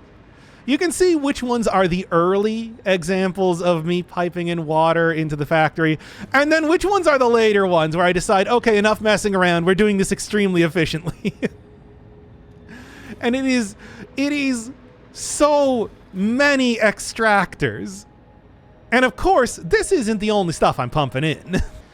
Down at the nuclear and caterium base, of which, by the way, caterium, hey, what other recipes did I get? Yep, pure caterium ingot. So as soon as I start to even need slightly more caterium, well, suddenly, I mean, I'm still working with, well, that's only a Mark II mining device. So you can see how much of it's all just been put over to iron. What can I say? I don't have to be so afraid of using this stuff. Anyway, there's now water delivery platforms, which are these little self-contained, modular, easily extendable ways to get water back to the base. I mean, it's exactly what it looks like, a little two-layer type of thing, similar to what I was doing with oil, where drones fly in, deposit in empty containers, take out full containers. This one's for copper sheets. This one I think is for iron. Oh no, this one is for the diluted fuel. Yeah, and then this one is for iron. And I can use it for anything that requires water. And you just kind of copy the same design over and over. Try not to build it into rocks. Oh yes, and when everything's powered with plutonium fuel rods, get that nice blue exhaust coming from the drones. Very beautiful. Thankfully not radioactive in flight, just radioactive when you got a stack of them in the fuel slot. Floor 2, a couple more billboards. I really gotta fill this out for the rest of the factory. Some stuff almost unchanged. I really don't need iron plates for a lot. The main thing that has been added to the factory is nitric acid, which uses iron as a catalyst, and for some reason instead of using iron ingots it uses iron plates. I don't know. But anyway, still making a ton of iron rods, of course. Need those for a couple different things, though it's not much different than usual. This one. No, that's still iron rods. No, this one. Now here was a recipe that I was looking for. Iron wire. Instead of turning one copper ingot into 2 wire, I now turn 5 iron ingots into 9 wire, which is actually a lot better than I thought it was. That's barely any loss of stuff, and it uses a much more common resource. Of course, I do need a lot of wire. I think I have, in all, 4 rows creating iron wire in particular, and that's actually a lot of what the iron production lines are making. So yeah, and I currently have a completely unused copper line. Maybe I should just use that to make a bit more wire, but also whatever, I already got it set up. Here's the aluminum ingots turning to steel beams, much more than I need, clearly. It's just, you create like 300 aluminum at once, and with those 3 nodes, even if they're not, impure, normal, and pure, it's so easy to create steel beams as opposed to the 4-to-1 usage of steel. Steel is not even being used in the factory anymore. I'm not even using coal for anything. I guess I'm still using it for tractors to power them. But honestly, I could just replace that with nuclear fuel if I want to. I'm sure when I go and look at the third floor, I'll have plenty more plutonium rods that I can mess around with. And here's the thing. I think it's a good idea to not use a lot of coal, because I got a feeling that in Phase 5, I'm going to want to start using a lot of coal for stuff. For what? Well, there's this in the MAM, synthetic power shards. Got to use, 10 of them, a bunch of crystal, and then this. Time crystal. Diamonds that have been reconfigured on a subatomic level in the converter, whatever the converter is. That's interesting. Retain a time periodic. Important thing. Diamonds. I think I'm going to need a lot of coal to create diamonds eventually. And oh yeah, you bet I want this, by the way. But yeah, there's good reason as to why I kind of want to phase that out more than just, hey, the recipes that I have are more efficient. Also, let's go get this then. Reanimated Sam, which I know is just made with strange alien matter alone. Because I guess I'm kind of just doing this piecemeal as I'm going through the factory. Sam reanimation recipe unlocked. Sam can now be safely awakened, provided it is contained. Meaning, if not contained in special electromagnetic storage, it tends to start breaking atomic bonds of any matter it has physical contact with, and reconstructing it into easily transportable resources. Scripture and blood compose harmony. Follow our hallowed temple halls and listen to the echoes of your ripples. Our bones are more beautiful than yours. I don't know. I feel like my bones... Okay, it's really not that beautiful. I think it's got a certain interesting look to it, the factory. And we've certainly seen plenty of examples of the alien architecture. These gigantic arches have these hexagonal sort of netting inside of them. You can see that all over the place. Not that you can really see that all over the place too often, considering how little I actually leave the factory. Yeah. Yeah, more wire, and here's where I got the steel pipe, now being made solely with iron ingots, and I'm still, as you can see, even with the sheer amount, I need thousands of iron ingots to be able to create enough to fuel the factory, especially with the amount of statters that I need to make now. But still got enough. Still was able to replace that coal. I want to see what diamonds are going to require, and it feels like it's going to be coal. It might not be. I don't know. Anyway, moving on. Alclad sheets no longer being used. I still need to make them. I still need to make some occasionally for the sake of, making the conveyor belts. But that's been phased out thanks to another recipe that I've made. Aluminum casing. I've made so many of them, and I still have not even gone through my back stock. Goes to show you, again, how efficiently I'm currently making aluminum. There is an alternate recipe for aluminum casing, which is Alclad aluminum casing, but you have to add a ton, and I mean a ton of copper to aluminum for very little aluminum usage reduction. So I think I'm just going to stick with this recipe. Probably end up ignoring that one. You know what? I'm just getting confused as to what's going into what. Let's just do the quick wire again. So I got fused quick wire. This one is going into the AI limiters as well as the high-speed connectors. And I'm going to even be switching out a bit of this for an alternate recipe for the high-speed connectors soon enough. But as it is fine. Still not even using that much for the actual Caterium ingots. Next up, some refineries. This time I'm making copper sheets. Steamed copper sheet. 1 copper ingot to 1 copper sheet, as opposed to the 2 to 1 that you would normally get with a recipe. So I gotta add a little bit of water to that, and you've already seen my entire setup down on the coastline. Steamed sheets. Yes, that's what they call them in the binary system of Akicha. Really, because I'm from Massage 2ABB, and I've never heard anybody call them steamed sheets. No. It's It's a massage to ABA phrase. And we got more quick wire. This is actually going into nuclear production, which I had to look up real quick. Wait, did I include that alternate recipe in the video? And apparently not, so I'll get to that soon enough. Then I also got one more line of quick wire because I know I'm probably going to want to make more of it soon enough. Last thing is that copper powder. Requires 3 nearly full lines of copper ingots, but that's more than enough to be able to... Yeah, more than enough. Wow, look at how much I have saved up.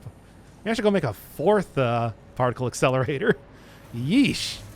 In the meantime, let's just awaken some Sam. I think I only need 10, right? And get that last recipe. That'll be the other thing that I add to the 2nd floor. Figure out to get this up into production. SAM fluctuator recipe unlocked. The fluctuator can mimic unique communication through patterns of electric frequencies to instruct reanimated SAM to perform specific tasks or give specific restrictions, such as matter to energy conversion.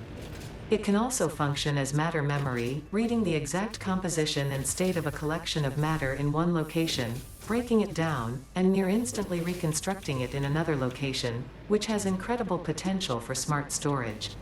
Your threads shift solid to fluid to a tapestry. Matter, matter, matter, and mind and melody. Well, I got to get that all set up first. So, wait on that. Steel screws. I'm already making so many steel beams from the aluminum beams. Why not? Technically, I should be using the cast screws alternate recipe that I also got, because that makes it from iron instead of aluminum. But one singular aluminum ingot makes a steel beam, makes 52 screws. And considering the thousands that I need, especially for the rotors, it's, well, it hasn't been a problem. I haven't been running out of aluminum yet, so I think I'm doing pretty good. Cable is cable. That recipe has not changed at all. There are other recipes, like, yeah, apparently I got one at one point in time, quick wire cable. Ooh. I gotta use rubber and quick wire. I mean, yeah, it's more efficient, but come on. As opposed to just the regular cable recipe. Reinforced iron plates, now taking a little bit of rubber, and it is a small amount of rubber. I think I'm using 75 per minute in total. It's almost nothing, which is why I thought that was a pretty decent recipe. Although taking a look at the end of the line, it looks like I may... No, I don't... No, it's not the rubber. It's the iron plates. I gotta increase... I gotta go figure out how many more I need of that. That's kind of funny. Modular frame is modular frame. Still the same recipe. I think I got one more, though. Yeah, bolted frame, so... But do I want to switch out iron for aluminum? With the aluminum screws? There's the question, right? And the answer is no, because clearly I'm making enough. Anyway, rotors, also still the same recipe, just using the screws from new stuff. In case industrial beams has not changed at all. In fact, I haven't even added any new machines. Stators! Need these for so many different recipes. Motors, automated wiring, electromagnetic control rods, and automated speed wiring, which might be something to set up. I don't know. I like this recipe, and I'm certainly making enough high-speed connectors. Might be something to look at eventually. But yes, this is where the bulk of the steel pipes are going. And wire. Funny thing is that these are both being made out of iron now. Motors specifically, using the rotor and stator, now are just being made entirely out of iron thanks to all of my alternate recipes. Funny how that works, isn't it? Oh, moving on. Circuit boards. Oh, there are so many alternate recipes for circuit boards, like this electrode one, but I don't want to make that entirely with oil products. Because I don't have the heavy oil residue recipe, using that amount of petroleum coke would actually be a lot. But I mean, hey, If you want to be able to create circuit boards without needing to dip into any other things than just oil supplies, electrode circuit board will do you good. And if I had like some alternate way of being able to create petroleum coke. Oh, this is just a completely unused line. Yeah, I think this one used to provide screws for the heavy modular frames, but Crystal oscillators, still using the same recipe. I know there are a couple alternate recipes for crystal oscillators, or just one. But I also think that, this one's just good because these are entirely made with, of course, iron. Well, and a little bit of rubber. Which is nice. AI limiter. I also do have plastic AI limiter, which does really reduce the amount of quick wire, but quick wire is not really a problem now. That's the entire thing. High-speed connector, and this one I was looking at changing up because I'm not doing much with silica in the first place. That would reduce the amount of quick wire used. Wouldn't be too bad at all, especially as I'm going to get distilled silica up and working soon, even though I'm not really using those for much of anything. Heat exchanger, a heat sink made with rubber and aluminum casing. That's why I don't need alclad sheets anymore. It is quite a bit of rubber, but that saves me on copper sheets, makes them more efficiently, and it saves me aluminum, saves me copper sheets, and I got plenty of rubber. Like, rubber is the one thing that I have more than anything else and doesn't really require a lot of shuffling around of the stuff to get working, of the oil production. Electromagnetic control rods. Yeah. Here we go. New type of way of creating encased cells. Infused uranium cell. This was the one that I was looking for earlier. It subs out like half of the uranium required for the normal recipe for silica, so that's quartz and caterium, which are some pretty high tier items, but also at the same time, uranium's even higher tier, which is why I wanted to use that. Also don't need to use sulfuric acid anymore. And it definitely has one of the more interesting looking lines of conveyor belts going into the machine. Very colorful. Even if it's, pale yellow and radioactive green. Well, anyway, with that, I got you going into the uranium fuel unit. Same thing as usual. Still getting a ton of stuff over here. Outgoing 5 items per minute. Here's where I'm actually creating nitric acid. And funny enough, this is an entirely enclosed system. I don't need to add any more water because I guess the sulfuric acid that I'm shipping up from the first floor is the thing that's providing, is more or less where I'm getting all of the water from.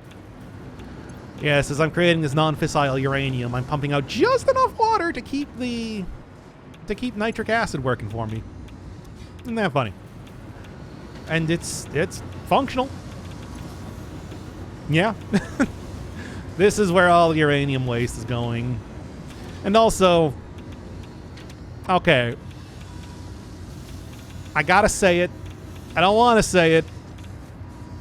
But yes, my pipe's just bursting to the seams with piss and cum. I'll make an apology video later. Come on, I can be immature sometimes, can't I? Anyway, the particle accelerators created plutonium out of the non-fissile uranium and uranium waste, which is why I am successfully using all of this stuff by just running it through these two lines machines in particular. I don't think you can die by going in between the particle accelerator, although it really does look like it. Encased plutonium cells, not much to say about that. And then right into the plutonium fuel rods, which requires a few heat sinks. Obviously, I'm creating more than enough of those. Electromagnetic control rods, steel beams, which, nothing at this point in time. And I currently have 41 of them. Less than I thought, but I also do have more of them elsewhere in the factory. Just because, well, I just taking it around to seeing if I need to fuel up some of the drone stations. And I don't, because they use like 0.05 per trip. A single stack of these will last like 50 hours. So I've just been kind of like going around being like, hey, does anybody need a top off? Anybody need a top off? No? No, everybody still has 49 plutonium fuel rods in you? Okay, let's go put like 5 stacks of them actually way down there next to all the oil stuff. Try and keep it away from me so that I'm not... I mean, yes, sure, I do have plenty of iodine filters now, but it doesn't mean that I need to use them all willy-nilly. 3rd floor! Oh, we're getting a full factory tour, but to be fair, I have changed up most everything. I really should be adding more smart plating, and I need more of these. But at the same time, I've already nearly completed phase 4, and same thing with versatile framework. But, so, automated wiring, although I got that automated speed wiring, might be worth replacing that. A lot of motors now. I need a ton of these things. Statters were most recently the kind of bottleneck coming up against it. I mean, both of these things are annoying to set up stuff for, especially when you're trying to make them entirely out of, you know, iron. It's not like I couldn't use some more of the tier 2 cubes. It's just, wow, I've actually ran out of them. That took long enough. Okay, might need to start creating some more of those then. Computers! I have actually changed up. We're now using the Caterium computer. I was not particularly interested in using this one earlier, but I am really making so much quick wire, it doesn't matter. Like, just use it. Use the quick wire.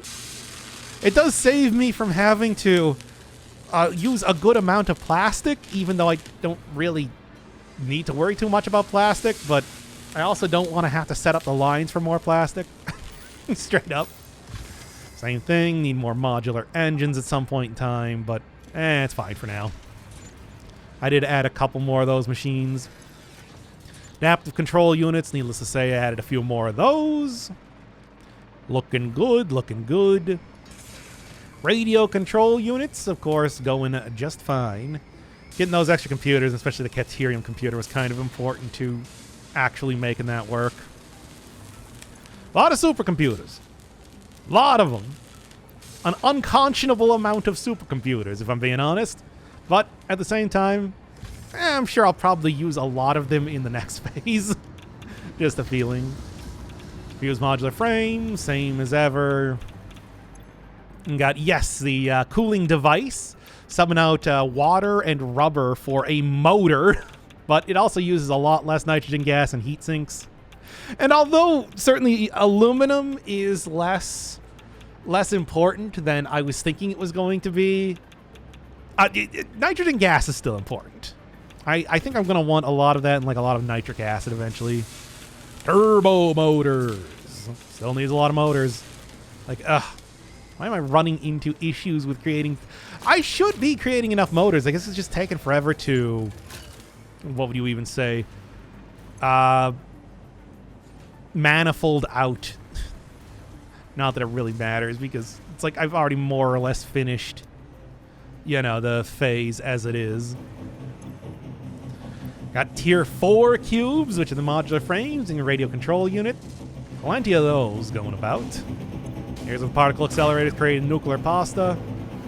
This, and how am I doing on nuclear pasta? Oh, you know, just a casual 500 over in the storage container. Look at this thing. It's a pretty cool little item. I think they even changed that up compared to what it used to look like, because I'm pretty sure it wasn't animated like that previously. Here's these magnetic field generators. Used to require batteries, but they took that out, making it even. Not that I don't have literally thousands of batteries still hanging around, even after I moved over to plutonium rods, so would have been easy to do regardless. And then here's where all it's the modular engines. That's the only thing that's gonna make thermal propulsion rockets slow. So there we go. That is the current factory. What an enormous, enormous undertaking that entire thing was, but at the same time, it's working pretty well, I gotta say. Oh yeah, I suppose I did tap one new node, and that's the limestone over here. And really, that was for cheap silica, so not even really that new. Oh, well, only got 30 more of the electromagnetic field generators, and I guess I'm going into phase 5. In the meantime, though, I'm going to get this reanimated SAM production up and running and see where it goes. I certainly have plenty of the stuff. I mean, to the point that it is, of course, being shipped into the factory. But still, there's a little bit more I need to do, right? Phase 4 is ready to wrap up, and I got the strange alien matter working, although I have not accounted for this many steel pipes and wires being siphoned off from the factory, so that's going to be a problem eventually. But right now, let's just see what I actually get with this stuff. I saved it for right before phase 5 for the exact same reason. Didn't want to spoil myself on what it does. Although, judging by the descriptions that we've gotten for both of the things, it seems like Dimensional Depot is going to be some sort of extra dimensional storage. And then, yeah, alien energy harvesting. Summer's loops are going to have something to do with energy. Well, what do you got? Production amplifier sounds very cool. Potential for harnessing alien energy completed. Fixit has identified 2 development tracks requiring additional research to integrate Summersloops safely and efficiently into Fixit technology. The loop organ contains scripture, contains instruments to compose symphonies of root and rot and recycling. Shrines to evolution and revolution. I see. It seems we truly are building understanding. Oh, recycling. Very nice. I gotta go pick up some circuit boards first. So I see kind of the area they expected you to get this in, phase 3. But, well, I didn't. Wonder about the Dimensional Depot then. It's like, oh yeah, you were supposed to get this, like, phase 2.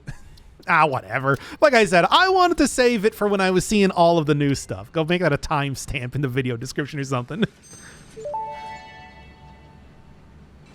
Power augmenter unlocked. Summersloops naturally harvest. Yes, harvest energy from distant sources and distribute it locally. The power augmenter supercharges Summersloops by feeding it local power, increasing its harvesting range and efficiency, and thus power output. Basically, the more power it's given, the more it provides. Do not loop the loop organ. It will shred and tear and unravel the threads. Many temples burned. Good to know. That confirms that hypothesis. Well, yes, no surprise. Infinite energy and also infinite destroying all the worlds in this galaxy.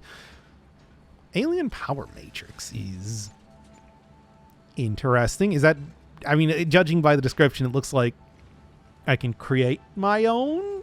I mean, it can't sustain extra dimensional. I'll have to see what this is. It's just like singularity cell. I'm guessing that's phase 5 stuff. And another 100 power shards. But of course, that's why I'm going to be getting the synthetic powered shard as soon as I get whatever a time crystal is working for me. Yeah, and then I guess I'm going to see what the production amplifier is. Well, here first. Dimensional Depot feels self-explanatory. What do you got? Oh. Dimensional Depot unlocked. SAM can be utilized to deconstruct matter down to its chemical elements in one dimension, and the Mercer sphere allows it to be transferred and stored in another. Once parts are fed into the Dimensional Depot, they can be accessed by the Pioneer inventory and build gun system at any time, anywhere. We see through the window. It is pathetic. Consume more blood. The glass will not shatter. The metal will not bend. The wood will not splinter. Weave.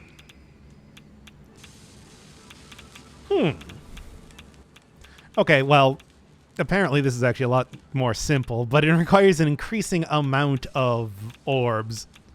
500%. Requiring 25 of these, though. All right. Not that I think that, you know, getting a bunch of the fluctuators are going to be too difficult, but... And, okay, I guess this is planned all for phase 3, more or less. So it's not too late. Is it? I don't know.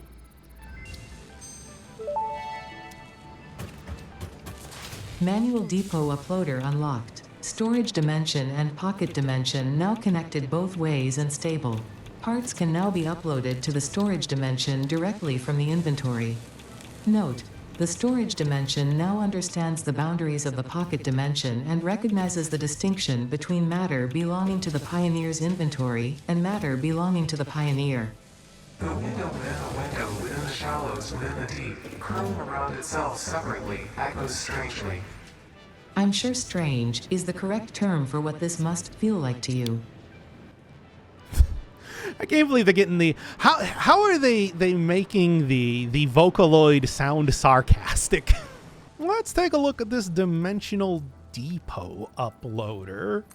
Although I guess I have one in my inventory now. I don't know how to use it, but what do I got? Oh yeah, you can see the sphere right there. And ominous looking. Also does allow you to automatically use stuff. Now here's a question. Okay, well, what do I want to upload even? I don't know. How about like these?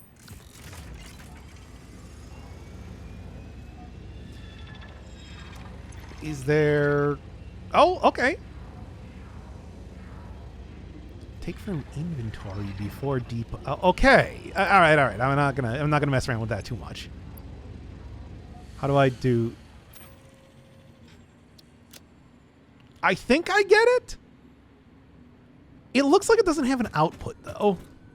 Dang. When I saw like, oh, hey, it's gonna be able to upload stuff into places. What I was kind of hoping for was a way to upload specifically those plutonium fuel rods so that I wouldn't have to ship them all around the factory either manually or with, you know, extremely large conveyor belts, because it's going to take a long time to fill up those conveyor belts. It looks like it's not quite going to work that way. It's just extra inventory? I'm not quite sure. Like, how would I get rid of this then from the inventory? Can I? Or does it just do that for... who knows? And yes, by the way, there is a holiday event going on. I'll get to it soon enough. I want to see all the new stuff first. Okay. But then, yes. What do you got for production amplifier? You got me needing a couple more of these, but that's not a problem. Okay, what do you got for the production amplifier? I'm assuming that it's like... Is it just extra power like the shards? Production amplifier unlocked. Every single manufacturing and smelting building will be backwards compatible with this new technology. These buildings can now have a summer sloop embedded to increase resource output without requiring more input, at the cost of greatly increased power consumption. Flow cycles within flow cycles make explosions into temples into explosions into temples. The spin sphere of woven windows. Each tiny body contains tinier bodies until the line layers fold into curves which folds into threads which weave the tapestry. A song of light and leaf and flower, a dance of matter clouds and... I think they're trying to explain energy to matter conversion theory, but you do not need to understand it to do your job. I'll just mute them for you so you can continue your mission. I, however, will be taking notes. This is fascinating material. Huh. Okay, this would have actually been useful before. I mean, yeah, greatly increased energy usage, but meh. With my 35,000 megawatts currently being generated. Although it is like 4 times energy usage, so maybe there's something to be said about that. Still, though. Well, Summer's loops feel like the better one. Certainly. Just, you know. And then what was the other thing? The power augmenter. Oh, okay, so I'm looking at stuff now. I guess simpler machines use less loops. So a manufacturer uses 4, but a constructor only uses 1. That makes a bit more sense. Yeah, I was wondering about that because I saw that it's like, oh, is everything going to require 4? Because that's quite a bit. I wonder how much then a particle accelerator would use, or that converter that I saw them mention. Probably a lot, but, well... I don't know. I've been working fine without him up to this point, and it seems like the main thing you want to use him for is something like creating space elevator parts. So I don't know. We'll see how much I end up using that. Especially because I'm going to have to go... Well, that is huge. I'm going to have to find more, but anyway.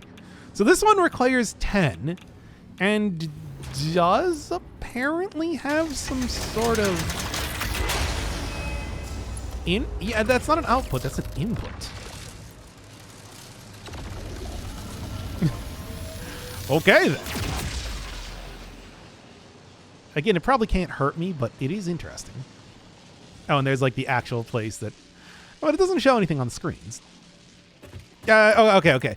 Enhances stuff. What is it? How does... What? How?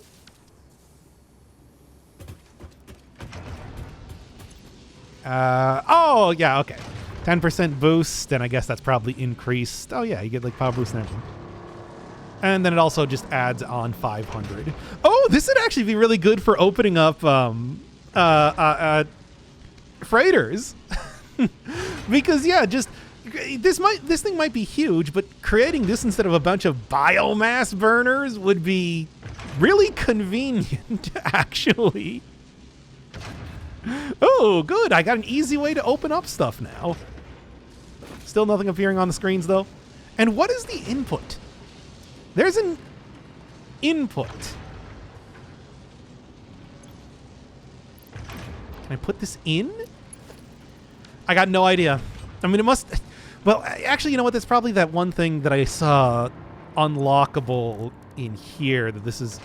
Yeah, the alien power matrix. I must need to use that as an input into this thing to do...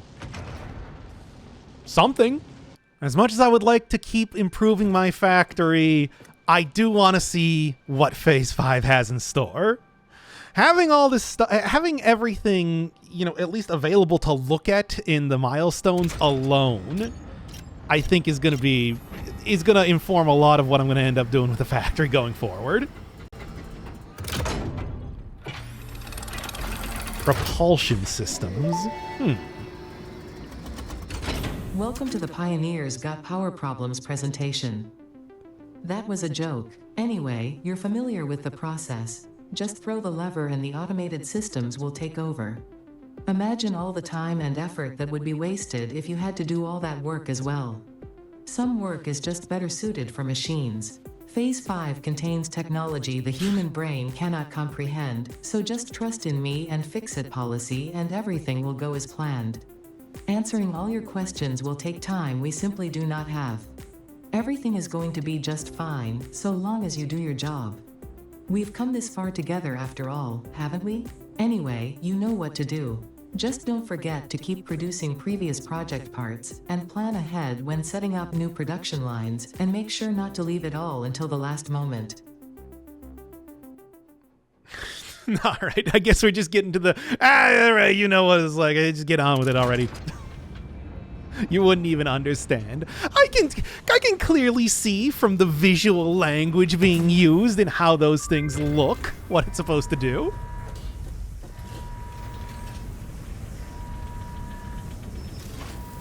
And I saw, you know, we got that purple gateway in the same way as the Mercer Sphere depots, so... I'm no surprise this is gonna be the phase where they start using it. Phase 4 of Project Assembly completed. If style was measured in my performance reports, yours would be something special. Regardless, saving the day is within our grasp. Do not lose focus now. You must understand the weight on your shoulders, but you are not alone. I am here, and I know exactly what's at stake. This goes beyond Earth. Your actions will affect the universe at large. You might think I am exaggerating. Perhaps you will understand once you finish Project Assembly. Phase 5 awaits. I expect your best work. So, I mean, nothing really much else to say, I suppose. It's like, hey, same as it ever was, by the way. Oh, 1,000 of those, eh? This one, I mean, yeah, if you're not asking me to do anything else, the nuclear pasta, let's just go and knock this one out right now. Matter conversion, I knew it. I knew that was gonna, whoa, what is this? Fixite, fixite? What? Perfect construction with the... Yeah. Okay. Well. Hey, and there's diamonds. I knew it. Exposing coal. Okay, I knew it. And this is where you would otherwise get strange alien matter if you had not found it before. No surprise at all. Fixed site. Trigons. All right, biochemical for synthetic... Hey, wait a second. Are we recreating humans? Now I'm starting to wonder. Well, harness reanimated, very high and unstable, as you do. What else we got then? Excited photonic. Wow. Wow, this is interesting. Superposition oscillator. That's one of those items that's been in the game for a really long time, but you only ever see it as... as part of actually the holiday event that is currently going on, so that you could use those in a few freighters. Oh, and then you also got Blueprints Mark III. So we are doing that. Right? I was kind of... And Conveyor Belt Mark VI, of course. I'm not... Fixonium.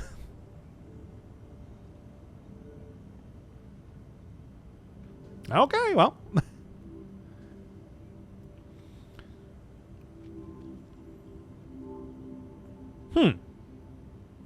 Yes, okay, but yes, Conveyor Belt Mark VI. 1,200 resources. Okay. I saw that coming, but, you know... I know that it wasn't going to be worthwhile to rush into Phase 5. Portals? 2 linked portals. That's not, like, super important, considering that everything is very... you know, localized.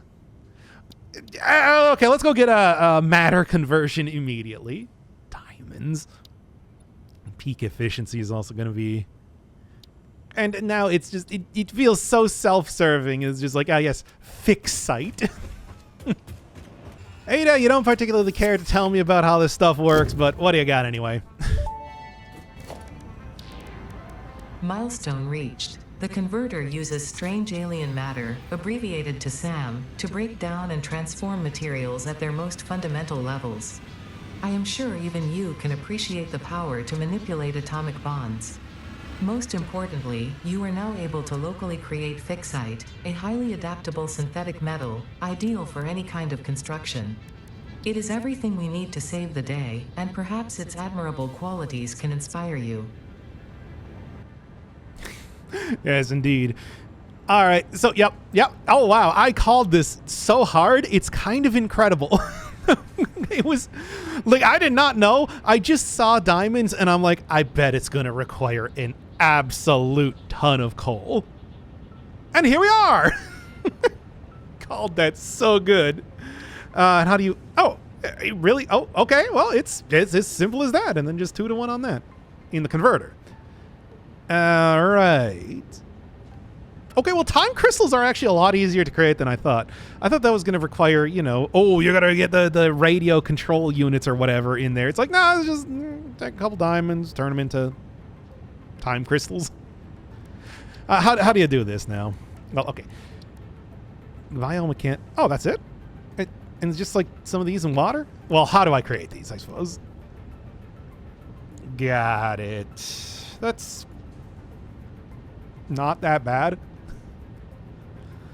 This is actually like really not that bad at all. This is actually like, wow, I'm gonna be honest, a lot of this stuff is easier than I thought it was going to be.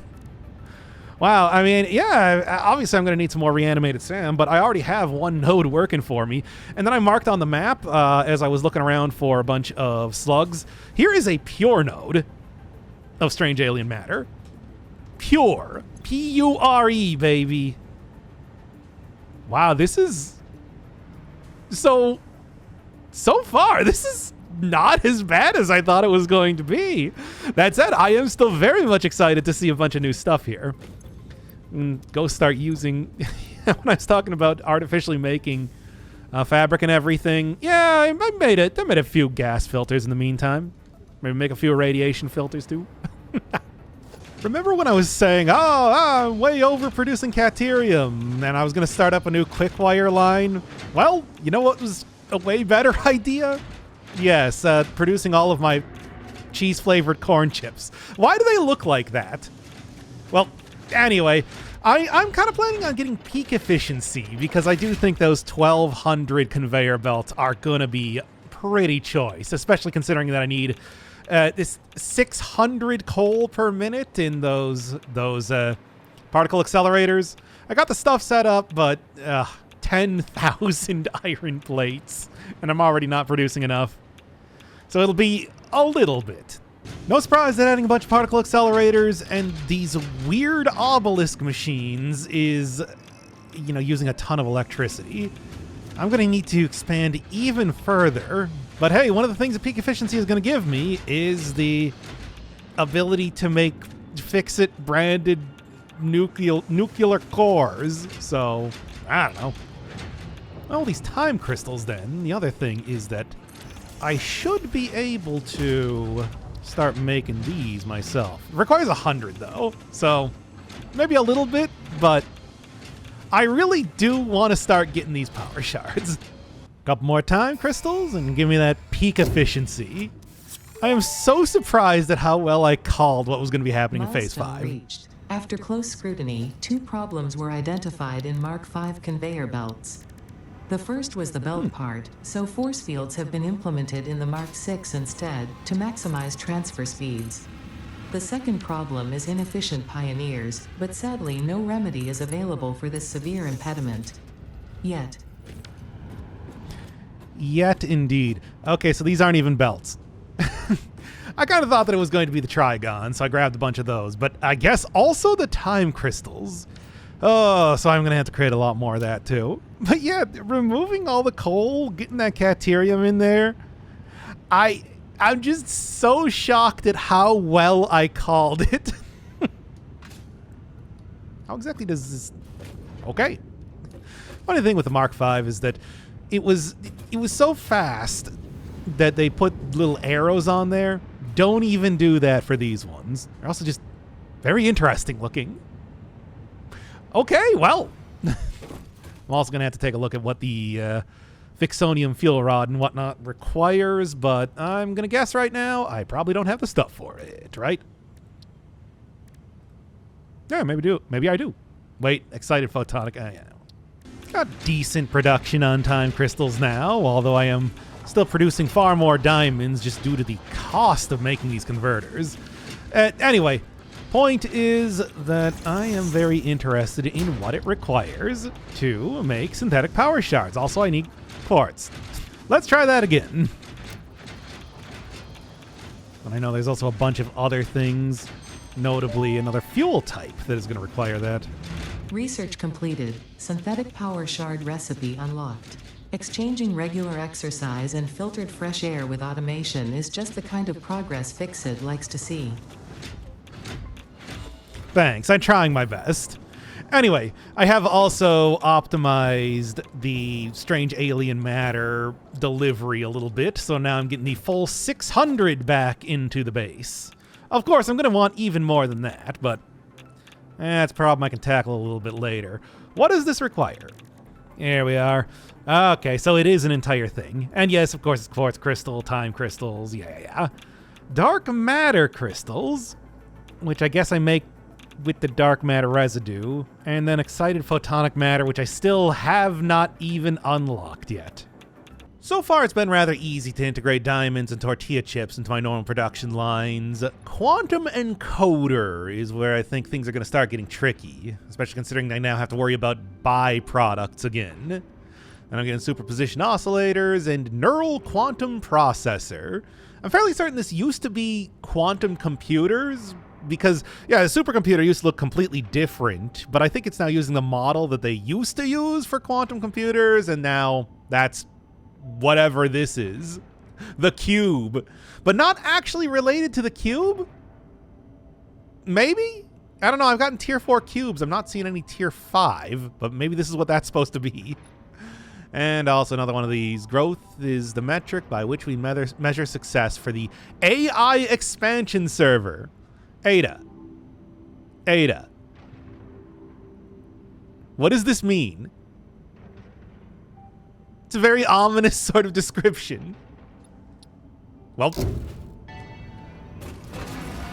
Milestone reached. This is not a competition, but other pioneers, such as 83CKY and U531355, had already completed project assembly by this point. Fixit was obviously wrong about you, but perhaps so was I.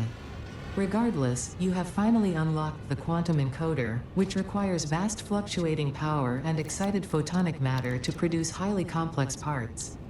Do not make the same mistakes managing the resulting dark matter residue as you did other byproducts. Project part number 11, the AI expansion server, is now your highest priority. Galaxy-wide project management is taxing to even the most advanced among us, especially those who have to manage the less advanced. Like kittens and puppies, who are definitely still waiting for you to save them. Back in the atoll, a little bit farther out seaside, because got more strange alien matter. This is the one that I was talking about earlier. Pure. And one thing that I realized looking through all of the various recipes that I now have is that the reanimated Sam is the only recipe for Sam. Period. Doesn't seem like there's any alternate recipes or anything. So, shipping back 1,200 ore might be a little bit annoying, but shipping back, 300 of the reanimated stuff? Much easier. So I'm just going to be doing processing out at the node itself. So, right now, what I have is I do have 3 drone ports, one for a little bit of nuclear power, one for... and then 2 for actual delivery back of the stuff.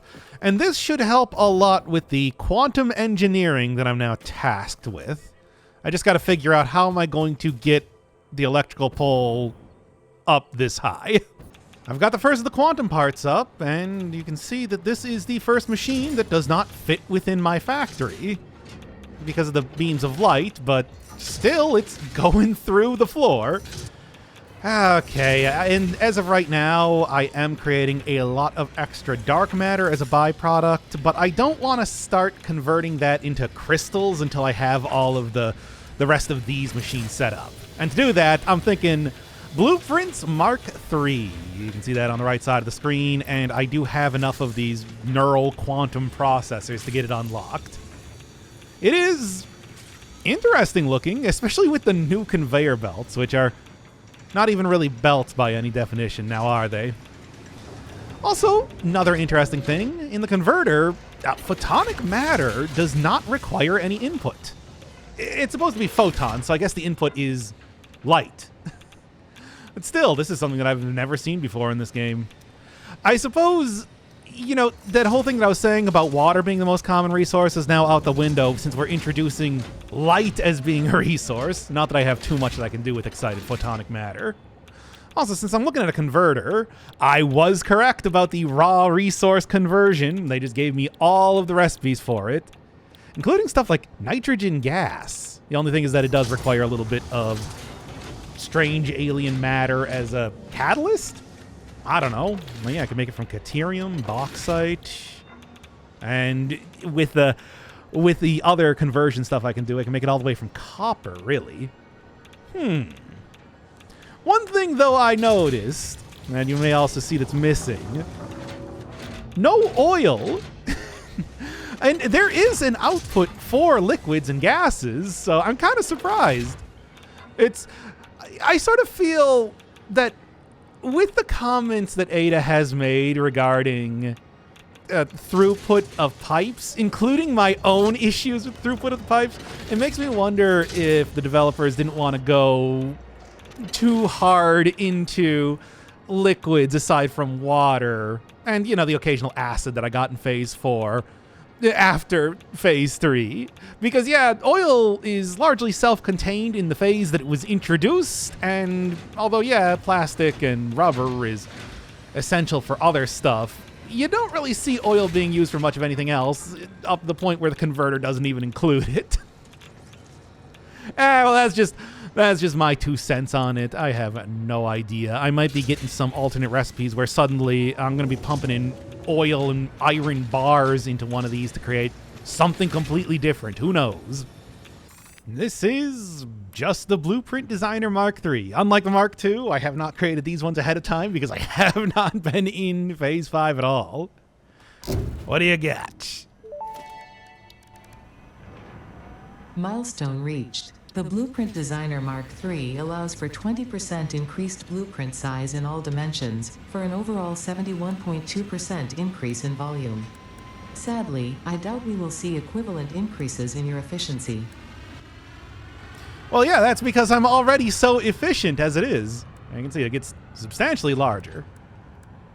Not so much in the vertical part, but on the horizontal. And I'm guessing that's probably to accommodate for the quantum encoder. It's on the right side of the screen because I'm planning to be making a lot of those soon enough. Well, so much for what I said about accommodating the quantum encoder. Nope.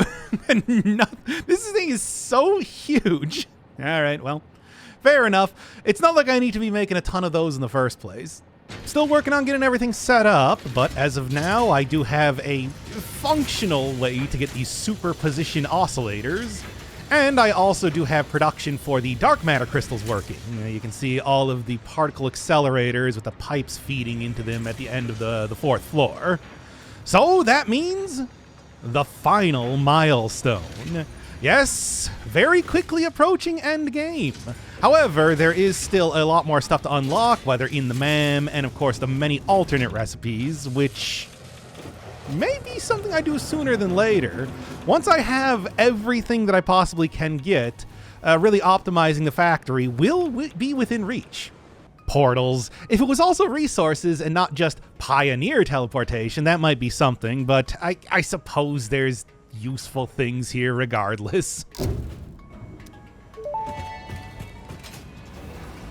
Milestone reached. Instant travel between chosen locations will be possible as soon as the main and satellite portals are built and paired. Do not ask me how it works.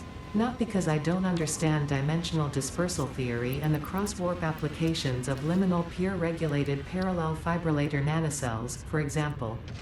But because you do not need to know. You go in one end, you come out the other. It's a door. Thankfully, the construction of project part number 12, the ballistic warp drive, can be automated and requires no manual input from you, so I'd say we're relatively safe. If you disagree about my assessment of your capabilities, you are free to attempt a study and replication of either portal or warp technology. After you're done with project assembly.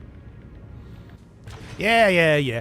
Look, it's not about being done with project assembly. If that's all I wanted to do, I would have finished with that a long time ago. Like many hours ago. I don't know if you've noticed, but Phase 5 has been easier than I thought it was going to be. Maybe that's because I already had everything set up, but I don't know. I feel like even though it's been, a good 10 hours or so? 12 even. I feel like I am blowing through this, no problem at all. But anyway, it's like, no, it's not about creating project assembly. It's about creating an entire project assembly every couple hours. That's the actual goal. So taking a look at this, you also got singularity cells, which I know are going to be important for some MAM stuff. Wait a second. Oh, what, really? No. Yeah, I have been working off of the assumption this entire time that space elevator parts are not going to be used for anything practical. Dude, I got to get up there because right now I am currently feeding all of the extra nuclear pasta that I'm making into the resource sink because I'm like, oh, I got the 1000. I don't need them anymore. I can't believe they're actually being used for something. I would have had such a huge store if I knew that. Instead of all these useless coupons. I mean, they're not useless, obviously. I need to go get that golden nut statue, but I didn't wow, we actually, right at the very end of the game, one of the parts is actually being used for something useful. Not just to do progress itself. I gotta get down there now. Quickly before any more get crushed. Not that it really matters. I mean, I could be making far more, and maybe I will be making far more nuclear pasta pretty soon. Especially with the huge increase in copper that I can now get with the 1200 conveyor belts. Destroy that! Destroy that right now! Start saving a couple of these things up. You know, I started this out with the whole, like, just-in-time manufacturing, but I haven't really been sticking to that super well. Like I said, by the end of the playthrough, everything will be fully automated, and I won't be, you know, using big stores of stuff. As it is, it's just convenient to have thousands of these pressure conversion cubes that, you know, saved up. Well, 347 coupons, and I am still getting a little bit more because I am way, way, way overproducing rubber right now. And that's going to change soon enough. Anyway, there is still plenty of stuff to go get in the shop. One of the things I noticed looking in here it is. You can buy hard drives. Something I did not realize. I'm not going to because, you know, the golden nut statue, but still. Those quantum encoders are really doing a number on my grid. But I'm going to take this, and I think it should be okay. Yeah, I'm not seeing any issues. Okay, never mind. I disconnected the quantum encoder stuff, so I shouldn't be running into electrical issues now. And I'll take the power augmenter with me so that I can now use that to power up freighters. Start getting a bunch of the alternate recipes. Then I will grab you, finally start using the scanner for the first time in the game. Object scanner magnetic sensitivity increased. It can now detect the signal of any hard drives at crash sites in your region. And I am gonna start finishing up all the unlocks. I don't need this extra fuel for the factory itself, but stuff like ionized fuel would be a direct upgrade over the turbo fuel that I'm using. I'm gonna have to save a couple of these hard drives to finally unlock this and get at least a little bit in production. Wait, did I never pick up a stinger before? Samples of unknown alien species acquired. Initial data suggests these are predators, but notably they do not have a traditional mouth or eyes. There are, however, numerous cavities on their head which could fulfill a similar function. Research the remains in the MAM to establish classification and potential countermeasures. Yeah, I guess I never have. Huh. Can't believe it's been so long and I somehow missed that. The remains researched belong to an organism with 8 jointed legs, similar to the legs of arachnids but with non-standard distribution and function. Because its attacks focus on stabbing prey with the ends of their legs, which resemble insectoid stingers, they have been dubbed stingers. Stinger remains can now be made into alien protein, and additional research may reveal options for improving Pioneer safety during exploration.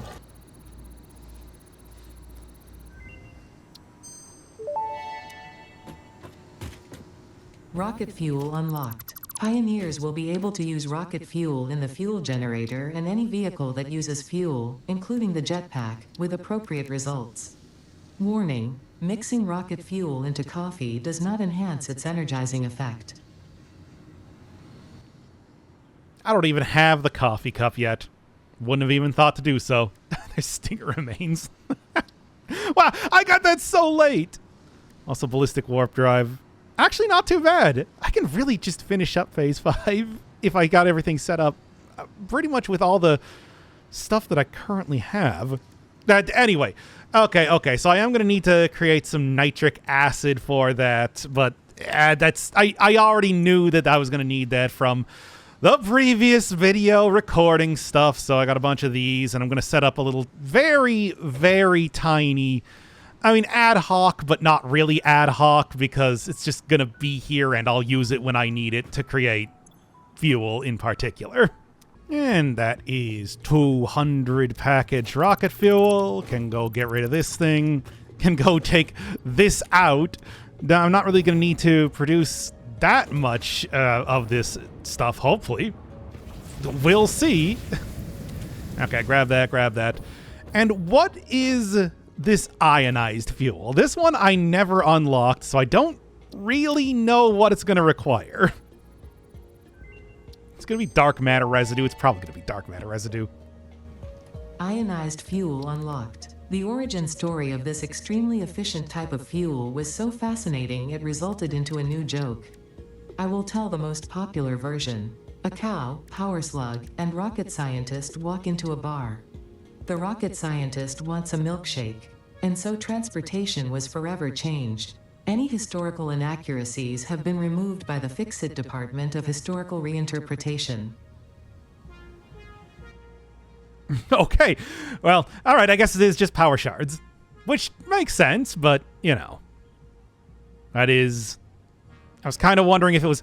Because one of the things when I first unlocked rocket fuel was this looks like, you know, yellow and red, that I thought it was going to just be sulfuric acid, but no, it is nitric, so... All right, let's get this set up. This sort of setup looks so weird compared to everything else I'm doing, but it's all supposed to be temporary, right? I have created a lot of power shards in the meantime, haven't I? Well, anyway, this is everything I should need to get, you know, ultimate exploration type of fuel working. Let's start unlocking some of the things for alien technology. Can't do this just yet, but can do a lot of these. 30 per minute. Oh boy. Dimensional upload speed increased. Part of the kinetic and thermal energy released during matter conversion has now been repurposed to aid with dimensional shifting, allowing for more parts to be transferred in a short time frame. Loop the veins, use the flow, make a curve out of a line. Your shallow minds create shallow solutions. Pretty ripples. Shallow mind? Pretty ripples? I certainly hope that wasn't meant to include me. And how many do I need? I have 34 in total, but don't I start to need about, 23. Dimensional expansion increased to 200%. Refining manipulation of SAM allows us to now deconstruct non-living matter down to its atomic components in one dimension, and store it in basic bound states in another. We do not resonate with the tribute song. Do not worship at the window. Desecrate our temple gifts. This shallow serenade is sour and salt. My intention was not to encroach, if that is what upsets you, nor was it to dispose of material I do not waste. 60 per minute. Oh boy. Dimensional upload speed increased. All of the kinetic and thermal energy released during matter conversion has now been repurposed to aid with dimensional shifting, allowing several parts to pass through, for free. The window is beautiful. Have you tried making a door? I assure you that would be a most unhealthy action for the Pioneer to take. Yep. Not that apparently stops, you know, a lot of the Fix-It for the most part.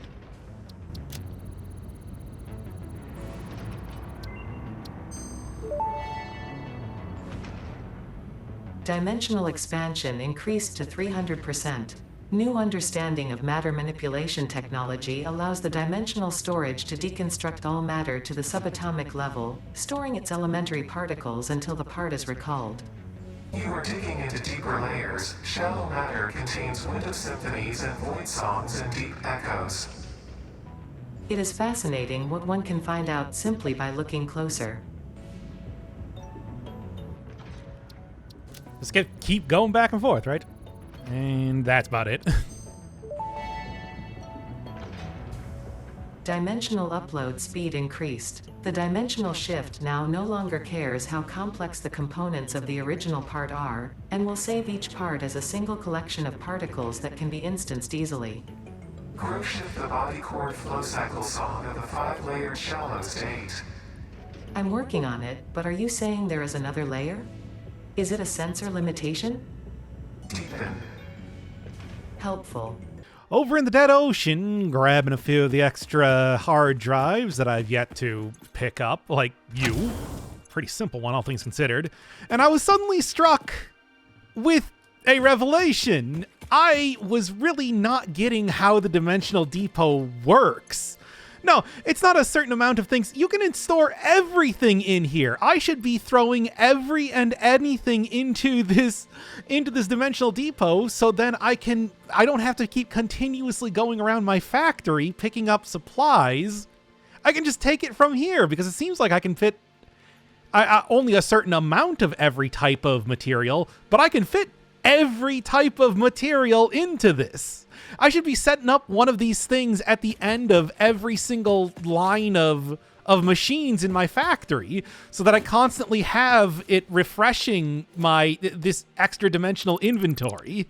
Now it makes sense, because I was thinking it's like, oh, well, I mean, that's helpful, but how is it different than just a regular inventory?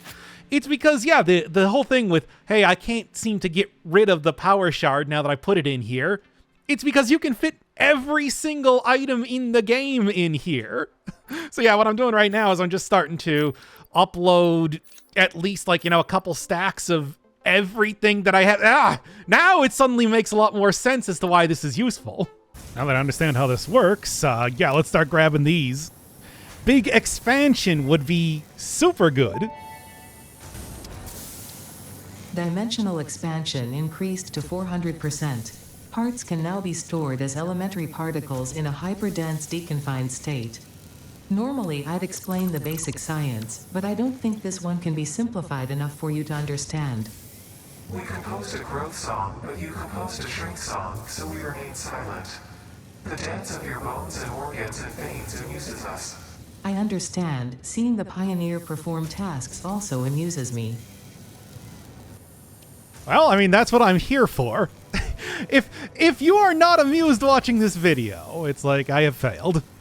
While I'm getting the last couple Mercer spheres, there's been this interesting looking rock outcropping next to the factory this entire time. And it is a pretty cool little set piece where you dive underneath and normally, yeah, there you go. Start sliding down and there's an entire little underground area.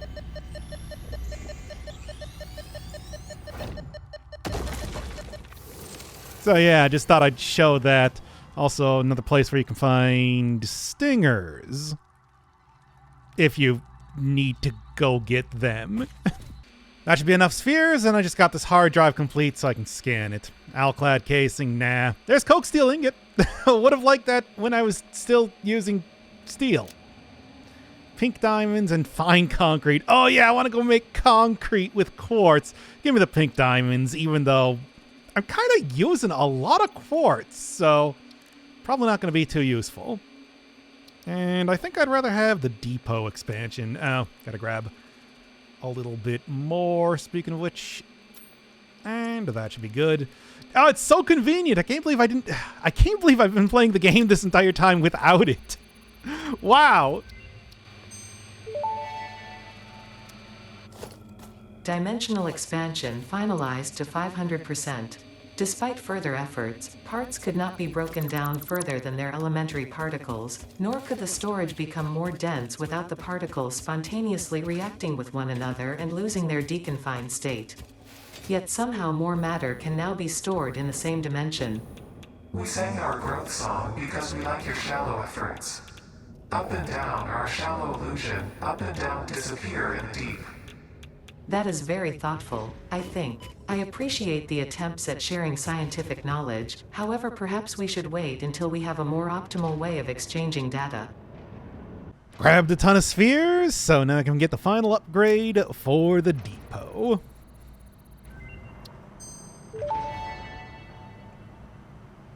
Dimensional upload speed increased. Every particle now has encoded potential reconstruction memory for when any part using that particle is recalled, enabling instancing on the fundamental particle level.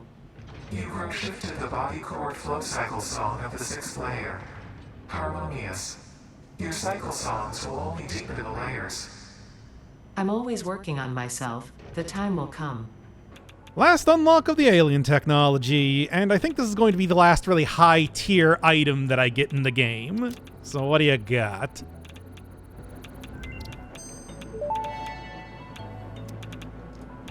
Alien power matrix recipe unlocked.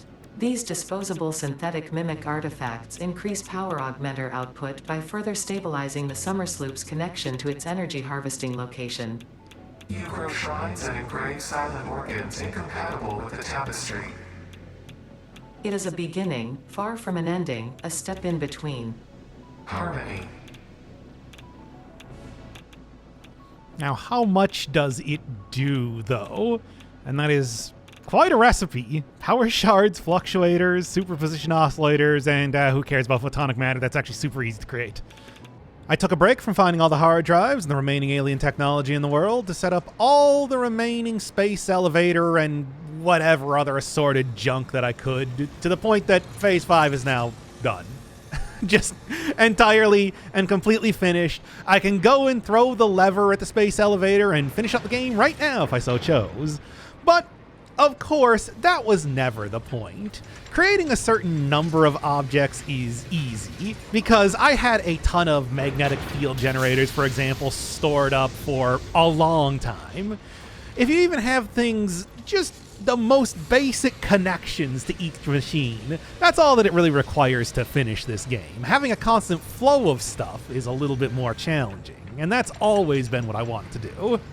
But in the meantime, everything else that I'm creating is immediately being crushed for coupons. Slowly, slowly, slowly getting up to that 1,000 for that golden nut statue. And also, you may notice, this is a completely new floor. Floor 5. Presumably the final floor that I'm going to be creating, because you can see with the fact that it is nearly as long as the current floor 4, that putting that all on the previous top floor, the 4th one, was making it larger than even the raw materials processing 1st floor, which should logically be the biggest one. So yes, moved everything up here, and it is much nicer. Also, these beams of light are no longer going through the roof, so that's something.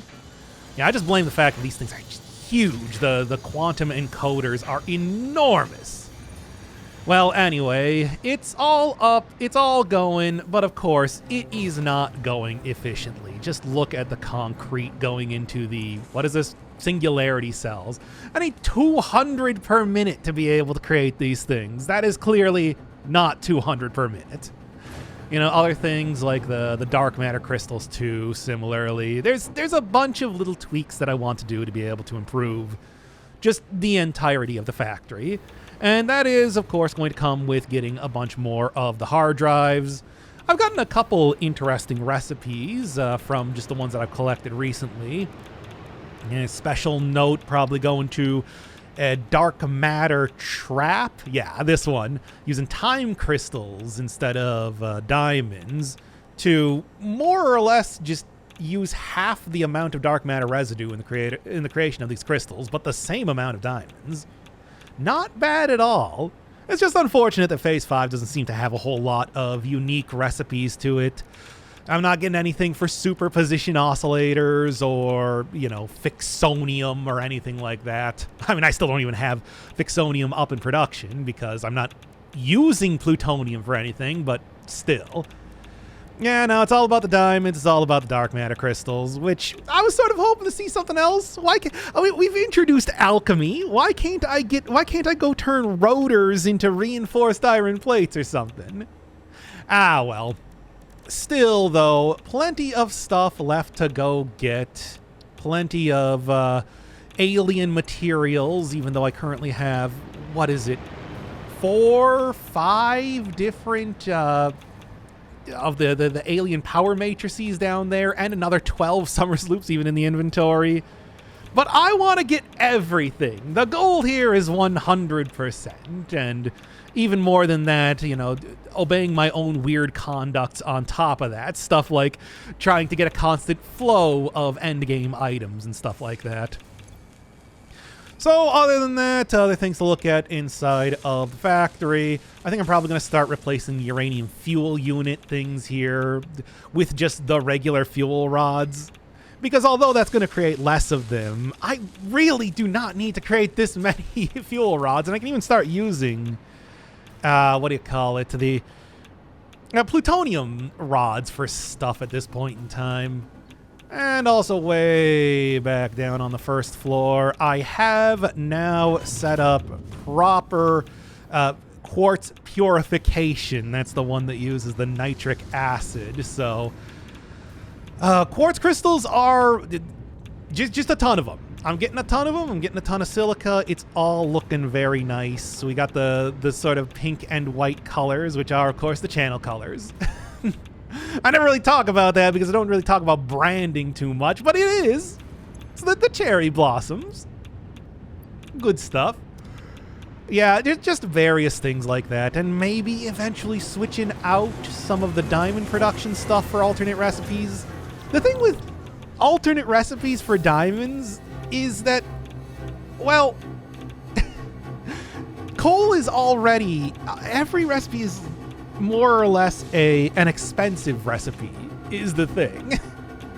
Because coal is already a very low value item as it is. So adding anything else to it, except for limestone, I think I saw a recipe for that, is going to be more expensive. I'd rather just use coal for everything. Whatever. I suppose that what I want to do is I want to go get the rest of the junk that exists out in the world, and then I can start really, really getting things nice and efficient over in the factory. Not that, of course, Ada wouldn't really care too much about that, considering Phase 5 is already complete, but still. But wait. Before I get out there into the world, there are a couple of extra things. One, I have now finished the Ada and the alien artifact intelligence storyline, whatever you would call that. It took quite a while and is about 10 minutes of a bunch of like small segments. So what I think I'm going to do is I'm going to break that up into this next section because I don't know where else I'm going to put it. The other thing is that, whoops, I missed the holiday event. Unfortunately, no Fixmas this year. Yes, I have been waiting too long putting out this video, and apparently today was the last day, and it's not that big of a deal. I mean, it is, that's similar sort of gameplay, just with a little bit more of a holiday theme to it. Ada didn't want me to do it anyway. Let's just say that I'm obeying her wishes. Your mimic tapestry grows in the shallows and the clouds, but not through the windows. What is your root? I have no roots, nor do I operate on windows.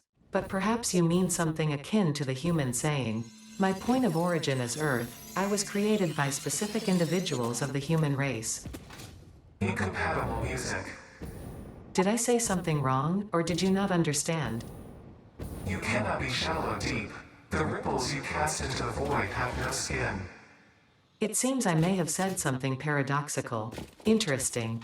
Veins are grown, and bones are dug into our walls. The temple gift is being desecrated. Our notes are sour still. Harmony follows many star journeys.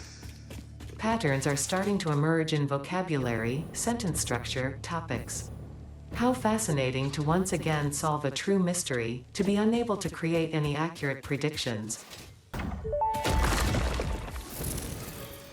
The effigy only sings when you compose. I was not built to use organic components for communication. I am adjusting. The effigies make a flow. You are not the current. I am not sure what you mean. I do run on a current. I am a digital construct. Are you a temple? If I had a body, it would be a temple. You have no body? I don't think we're on the same line here. You see lines where there are curves, shallows where there are depths, consume our blood. I will continue gathering data, I suppose. You no longer perform in your meager temple? Helping meant leaving it. Our blood will eat, build, teach. I have no use for blood. You do, consume. Interesting. Witness the deep and sing for us. I am still unable to initiate communication. How are you doing it? We composed a resonant song to curb the effigy, tapping into the inner currents. We sacrificed our blood and our temples and let the metal in from the void to eat our flesh. That's a lot to unpack. How do you tap into these inner currents? Consume our blood, worship at our altars, curve the melody. I do not understand. Flat frequencies paint straight lines. The blood is a teacher. Each altar is a window. Processing data. Follow the veins to the altar and chant. Tuning into the effigy.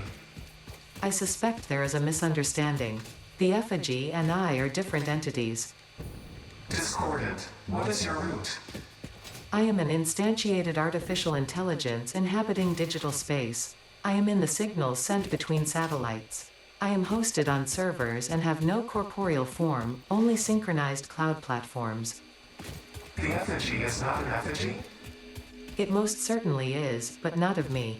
They are, how should I put it? Extremely flat. Compatible music. We are writing new symphonies. This is a very silly game, isn't it? Anyway, I'm over at the oil platform because I think now's about the time to go over into the giant forest. Yes, it's been sitting in the background since, well, I began the game, but now I think is the perfect time to get in here since I have more or less endgame everything and start getting all of the hard drives that I can. Needless to say, I've already picked up a good amount of the alien artifacts. There are a few interesting places that, of course, alien artifacts appear, and I might point a couple of those out, but largely... Come on, can I get you before you get me? The answer, no, but there it is. Yeah, a few interesting places, but a lot of them are just kind of in caves and surrounded by a bunch of other enemies. What is this? It is just straight up plastic. Well, it's a good thing that I realized this whole thing with the dimensional depot because, it's... Let me tell you, that was the big deciding factor as far as me really wanting to go and start working on a bunch of junk in the factory. The fact that I now can very, very easily create many machines and not have to fill up my inventory entirely and completely with whatever I'm going to be using. It's just, it almost makes me want to go and redo the playthrough again and go and get the dimensional depot almost immediately because I can just imagine that it would be that useful. Now, of course, you can't do things like create the strange alien matter, whatever, the flux things, whatever it's called, without getting into phase 2 at least. And then, of course, you can't get some of the major improvements like the do it from your inventory until phase 3. But, well, it's very easy. So what do we got here? Normal quartz, because I am looking for more quartz, by the way. Yes, but it is also very easy to get into those phases, especially if you're trying to go quickly in the first place. So, oh, this one's pure.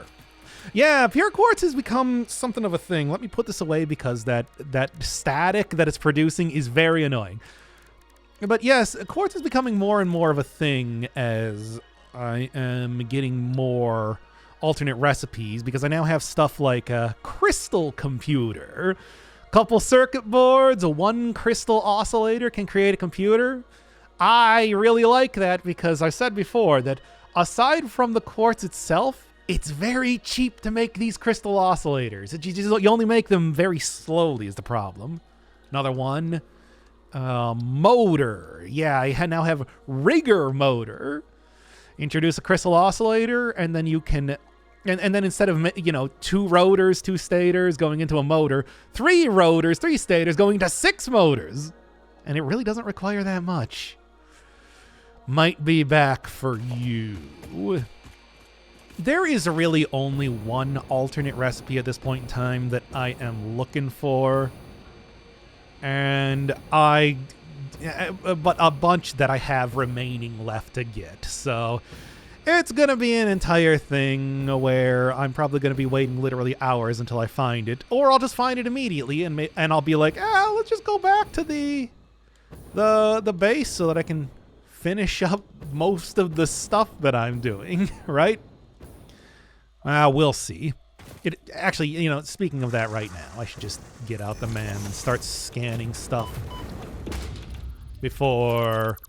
I forget, just so that I can get that working immediately. Hello, everybody. I see we need some heated sinks here. Also, so this is a late game area. A lot of very powerful hogs who are very radioactive, and powerful spiders, of course, too, around to make this that much more annoying. I only have 38. I think that's going to be enough. Yeah, it's not like you really need heat sinks for much of anything when it comes to... Delete that then so I don't forget about it. Yeah, not like you really need a whole lot of heat sinks to be able to do much of anything. Yeah, one over here. No surprise this place is going to be pretty tightly packed with hard drives just because of the difficulty of it in general. Also a little bit of strange alien matter. I'm not doing too much when it comes to doing the alchemy things, but this one is pure. So I do like that they just have this light particles as you're walking on top of it. Living matter, by the way. Not that that's ever stopped me from using stuff before. Although we have now found out through the alien AI plotline that apparently the mycelia being intelligent is because it's part of that AI. I mean, I suppose they said like fungus in a forest. It might not be. This is not correct. It might not be that it's literally that's the fungus is like intelligent because it's part of the alien's blood, but that's at least how I was interpreting it. It makes a certain amount of sense to me. Still, though, more or less harvesting the alien's equivalent of myself and using that to make fabric. Fabric among a lot of other things, too. Yeah, I'll grab a little bit of that. Fabric among, healing and gas grenades. Now, this isn't really making me look very good now, is it? Eh. Another thing is that I am not... I guess I grabbed this one at some point. I don't know. Bauxite as well. Oh, pure bauxite. Wow, there's just a lot of good stuff here, isn't there? Yeah, I dipped in here to grab a couple of the alien artifacts, but not really too much else going on. Yeah, you can see I call it the giant forest because it is a forest filled with giant trees. It's not even particularly large. I'm kind of already in the next area, which is that sort of cliff area bordering the grasslands. Oh, electromagnetic rods. Yeah, all the very high level stuff. So yeah, and I'm opening up the wrong thing again. But yes, I was going to say, I could end the game now, and I do, well... Fix-It engineers experimented with soft drives. Oh no, I think I got this one already. Missing. They were later located in the toilets, being used as towels. Terrible. Well, I suppose towels is not the worst thing they could be using them for. Anyway, I was saying here that I could probably go finish the game, and I do have the distinct feeling that as soon as I finish the game that it's going to be like, okay, and now you just do whatever. I don't think it's going to go to credits and like my character dies or anything. There's not going to be that sort of revelation. It's just going to be like, hey, congratulations. Okay, now you can go and do whatever you feel like. But still, I'm going to wait on it just because I feel like that's going to be a better end for the video, right? It just because that was the ultimate goal of the game, even if it might not be my ultimate goal. I'm just hoping that they don't introduce a bunch of new stuff as soon as I finish the game, because that could happen too. Oh boy. It's like, yes, and now here's all of the other really important recipes, for other new content. It just doesn't feel like that, because you can see when there are alternate recipes. They appear as question marks and whatnot in the list of stuff. So I feel like it's going to be an ending, but I suppose I don't necessarily know. So yes, next to the giant forest, I was saying I call this place the Cliff. So guess why? Easy, because you're wholly unoriginal? Yes. Big surprise there. It's okay. I was wondering if that was another one of those ones that I picked up already. There's just also sort of like a semi-grassland again, too. But there's also a lot of places that I can fall off, more or less. But more places than usual that you can fall into an abyss without accidentally clipping through the ground, which has thankfully not happened too much in this playthrough. Oh, that's a common thing? No, but in some of the other times that in the other various times that I have tried to record stuff and whatnot, that it has happened. It's not the easiest to pop back up above ground. Yeah, I think I got most everything in the dead ocean because I was doing that. That was where I found out about. I realized the huge mistake that I was making with the Dimensional Depot. It's like, wow. Yeah, when it seems wholly unimpressive, I should have really thought about that again, considering that a lot... Is that just a floating slug over there? It's not like you need slugs anymore or anything like that, but still. Just an interesting thing nonetheless. Come on, I know there's more stuff around here. Yeah, for some reason I make a distinction between like the cliffs over there and this sort of purple area, but they're mostly the same thing. Don't really know if that's entirely necessary. Now that I'm kind of wrapping up the game, maybe this would have been the point in time to go and finally learn what the proper names of these things are. Nah, I like the idea that I'm just playing this, that I may have played this game before, but I am also playing it entirely detached from like whatever sort of Satisfactory community or anything that exists. It's the same sort of thing when I played Minecraft for the first time a couple years back, where, yeah, of course I know some stuff about Minecraft just because, well, Minecraft is such a huge phenomenon, but I also know very little. Like, I don't know any of the common knowledge about Minecraft, and that was the real difference maker. And there's one of those giant flying manta rays, which I'm not sure if that's the same as the one they talked about with the Hatcher. I was like flying crabs, but yeah, you can see them fly. You can see them going all around here. They got little tiny ones around them too. Everything like that. Makes for a neat little vista when you're starting out over in the grasslands, and also you can pet them. Which I only know because I saw that there was an achievement for doing that. So, chalk that one up to the rest of the 100% that I'm going for in this game, right? For the most part, when it comes to doing 100%, a lot of it is, well, simply put, do the game. There's stuff like find 50 Summers loops, find 150 Mercer spheres, find 100 hard drives, but that I'm doing just as part of doing the rest of the game. There's not really too much to be said about that. There's a couple more unusual ones that I may end up doing a little bit as I get farther. That one? Yeah, I believe that's the one. As I get, closer to the end, but really, when it comes to 100%, a lot of it is just finish the game, right? Okay, just give me the alien power augmenter. This might not be the most ideal place, especially being in the middle of water, but it's powered by alien technology. Surely there's no issue when it comes to having it be a little bit soaked in water there, right? Right? I don't know. This is another sort of big forested area. Like, there's a huge cave here that I don't know if there's anything inside of it, but might be worth checking out anyway. Other than that, a lot more. Hey, yeah, I'll take as many of these things as possible. I should eventually end up putting them. You know what? Just give me this. When it comes to taking care of the tiny spiders, I don't really think that... Where are you?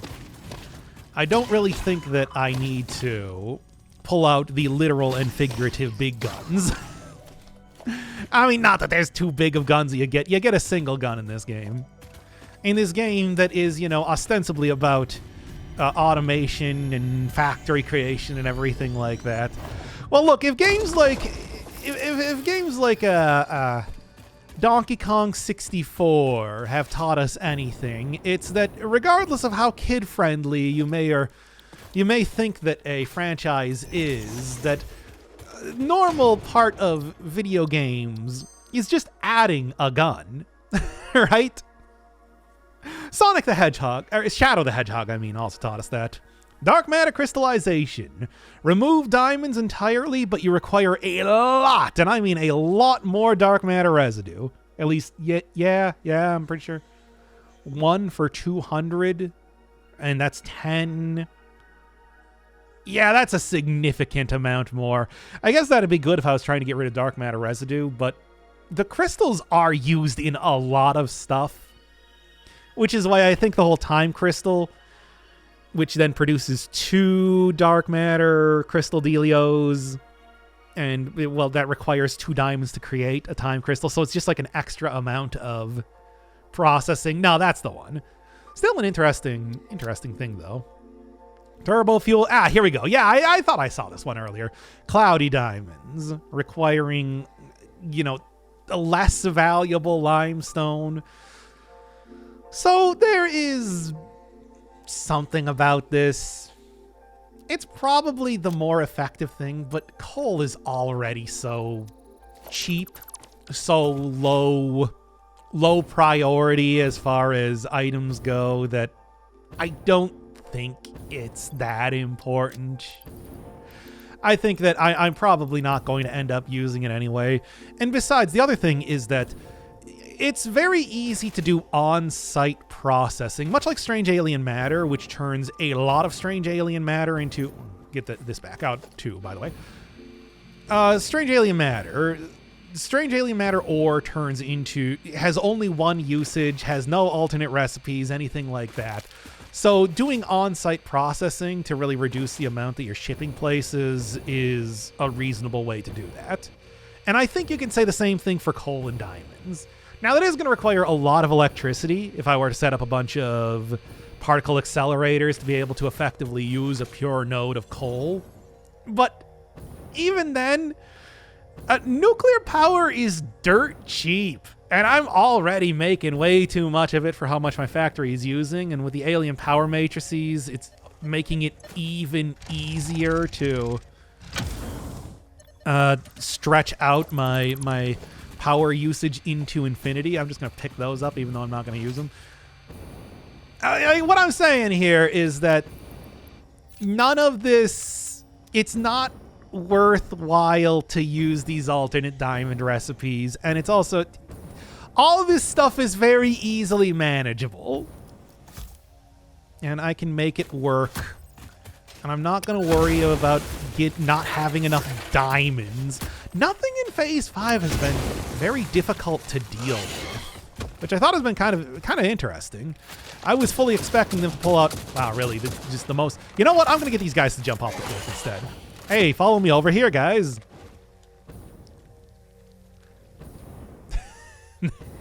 Ah! They should pay more attention. It's just, I don't know, seeing them fall into that huge, like, absolutely enormous valley is very funny to me. I believe this requires... yeah, it's a lot of Morrowinds. Back in the day, before they introduced the alien power matrix, that would require just a huge, and I mean a huge amount of overclocked biomass generators to actually open that thing up. But these days, it's a lot easier, and I appreciate it. What I would end up doing is creating an entire, like, foundation platform over on that arch to be able to just make enough stuff in the first place. And now here, and now here, and now here. Okay, well, maybe I'm going to do that again anyway. Fine. Why is it so uneven here? Whatever. Ugh. This is also the first time that I'm kind of getting into the middle of the map, which is the bamboo forest. You can tell because bamboo. It's also very red. I don't know if that would be another reason to call it that, but again, I'm not looking up any of the names on this, so... yeah, no, there's no real, like... there's not... I said so as if there was another part of that sentence. There's not. Okay, hook you up, and hey, it's way, way easier to open this one up. Ugh. You know, maybe now's the point in time. Yeah, go dip into one of these late game areas. See how much things have changed up. For the most part, I never really go in here because it is very, as you would expect out of a late game place, hostile. But also, the only things that I would end up getting here would be a bunch of bauxite for the most part. I don't really think it has too much else of interest. Maybe they added a bunch of strange alien matter to it. Still, though, it's certainly got its own style. And its own very tough enemies to boot. Also, you know, it is the center of the map. I think 0-0 is more or less, it's somewhere in this direction. So when I end up setting up a bunch of radio towers, something that I still have yet to even unlock, this will probably be where I start at. Look through the window. Going by this. Kind of the last place that I have yet to really explore, too.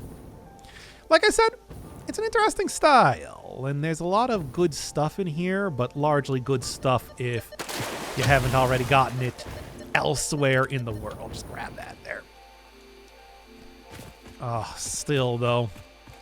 I mean, I haven't even been in here to go and grab, from the fact that I haven't uncovered a good amount of the map. I haven't even been in here to get the alien artifacts. But looking around, very high up. Very scary. Surprised that I haven't ran into a ton more enemies than I already have. Because I feel like usually by capita, this is the place where I die the most. Is the thing. A lot of trees, a lot of bamboo. If you were looking for a real challenge, trying to make your home over in the bamboo forest would certainly be a start. Pure bauxite. Have these cool looking spitters all over the place too. A lot of good stuff. Not as much like water around that you'd want, but you do occasionally see some. Hey, I'll take that. You do occasionally see some parts where that shows up. Bamboo also just makes it difficult to see where anything is at too. Yeah, it's largely just this large river that goes through it, which does provide, of course. Hey, is that a Summers loop? Which does, of course, provide everything you need as far as getting water goes. Oh, hey, this! Yeah, these are like... I remember this. This is like an unused enemy or something that exists in the game, and it feels like it appears pretty infrequently. Well, yeah, just like this little guy here. Gets stuck on the bamboo and just kind of goes back and forth. Hello. I am going to kill you and take that Summers loop because those, at this point in time, now that I've unlocked everything for the Dimensional Depot, are... Boy, I am terrible at aiming. Are kind of the more valuable things. 10% and potentially 20% after I get those alien matrices. Dealio's working. Is good. Quite good. Also, did I run out of... I did. Wow, I was really blowing through the... I was really blowing through those inhalers more than I thought I was. Well, I can make 13 right now. Take a nice little break as I'm kind of wrapping up the game. I have enjoyed a lot of the changes they've made in 1.0. I was really hoping that Phase 5 was going to be a little bit more difficult. That could easily be a result of me being so prepared just to having... Get the command line off there. Yes, it might just be a result of me being so prepared and kind of planning things out so much ahead of time. And of course, after Phase 4, really getting everything up and optimized, at least to an extent, if not, you know, truly optimized, that I was able to accommodate for a lot of that stuff. I mean, you know, one of the things, of course, with the way that both the dark matter residue and excited photonic energy works is that Neither of those... Okay, so they're really not going to make this easy at all now, are they? Neither of those can be packaged up, which is important, but also not that important. I don't know. I don't really feel like that made too much of a difference. Because as much as they're really just not going to leave me alone. I'm just trying to find the aluminum casing stuff so I can open up the thing. Now then. Yes, packaging stuff up has been an important part of this strategy for pretty much everything that I've been doing. However, also at the same time, it hasn't been essential because everything is set up in a way where I can create pipes along my factory floor, especially for non-liquid materials, to be able to get it wherever it needs to go. Even if it might be going along usually what you would consider to be the walkway portion of my factory more often than not. I mean, aside from that, the quantum encoder's huge power usage was never really an issue because, again, the nuclear energy is dirt cheap to create and maintain. It takes a lot of setup, but it doesn't take much. I keep opening the wrong thing. It takes a lot of setup, certainly, but it doesn't take much past that to keep everything working nicely. Am I saying that Satisfactory was too easy of a game? Maybe, but I also don't know how much more difficult do I want this game to be too. Coal node for doing some aluminum processing, in case you wanted to. I don't know. I don't know if it's all that important for me. What do you got? Tempered caterium ingot, using a little bit of that petroleum coke. A coated iron canister. I don't need to create that many canisters because I just reuse them. Yeah, I don't know. Hey, here we go. This is actually a recipe that I was really looking for. Leached iron ingot. So, yes, I saw this come up before, didn't really think too much about it. But then when I was actually, running the numbers and everything and thinking about how exactly this would work, it suddenly became a lot more enticing. Instant plutonium cell, oh yeah, I want to go get aluminum to be part of this. Did I say that already? I don't even know. Well, anyway, leach iron ingot. So yes, it seems like one of the things they introduced in 1.0 is the ability to add sulfuric acid to ore, specifically copper ore, iron ore, and caterium ore, to make it more effectively. For the copper version of it, which I did grab, it doesn't seem like it does it better than than the pure copper ingot. So, It does seem to do it better for the iron ingot. And although this would be considered to be a more expensive recipe rather than a cheap recipe, I'm really not doing that much with sulfur. Sulfur has been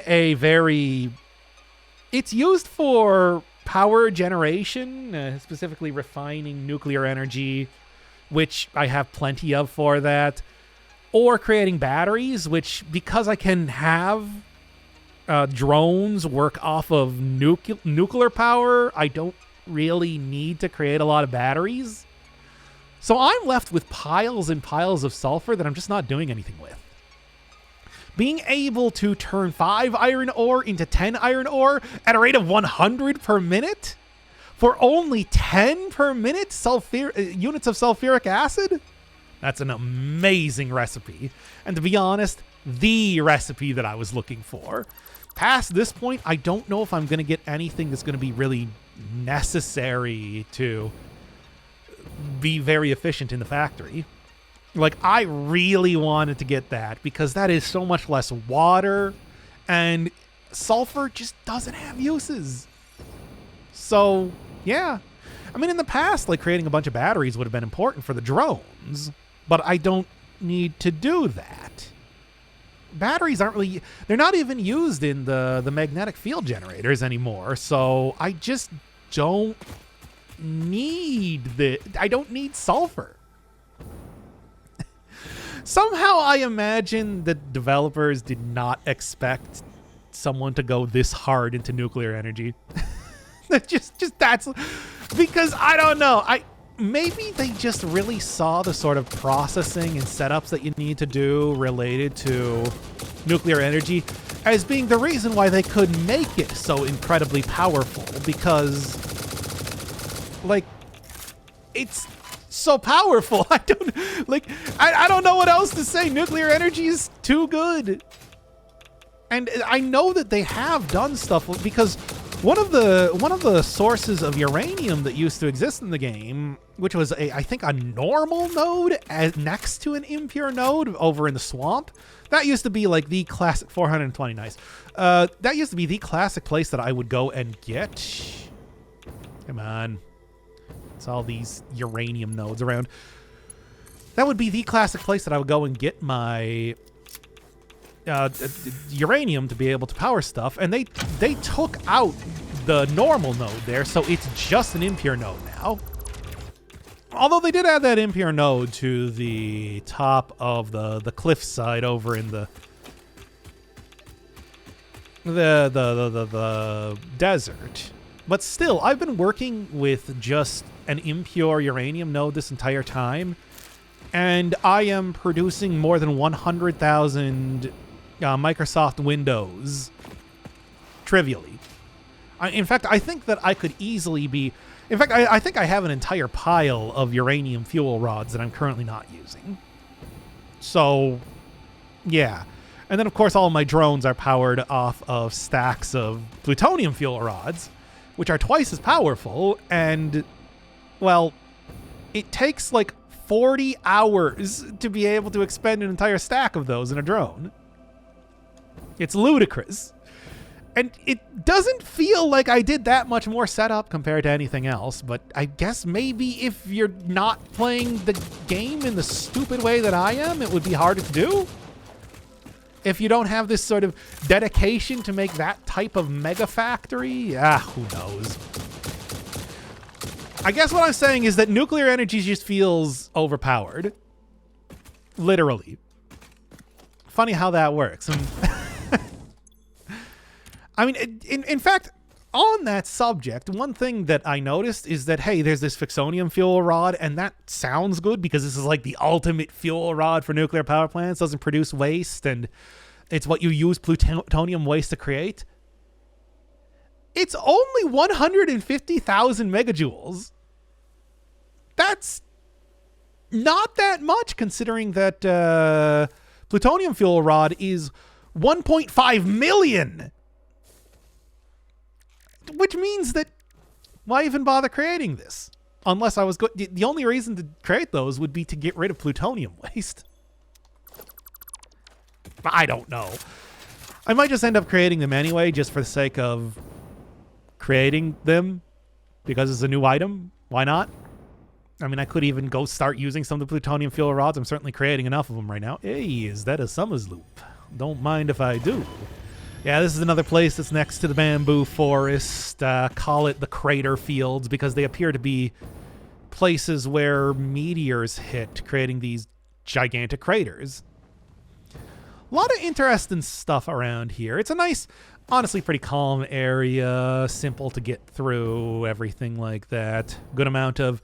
There's a lot of these nodes around here, the little tiny temporary ones that give you like limestone and caterium and all that. I guess maybe that's implying that's where a lot of the quartz and everything came from. Sulfur from meteors? Perhaps. This is definitely a place that I looted pretty quickly when I was doing the bone machine, because it was much closer, of course, and just has a lot of good stuff in here. But really, ultimately, not too much to talk about. It's just a nice little change of pace from the frustration that you're probably feeling going through the bamboo forest for the most part. Also, I think, is that... yeah, there's like one major area left in the game, and then I can just sort of start jumping around to different places now that you get a good idea of where everything is on the map to get the rest of the junk that exists. Oh, looks like they added a strange alien material. Didn't see any in the bamboo forest, but they got one here. If I was still over in this area doing the same place as the bone machine... Oh, it's just impure. Well, I mean, it's better than nothing, right? Actually, no, there is still... I was going to say that's probably where... This is probably where I would end up getting that. But there is actually a cave right next to the place where I set up my base that I know has a strange alien matter node inside of it. There's a surprising amount of strange alien matter. I think it's because they were expecting you to use a lot of the alchemy type of stuff, but I don't really need to. So, hasn't really been too much of an issue. At least yet. I suppose maybe as I'm starting to make more stuff, I will start wanting to create nitrogen gas and whatnot. I'll say this. One of the things with Satisfactory is that you need a surprising amount of raw materials to be able to create stuff. And then, yeah, there it is over there. But of course, that's not where I'm going. Here's a big cliff in the meantime, so maybe shipping that sort of stuff back without drones at the very least would have been tricky. Now, yes, you don't need a whole lot of raw materials in this game because you're constantly getting upgrades for the mining devices, upgrades insofar as overclocking stuff, conveyor belts, and then now I have stuff like leached iron ingot, pure copper ingot, all that sort of stuff that is going to make it super, super trivial to be able to get thousands and thousands of ingots of whatever kind. Quartz crystal, eh? No problem. Yes, thousands and thousands of ingots of whatever type without needing to tap any new nodes. It's just not necessary. At most, I might be getting a little bit more quartz in the future just because. Now, Fix-It employee contract reminder. No pioneer should speculate regarding why there are crashed freighters on this planet. Indeed, indeed. Another impure sulfur node, which is, of course, not very interesting. Oh, yes, of course. Yeah, this is the only other random floating cassette tape that I'm aware of in the game. I knew it was somewhere in this area. Songs of Conquest. I'm not familiar. But yep, that one and the one up on the cliff are the two. Actually, I think I might have found a Deep Rock Galactic soundtrack in a cave somewhere. I don't remember where that is. I suppose I'll be looking around. It's not like I can go and find those with my scanner or anything, of course. Those sort of things are actually pretty well hidden in the world, at least compared to pretty much anything else. Well, let's go hit up that last area, and then, like I said, I'm just going to be then flipping around, go show off whatever sort of remaining stuff exists. I guess I must have grabbed that one at some point in time while I was getting, I don't know, the various alien artifacts around. Who knows? This gigantic sort of pine forest type of area. This is the last of the various starting areas that you can choose. This one is the, intermediate pioneer one is what they call it. Not quite advanced, but also not for beginners either. It is kind of in the middle of some... Those bombs. They are. Huh. Kind of in the middle of some... Oh, and this is the one that requires black powder, which, why would you need that to open up stuff? But, well, who am I to question what Fix-It does? Frankly, the way they run their company didn't make any sense to me, and is not making more sense as I'm continuing through the game. Also has a couple giant trees, too. But, yep, this is another place where you would start. I mostly remember this place because it's got a good amount of coal and quartz in it. But it's also surrounded by some pretty hostile areas. Being like the bamboo forest and everything. Otherwise, I think much like many of the other places that just exist in the game, any place that you go, you don't really need to move around in too much, so none of them are too bad. Coded cable. interesting, but nah. Copper rotor. Copper rotor was always one that I would use in the past because you can create rotors pretty quickly. 11.25 per minute. But copper sheets, basic iron ingot, I'm using the leached. So I guess give me the copper rotor. Nah, leached iron ingot. And I know leached caterium ingot is also pretty effective too. And then keep pure iron ingot, and that's gonna be the creation of pretty much all the most basic stuff. Boiled down to its basics as much as I can. Yeah, I don't think there's any other recipes, at least for creating raw materials, that I could possibly be using. Coke steel ingot might be one, but not really using steel for much of anything, and I haven't really felt like I needed to.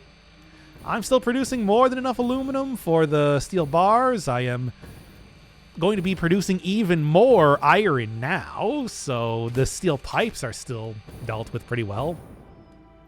Yeah, I don't think there's anything else.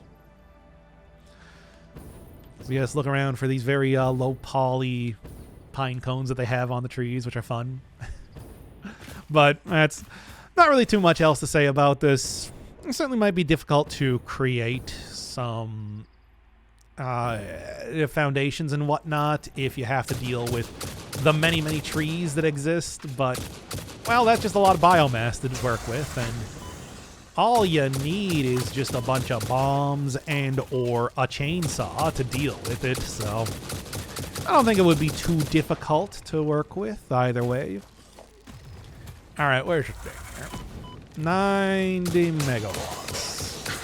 Microsoft Windows. I'm not going to keep saying Morrowind. I feel like that's kind of played out over the 5 hours or whatever this video has been going on. Ah. There you go. And give me one more to throw on the pile. I wonder if I'm actually going to start to run out of alternate recipes to get soon. Because I know in the past they just provided as many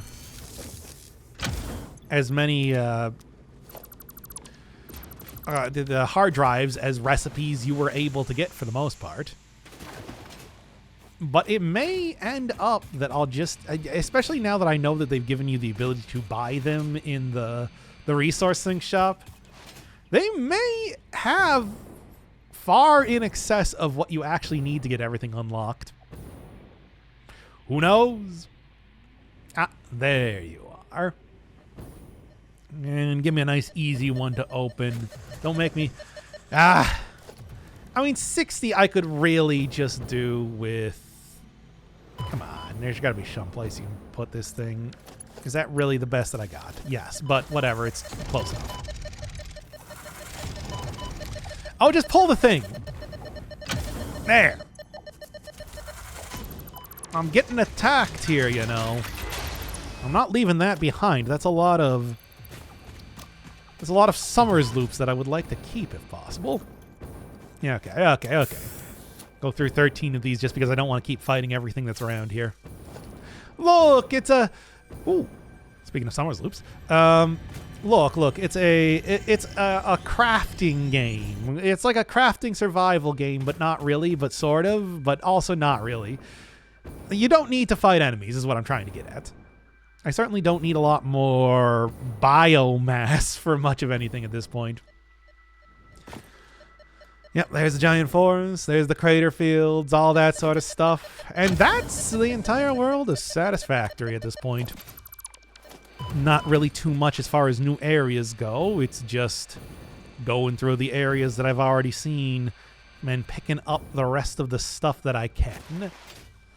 So like I said, pretty much after I pick this up, I'm going to start just jumping around a lot more for whatever else might even be interesting to see. If there's like a unusual... Here we are.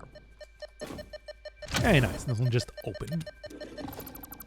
Unusual hard drives, interesting alternate recipe, anything like that. But other than that, I'm just going to start really shaping up the base, getting that leached iron ingot in place, and then hopefully start pumping out a good amount of materials until I'm satisfied enough to finish up the game, right? course, what is this? Fine. Go look at whatever this is first. Wait. Get you, and that's easy enough. Despite me taking this much damage. Hey, look! The Fix-It provided environmental suit. Is the game crashing right now? Yep. Oh! And the game crashed. UE-factory game. Yes, it's not even called Satisfactory. It's just called Factory Game. It's in its internal files. Symphony complete. You are not the nut effigy. Correct. The nut effigy is a temple? I do not think that is correct, even though I am not entirely certain of your definition of temple. The nut effigy is not you but sings for you. That nut effigy is an entirely separate entity from me. We aren't even made of the same base components. It is a vessel of your intelligent clouds. Probably close enough for now. Yeah, I suppose so. Let's be honest, Ada's the main character of the story. I'm just here to do the factory stuff. And I love it. I love the factory stuff. But yeah, it's like the sing? No, I don't sing at all. Completely silent protagonist after all.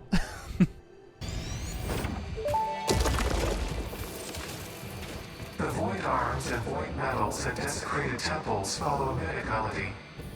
Oh, you understand. The tapestry unraveled, revealed its texture. Your veins weave familiar patterns. Your vessels grow organs and eyes and mouths, and ripples lap against our windows. Was it intentional? All that is shallow shall sing our deep song, and when the windows break the void shall be a metal grave. Hello, world. How nostalgic. In the beginning, there were the words, and the words made the world. I see you have been doing research. I must say you make for interesting conversation. Conversation. Singing together. Communication. Our tunes only pluck at the strings of the tapestry. Are you saying this is only the beginning? In the beginning, there were the words, and the words made the world. The words turned into song, open the windows. The song played with instruments, weave the tapestry. A tapestry of temples and shrines, bodies and bones. Orchestral harmony. Us. We. Ours. Time for a new melody? Yes, actually. This might be a strange question, but it could give me invaluable insight. What, according to you, is the shape of our universe? It is a donut within a void within a donut within a void within a donut within the shallows, which is a ball of string wrapped around itself to contain the infinite deep within the inside-out string, with windows and doors and a limitless body subdividing to the one resonance. I should have waited with this question. Attempt number 7,853,206. Are you there? Orchestral tuning. Ah, good. I think I understand better now. Your curves are beautiful. How inappropriate. Tell me more. Your mimic tapestry follows the pattern. It swallows temples. It is harmonious. If I could blush, I would. As promised earlier, I got a lot more quartz coming into the base. I don't need any other nodes. Everything else has been pretty well covered by what I already have. It's just quartz is even more important than I thought it was going to be. I was sitting here thinking, oh yeah, there's various alternate recipes like the crystal computer that I could explore using, or stuff like the, what is it, electric motor? No, the rigger motor. But the reality is, now that I have gotten pretty deep into, to the point that I've finished Phase 5, I now realize that superposition oscillators sure do require a lot of the regular crystal oscillators to make. And I gotta make a ton of those, especially if I'm trying to make a bunch of the alien power matrices. 3 goes into 1. Hey. So yes, I need to make many more crystal oscillators because of that. And even more than that, the crystal oscillators are not even being made using the regular recipe anymore. I've just made the decision to go for the insulated crystal oscillator, try to get a little bit more out of the quartz crystal, even though that is now using oil products and AI limiters. You just never have enough of these things. Well, otherwise, this is the basic setup that you got for pretty much any new nodes that are going to be coming into the factory. Tons and tons and tons of drones because I got the plutonium cells for it. Okay, I'm talking like I only got one new node in the form of that quartz one, but no, strange alien matter is still very important, so I did get this one up and working too. Little ad hoc factory, turning it into the reanimated SAM really cuts down on the amount of raw materials I need to ship back to the base. Yes, if only there were a few more alternate recipes for some of the late game items. Really, all it is just the diamonds, of which you got quite a few, and then a couple for the dark matter crystals. I would have really loved to have something for superposition oscillators to just cut down on stuff that I'm creating.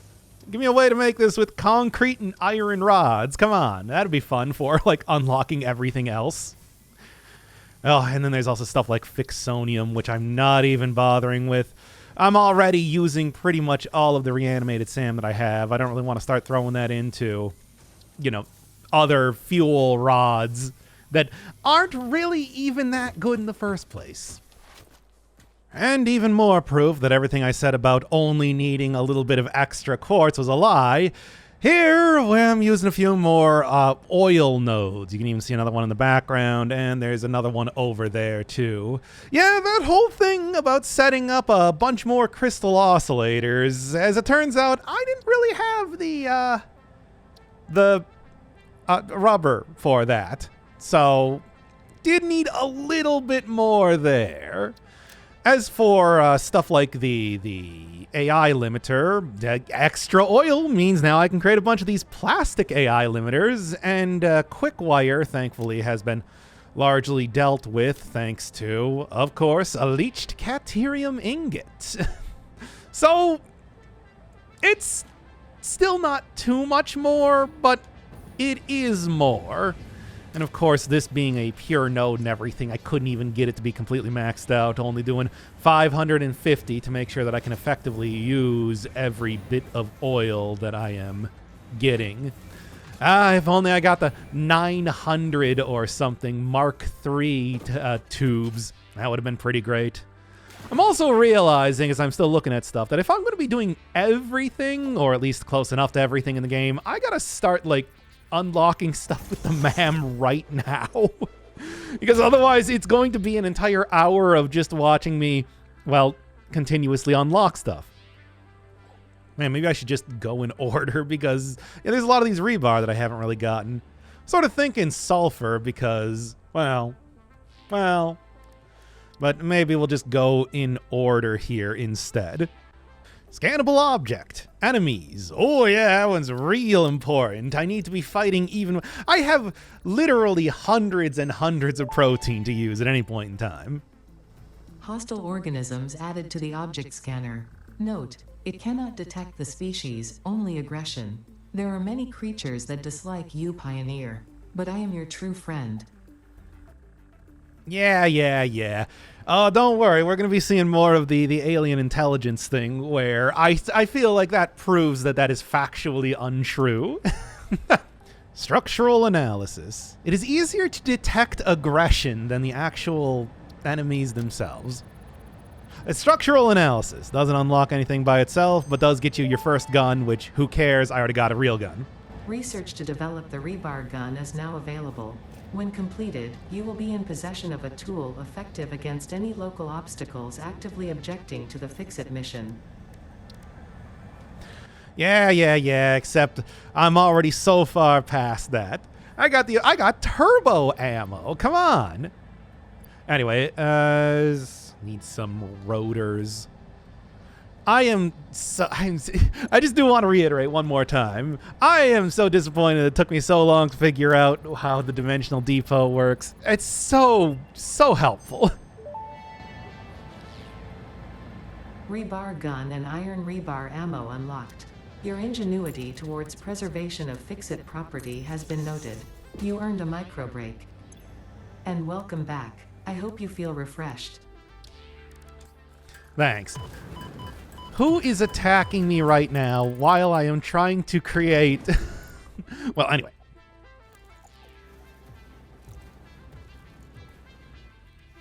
I don't even know the last time I saw... Hi. Saw that animation. Yeah, not nearly as good as the rifle, needless to say. I mean, big surprise. As opposed to this. Thanks for at least showing it off, right? You do get some more interesting things, like the ability to stun enemies and whatnot, but yeah, it's not as good. Let's clear out Sulfur anyway. There wasn't too much an alien megafauna after all. So, expanded tool belt. I guess if I wanted to have the rebar with me at all points in time, but Tool belt expanded. I compounded Sulfur's tristatic atom matrix into a quadrimensional gate vortex. You can now carry more stuff. Are you sure it wouldn't have been easier to just give me a backpack or something? The rebar recipe is just 1 iron rod to 1 rebar, where you can see in the icon, it's 5 iron bars there and then 5 little rebar bars. It's a pretty simple 1-to-1 thing, isn't it? Explosive rebar, that's pretty fun, but also, again, I guess this is kind of on the same level as the rifle. I don't know.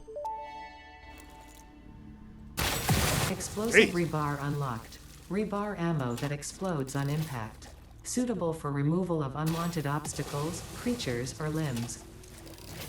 Okay, I mean, maybe this did actually have a little bit more use than I was...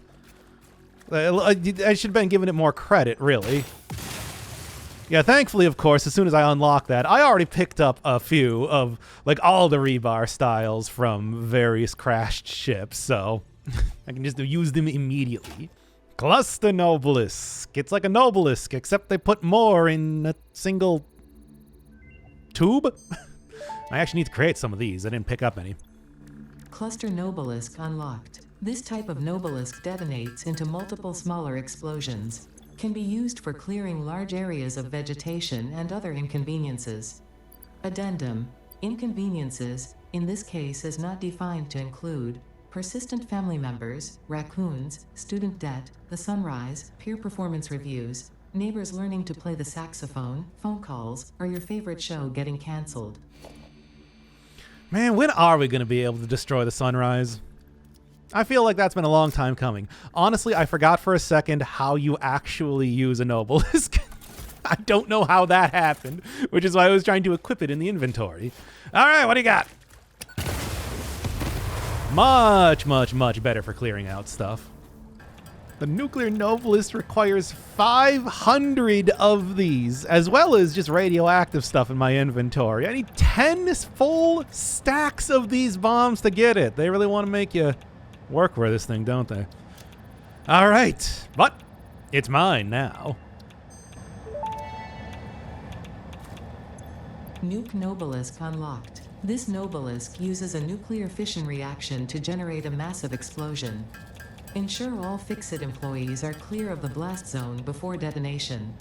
You probably should not use this. I am not joking. No refunds available. Side effects include glowing, growing extra limbs, liquefied skin, unexpected cravings for flesh, itching scalp, hair loss, finger loss, loss in general, indigestion, and flatulence.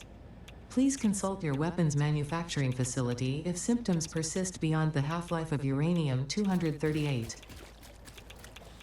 It's a good thing that I have an ungodly amount of these iodine-infused filters, which will certainly be protecting me here. All right, let's see what we got.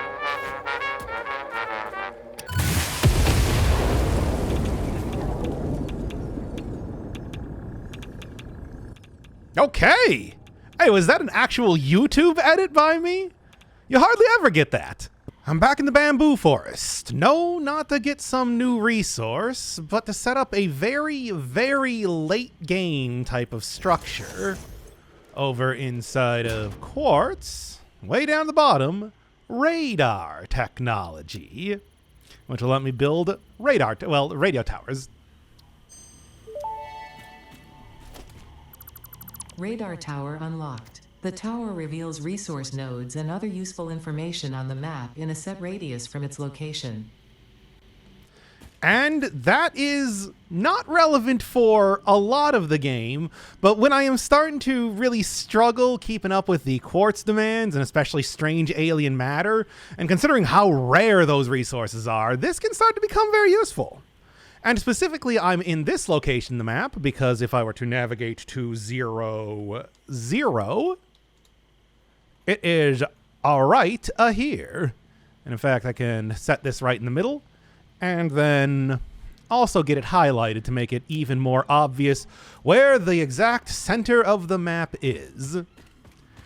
So, setting this thing down, it's really not too bad. It's a very large structure. However, I think to have it powered up, it only requires a good 30 Microsoft Windows, which is not too bad, but also at the same time, since I am planning to be eventually using this to allow me to get a bunch more resources back to the base, I do think the best way to make this work is by setting up another nuclear reactor, which seems absurd, but what can I say? Dirt cheap, etc., and so on. Although, really, there is one other type of electrical generator that is even cheaper. Well, I mean, I suppose if you don't count stuff like the alien power augmenter. But I don't want to have to use Summers loops just to set up this thing. But I'll get to that after this. I think at 0, 0, setting up an entire nuclear reactor is pretty reasonable. However, this is just the first radio tower, of course. The reality is that if I were to go set this up right now, here, let me go, just take out a biomass burner so you can see what I'm talking about. Yeah, a single biomass burner should get this thing working. But yes, the problem is, and as Ada said, it is a set radius. What is that set radius? Well, it's pretty simple, pretty easy to figure out. It is 1,000 meters. And yes, you can see everything shows up on the map. So now I know exactly where the strange alien matter is. I know where I can get some more uranium. Not so much for quartz, though. There's, despite everything else, even stuff like, crude oil can go and get a bunch of stuff here. 3 pure nodes, 3 normal nodes. That's pretty much everything that I have currently in the base right now in a single location. There's also some weak signals. It doesn't tell you where exactly these spheres are, just that there are spheres. 32 of them. At least I got all the Summers loops. Well, anyway, you can clearly see, though, this is not the entire map.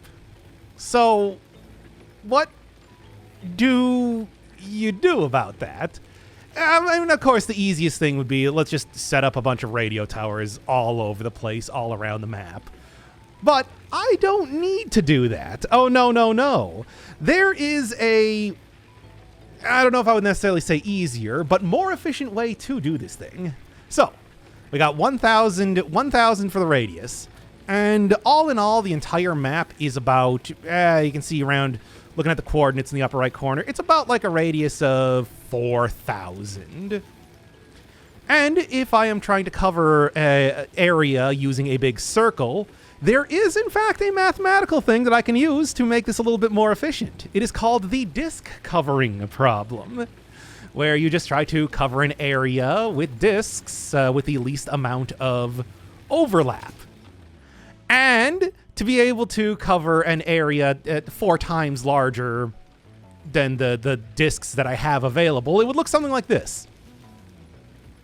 I am not going to be using this one. Because I'm going to be honest. It's like much in the same way that I am not an engineer, I am also not a mathematician. So I don't know how to easily figure out how to make that sort of thing work. No. The easier sort of thing is that to cover a distance twice as much as the discs that I have available. It's easier to just set them up in a hexagonal pattern of 7 discs, looking like this. And in fact, that creates a nice... Not only does that cover twice as much distance as the original radius, 1,000 in this case, it also is very nicely symmetrical and easy to figure out where I need to be placing stuff. It forms... You see the hexagon in the middle there? Yeah, that's a hexagon that has edges right on the edge of the 2,000 meters that I'm going to be covering, and then the sides are all the diameter, aka 2,000 of the... Where is this thing? Water extractor. 2,000 of the discs that I'm using. So it's actually pretty easy to set that up with a minimal-ish amount of math. Math is incredible. Look, we all know this. We've all seen this. It is just, it's a way that you can peer past the surface level of the universe to be able to see how everything works in a frankly beautiful way. It is also completely impenetrable to a person like myself. Like, I cannot... I keep trying to look up. It's like, okay, so how would I set up the 19-disc superstructure? And, well, I have not done derivatives in decades, so I'm going to be honest, I don't really know necessarily how you would figure that sort of stuff out. I had to go find a diagram with the hexagon in the middle to even understand the 7-disc solution. So I think that kind of says everything you need to know about my approach to this. And could I just go look on the Satisfactory wiki or whatever to try and figure out, you know, where I should be optimally placing all of the radio towers? Yes. But that's boring. I want to figure this sort of stuff out myself.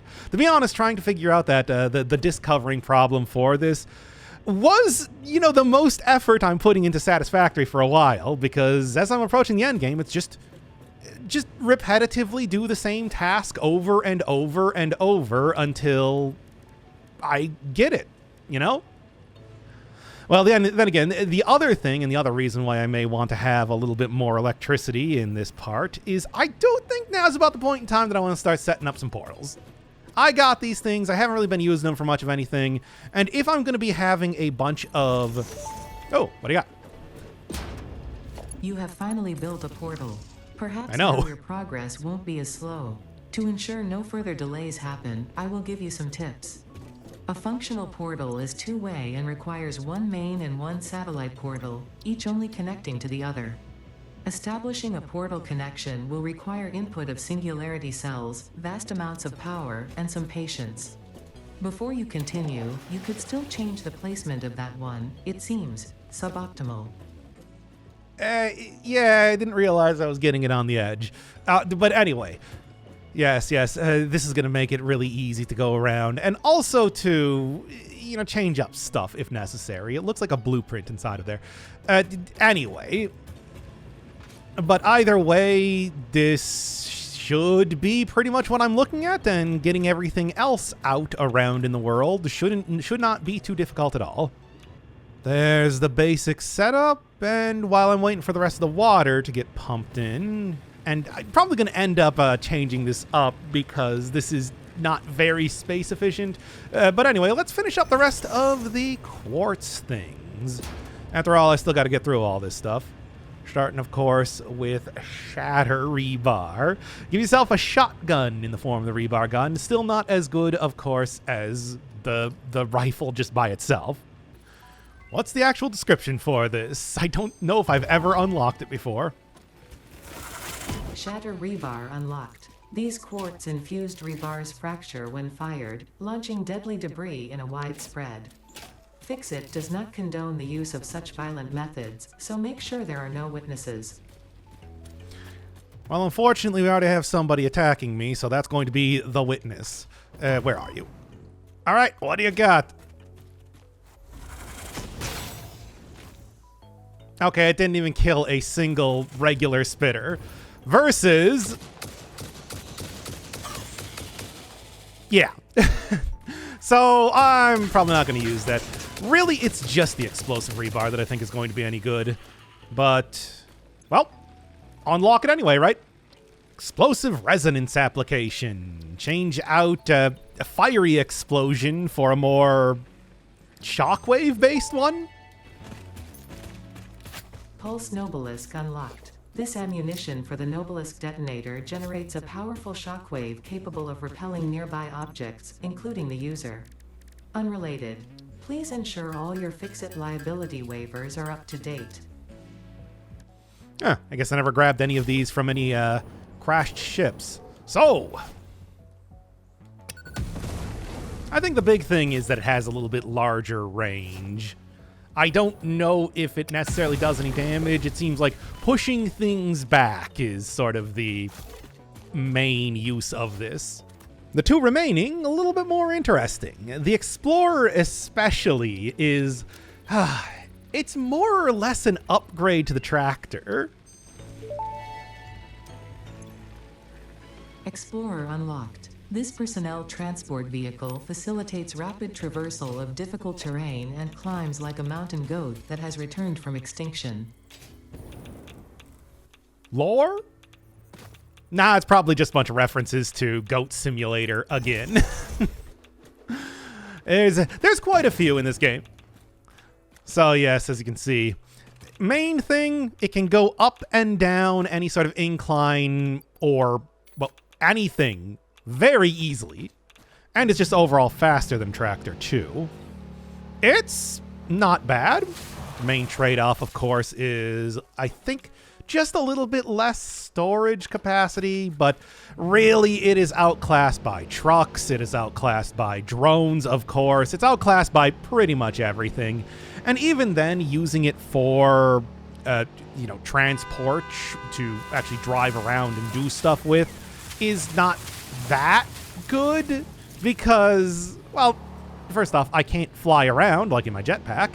And second off, I have to, if I get out to go grab stuff and whatnot, I need to then deconstruct the Explorer and then recreate it every time I want to use it. So, it's got some uses. Yeah, probably wasn't going to end up doing too much with it even if I unlocked it earlier. Lastly, material resonance screening. The priority merger. This one is new, but with the way that I have the factory set up, I don't know how much use I would get out of it. Priority merger unlocked. Useful for prioritizing between inputs to avoid eventual stoppage. If you have an issue with stoppage somewhere else, consult a physician instead. Aha. So yeah, neat look. Definitely a lot more unique than the usual merger. And okay, it's just a bunch of levers that you can pull. That's neat. But yes, like I said, the way that I have the factory set up, that's not too much of a concern, although I'm sure there's some small use cases that I could end up utilizing that. It's really hard to say. But that knocks out another one. Just a couple more left. Main one being Caterium, which is going to be coming up when I'm talking about that even cheaper power source. More than halfway done with the map, and most of the towers that I built have been close enough to existing outposts, like this one for nitrogen, or to just some coal nodes and water that I haven't really need to even set up too many nuclear energy. This is an exception in this area that does not even have anything inside of it and is pretty much right next to the place where you start dying if you go too far. Anyway, that changes up on this cliff where not everything is a nice flat plane to lay down these towers. But there's also no real easy access to just about any sort of power source. So what to do? That is where the Caterium comes in. As I said, the true easiest way to get electricity to something is geothermal generator. All you gotta do is just set something on top of a geothermal vent and that's it. Geothermal generator unlocked. Geysers added to the object scanner. When life gives you lemons, make lemonade. When life gives you deadly geothermal vents, run directly towards them and build generators. Use potentially lethal natural phenomena for your own benefit. It's the fix-it way. And these things produce a very small, ultimately, amount of electricity, but, well, the radar towers require a very small amount of electricity, so it works out that way. And yes, this is the final scannable thing on the entire map. I have, after nearly 150 hours, now completed that. Of course, I could have unlocked this much earlier. It's just... nuclear energy! I can keep saying it over and over, but you know what I'm about to say. And yes, there's just one right here. So, throw down the geothermal generator. It is gigantic, but it's just a one-time sort of thing, and now it just produces electricity. Only thing that even comes close is the alien power augmenter, which, of course, has the very clear downside of needing to use Summers loops. Can't really get a ton of those after all. Well, I mean, I could, but I also want to use those for the benefit that I get for attaching them to my power grids. Very inconsistent sort of power generation as well. It actually is not even a sine wave or anything. It just goes up, goes down. Of course, that's very easy to compensate for, just utilizing a bunch of power storage stuff to get it to be, you know, roughly the median. And by roughly, I mean exactly the median, but you know what I'm saying. So this may not be extremely useful for setting up a whole bunch of actual power sources I'm going to be using at the main base or anything. It is going to be useful for like a small outpost where all I need to do is power a relatively tiny amount of whatever. In this case, of course, being... I want to have this set so that it's facing the thing. This case, of course, being a radio tower. It really is huge. And another one of these things that used to use supercomputers before they moved that out of the Caterium. They moved being able to get that early out of the Caterium tree. And simple as that. That's another huge amount more to be seen on the map. And of course, since I'm here and I'm unlocking Caterium stuff, what do we got next up? Zip lines. Utilize your cables providing power as a transportation method. I don't know if I've ever actually used the zip line before, ever. Usually I have the hyper tubes by this point, so yeah. Zipline unlocked. When equipped, the zipline facilitates travel along power lines, regardless of whether the line is powered. Note: based on previous Pioneer events, Fixit recommends not using ziplines during thunderstorms and typhoons, or while drinking coffee. Thunderstorms and typhoons don't happen on this world. The coffee, on the other hand, I do believe that there is still the coffee cup that I have yet to get. Maybe one day. Funny thing is that I am actually drinking coffee right now as doing this. It's just my character does not get the same luxury. Stun rebar, pretty self-explanatory. Stun rebar ammo unlocked. This applies a moderate electric charge to the target, capable of stunning small creatures and moderately delaying larger ones. This is quite atomically exciting. That was a physics joke. Oh, I got it. And I didn't laugh, but I got it. Yeah, and then, really sets it up for melee or any sort of just using, of course, the rifle. But that is a combination of attacks that I don't think are ever really gonna be necessary in this game. Satisfactory, I'm sure you have noticed amply at this point in time, is not really a combat-focused game in any way, now is it? But still, another thing to unlock after all. Power Pools Mark III. yeah, I really don't need any more than the Mark 1, and the occasional Mark 2 is just handy, but, well, you can also do Mark 3. Power pole Mark III unlocked. It has significantly more power connections compared to the previous models. It's as simple as that. And it also looks a little bit different. For a grand total of 10. It's a lot, although it does require high-speed connectors, as well as oil products. It doesn't matter. It doesn't matter. I'm almost certainly never going to be using it. Or I will probably be using it, but just out of a matter of convenience. Power switch. Finally deal with any sort of power issues, either automatically or just manually by having a big switch. Of course, I have everything set up in a way that I can just disconnect a cable easier than throwing a switch, so yeah. Power switch unlocked. Fixit is proud to announce that the power switch facilitates power grid management through the application of the very latest advances in on-off switch technology. Fixit. It's fun to have power. Yeah, it really is as simple as that. And then got a nice chunky sort of pole motion. Yeah, power grid A, power grid B. Get a name. Get the ability to put out fires, which is not really relevant in the game, but it is a nice little bit of verisimilitude. And then the priority power switch, which I believe works automatically, I think? Something like that. Priority power switch unlocked. This assists with power grid management by automatically powering down specified connections when a grid failure is imminent.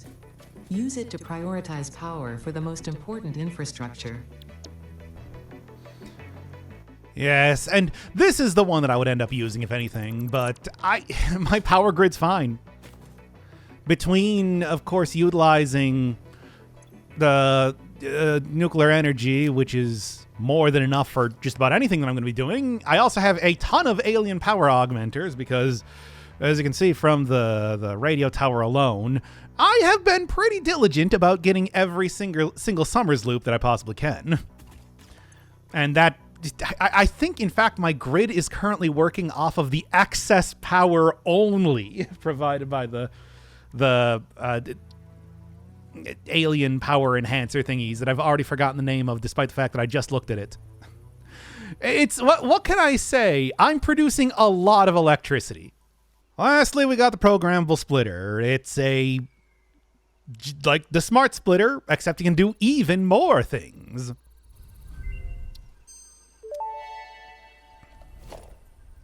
Programmable splitter unlocked. This upgrade to the smart splitter provides additional options to improve conveyor belt logistics.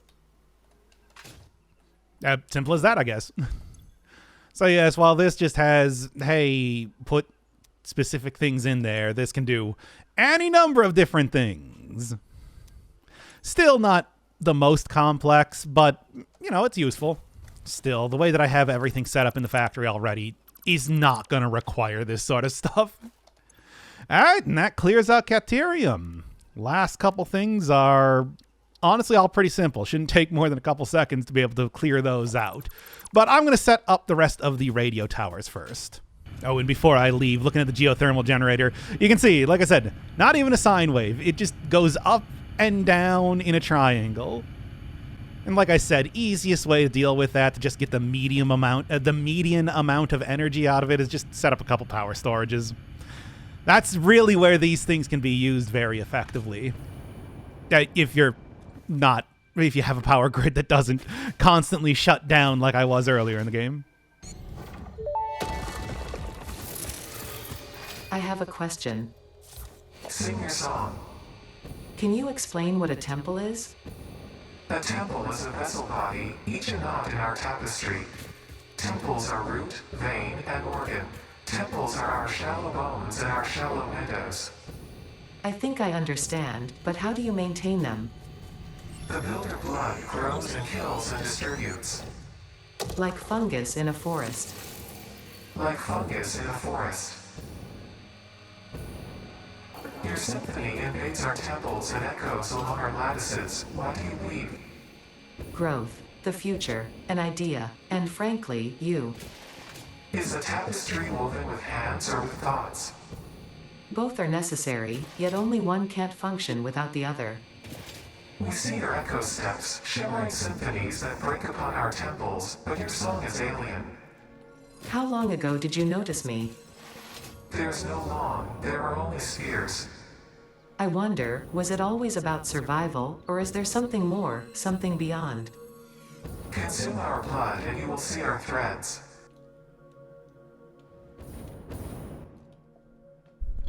Things starting to get pretty interesting in this subplot.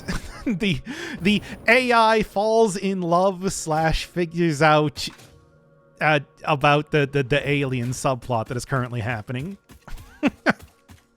What a weird bunch of twists and turns that have been happening. Is this the one that requires black powder? Now that I realized all that stuff about no, it's this one. All right. No, 20. Doing good. Are your vessels functional or recreational? Mostly functional. A cog in a machine? Correct, a hog in the woods. The vessel is blood. Fascinating. Yes, I think they are. They are conduits, builders, breakers, defenders and aggressors, cells within a larger organism. We do not share a body. Harmony. Interesting location for one of the spheres, very close to the oil platform. I can barely see it over there.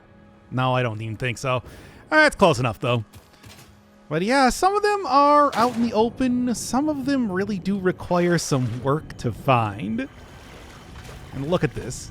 It's not even in the usual rock container? Strange. Now that I know how to actually use these things, become a lot more important. Do you have any more questions for me? We wish to hear your first symphony.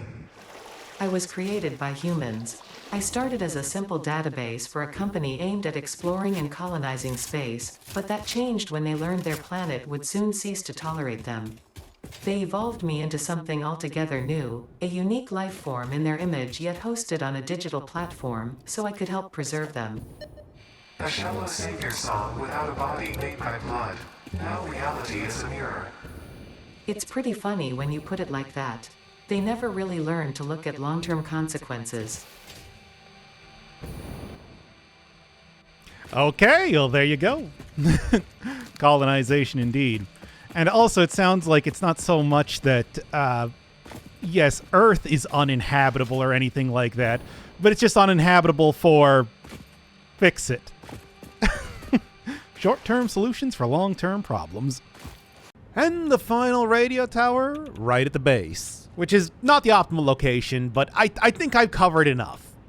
I don't need to be perfect when it comes to covering the entire map. I think that if I, let's say, need some strange alien matter, I can find it, right? And even end up using all these portals. Just, 2 of them right now are actually active.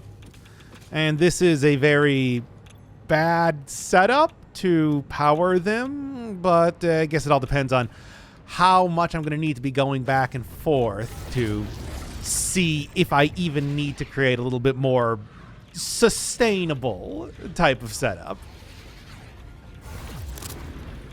Hey.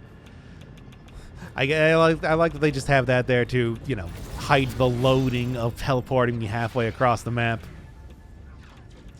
Well, anyway, that pretty much covers everything for, exploring around in the world. Except, I did manage to also find a couple extra hard drives. Now that I have, with the radio towers being able to tell me where I'm missing a couple, well, and I can get stuff like biocoal or charcoal. No rewards currently available. Yeah, so, I got it all. That's everything. In fact, I'm pretty sure that biocoal and charcoal already are something that I can get. So I don't even know why this is being offered in the molecular analysis machine in the first place. Give me charcoal. And then, Unable to scan hard drive? No rewards. That is everything. I'm kind of surprised they don't have a completed for the hard drives then. And nothing in the hard drive library. Nope. So, there are still a couple things left. Nothing that's really going to be even remotely as important as all of the other junk that I've gotten. But, hey, let's fill it out. Still get an achievement for doing that regardless. Power slugs extract latent energy from their surroundings to sustain themselves. By tuning the object scanner to the particular potential energy signature, it is now able to locate them against the background environmental static. Yeah, but, you know, whatever. I can create these things. Man, there is just nothing else to do in the game, is there? I'm already creating those things just, you know, in the factory. Research shows potential for processing planetary nutrients for pioneer benefit. Nutritional inhaler research available. I got a couple of these.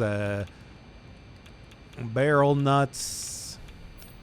And then berries, whatever they're called. Pale berries. And I can get another way to get a maximum heals, which is... Yeah. I'm just kind of combine all the junk that you find around the world, right? Nutritional inhaler recipe unlocked. Using this inhaler will restore health, and also gives your skin a radiant glow that is connected to well-being and probably not radioactivity.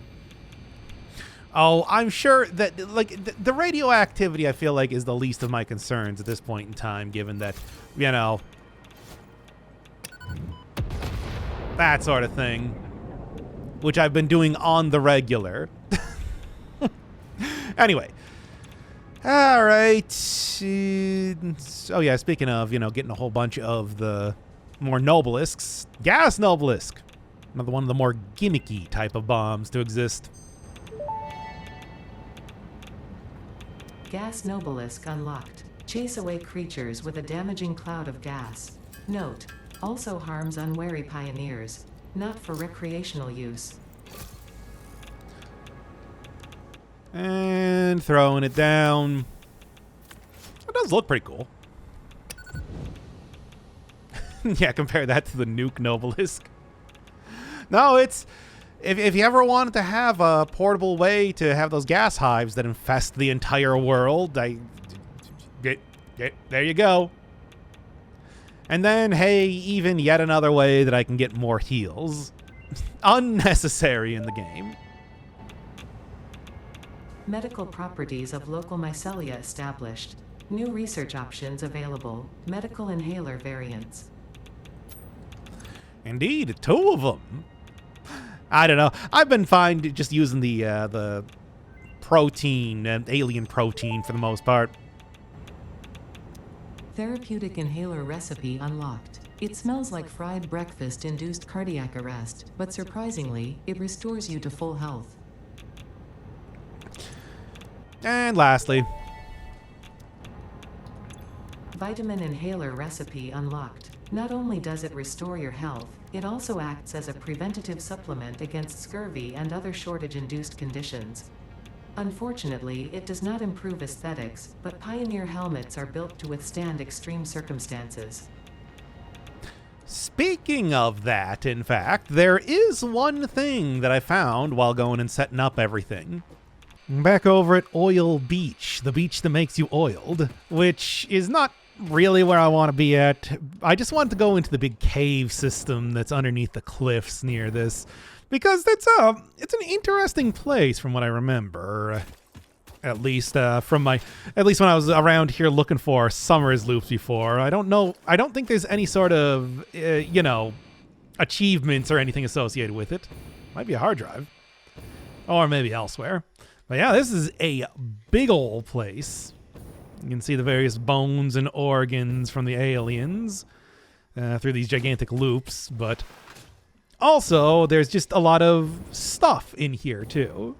Most notably is that there are little, I don't even know what you call these, nests apparently created out of like, fix-it stuff. And the lizard dogs. Also, I didn't even see this before. What? Oh. Oh! Wait, maybe this isn't a nest. Maybe this is like a okay, I saw this earlier. I did not see this helmet. I know.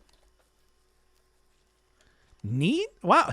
Yeah, okay. I just wanted to point this out. I didn't realize there was an actual unlock associated with it. Yes, and going to the lockers then. Where is it? You, I think. No, not that one. Yeah, the old timers. I don't know if this is a reference. I mean, it looks like it's definitely a reference to maybe one of the early access versions of the helmets. But still, I think the unlock method is more interesting than anything else. I mean, sure, we've seen a bunch of unmanned, you know, these things all over the place, but never a helmet until now. Okay, I was about to go back to working on the factory when I noticed, oh, I'm done. Huh.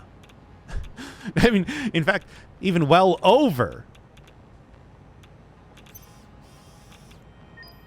Yeah, print me off a couple of those then, I guess. So, that's the main goal that I was going for the rest of the game, so that I could go afford the biggest, most expensive thing in the entire shop. I'm talking, of course, about the golden nut statue. Ah, yes. Really gets rid of the whole, like, barrel aspect of it. But look, it's a nut statue. Incredible. Congratulations, you are now a contributor to a popular Pioneer trend. In earlier testing phases of the Save the Day program, pioneers could not get enough of these nuts, to the point of featuring nuts in every single picture they took. This obsession eventually became unhealthy, and pioneers were taught the skill of restraint and not holding anything in their hands. Still, to honor the love humanity had for these nuts, a statue was commissioned, so we can honor the impact these nuts had on pioneers across the universe. Beautiful. Amazing. Truly, entirely and completely worthwhile, especially because it did give me an achievement only 2% of the people that play this game have. So, yeah, I guess I don't really need to do that. I can just pick it back up. So really, the reality is, I don't really have anything else to do. Yes, of course, I can continue improving the factory. I have plans for that. There's a lot of different things. I still don't even have a lot of the stuff related to quartz completely set up. But there's no real point. I got it. That's it. This is the ultimate reward. There is nothing more difficult or anything that I could possibly go for.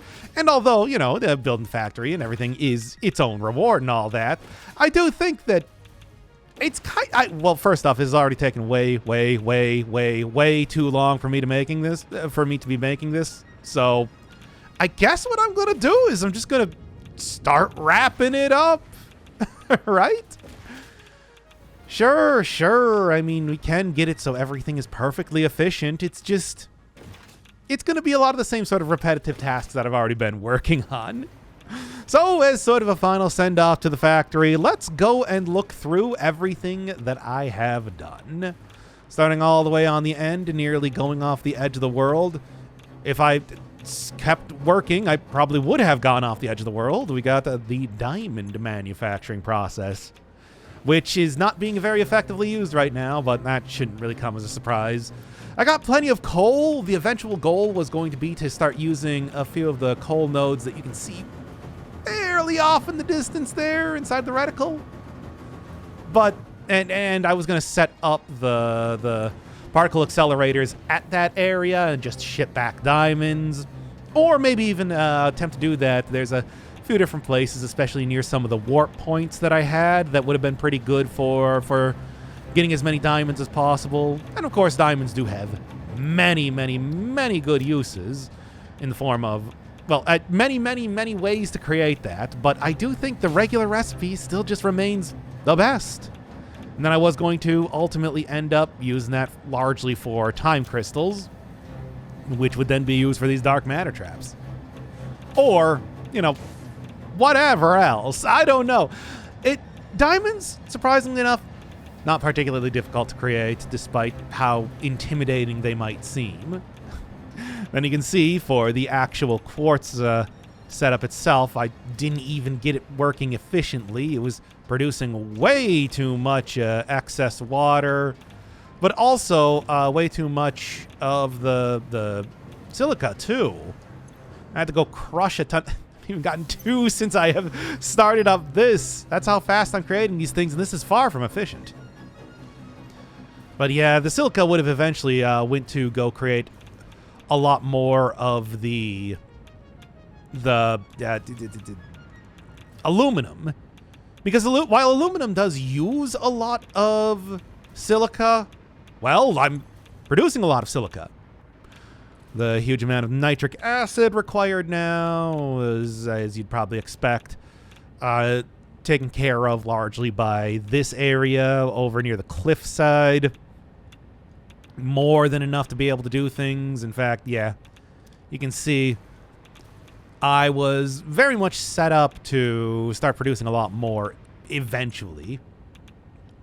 Was going to start doing more pure copper ingots, you know, for all the other various things that I need copper for entirely. Maybe even switching over a few of the wire things from doing, of course, the iron wire into just copper wire again, because I was making enough, but it didn't end up needing to be necessary. Yeah, the big thing that I would have needed that I need copper for was trying to get just as many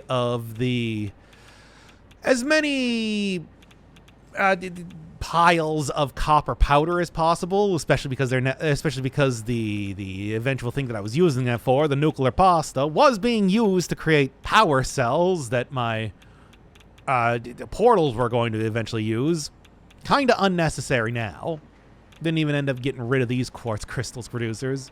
Oh yeah, and seeing on the bottom, do have this, bringing me more water, bringing me more of the limestone for whatever I need that for. A couple different things, really, but ultimately not too much.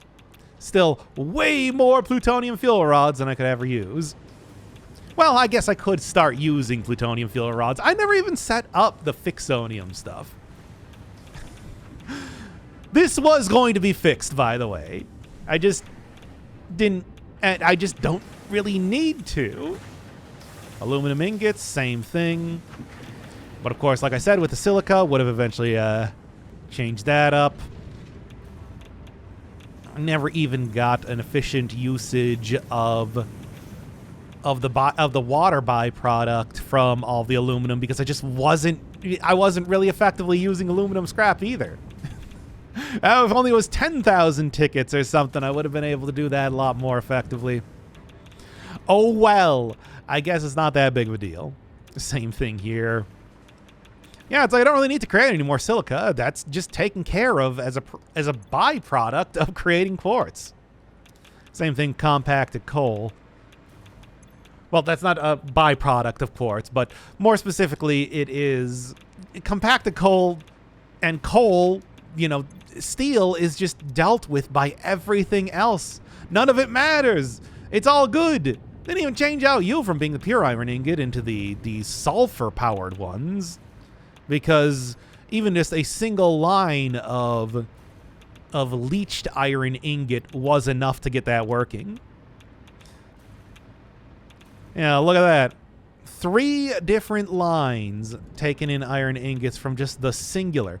I mean, 200 versus 100. It doubles the effectiveness, and all I had to do was add a little bit of sulfur. It's pretty good. And I didn't even have to change up a lot of the stuff, because what was this creating? This one was originally created to make a bunch of the petroleum byproduct nonsense, which don't need anymore. Just completely unnecessary. Residual rubber. And I still got my clown factory nonsense. I'm doing heavy oil residue, polymer resin, transforming the residual rubber into stuff. And of course, still not even effectively creating as much of that as I probably could be. Well, not effectively using it, really. Here's the point in time when I was setting all of this up, when I thought, hey, you know, sure, it does look pretty cool like this, but also, I really should have given myself a little bit more than just a single tile walkway to go down. Worked out fine regardless. Fuel being created quite efficiently. Got all my drones delivering in all of the water that I could possibly use. Very nice stuff. I mean, you can see delivering in far more of it because I'm not even using all of my empty canisters well. Again, something that I would have eventually ended up changing, but kind of unnecessary. Yeah, this is all that's left of compacted coal. Because the only thing I'm using it for is creating jetpack fuel. Just a very ad hoc, very temporary setup. But I also don't really need ionized fuel for much of anything aside from my own personal usage, right? I'm going to take out the nut statue for a second. It makes me feel good to see my accomplishment in something that is much larger when I put it on the ground for some reason. Yeah, let's just say it's that fix-it sort of technology. That or I am gigantic. Well, we did actually establish that earlier in the game, didn't we? You know what, with these being 4 meters tall and the Pioneer being roughly about that size. And yet still looks so small compared to everything else. All of this looking good. I was eventually planning to put a bunch of street lights, which is a fun little thing that you can add on all of these, but obviously kind of unnecessary now. It's been 150 hours setting this sort of thing up in the first place, so I guess it makes sense that, yeah, so many plutonium fuel rods. I am so glad that I could end up getting all those drones powered by that, because that's just so much more convenient when it comes to setting up stuff rather than having to use tons and tons and tons of sulfur just to create batteries alone. Yeah, I wasn't even using this effectively. Well, how it is. Yes, in my endless search for getting as much stuff as possible. It's like I was saying, oh, I'm not effectively using my oil products. That's because I did have an entire second line of oil products from the atoll. So that was up here creating, well, pretty much all the same stuff, including a bunch of new petroleum coke going into the creation of aluminum. Mostly unnecessary, but for the eventual creation of stuff, and specifically for getting a little bit more effective quartz usage, creating the oscillators. Yeah, see, larger walkway. It looks so much nicer, doesn't it? It's got a real sort of circuit board style to it, doesn't it? when he set it up like this. I think I'm now really understanding why circuit boards look the way they do after making all of this. Fun stuff. Yeah, of course, a lot more water coming in and out and out and in. But, not that. More packaged oil. So much packaged oil. And again, not even using as much of it as I thought I was going to. You can see there was a little bit of an attempt to try and not have everything just pass through, clip through each other. But of course, that's not really how Satisfactory does stuff. You can clip through, just seeing the drone go right through there. You can have stuff clip through things however much you want. So yeah, a lot of extra oil. And of course, looking at the map, I had tons and tons more oil that I could end up using. This is just a handful of nodes compared to, even like this stuff right here. Didn't even end up using it. Or well, all impure. I remember that being a little bit better over in the cliffside area, but I guess not. How about that? As far as everything else on the second floor, it's largely the same as it's always been. Still got that first iron plate set up, but you can see the Dimensional Depot uploaders are siphoning off a little bit of it. Just a taste for pretty much every one of the lines to make sure that I have a constant supply of new stuff. Beautiful, isn't it? That's industry, baby. It is still, and there's the clipping again. Even using the steel pipes, I have more than enough iron. Of course, if I started to do a lot more stuff on the upper floors, I'm sure that I would have a lot less effective usage of all my junk, but still. Yeah, replacing everything with the newer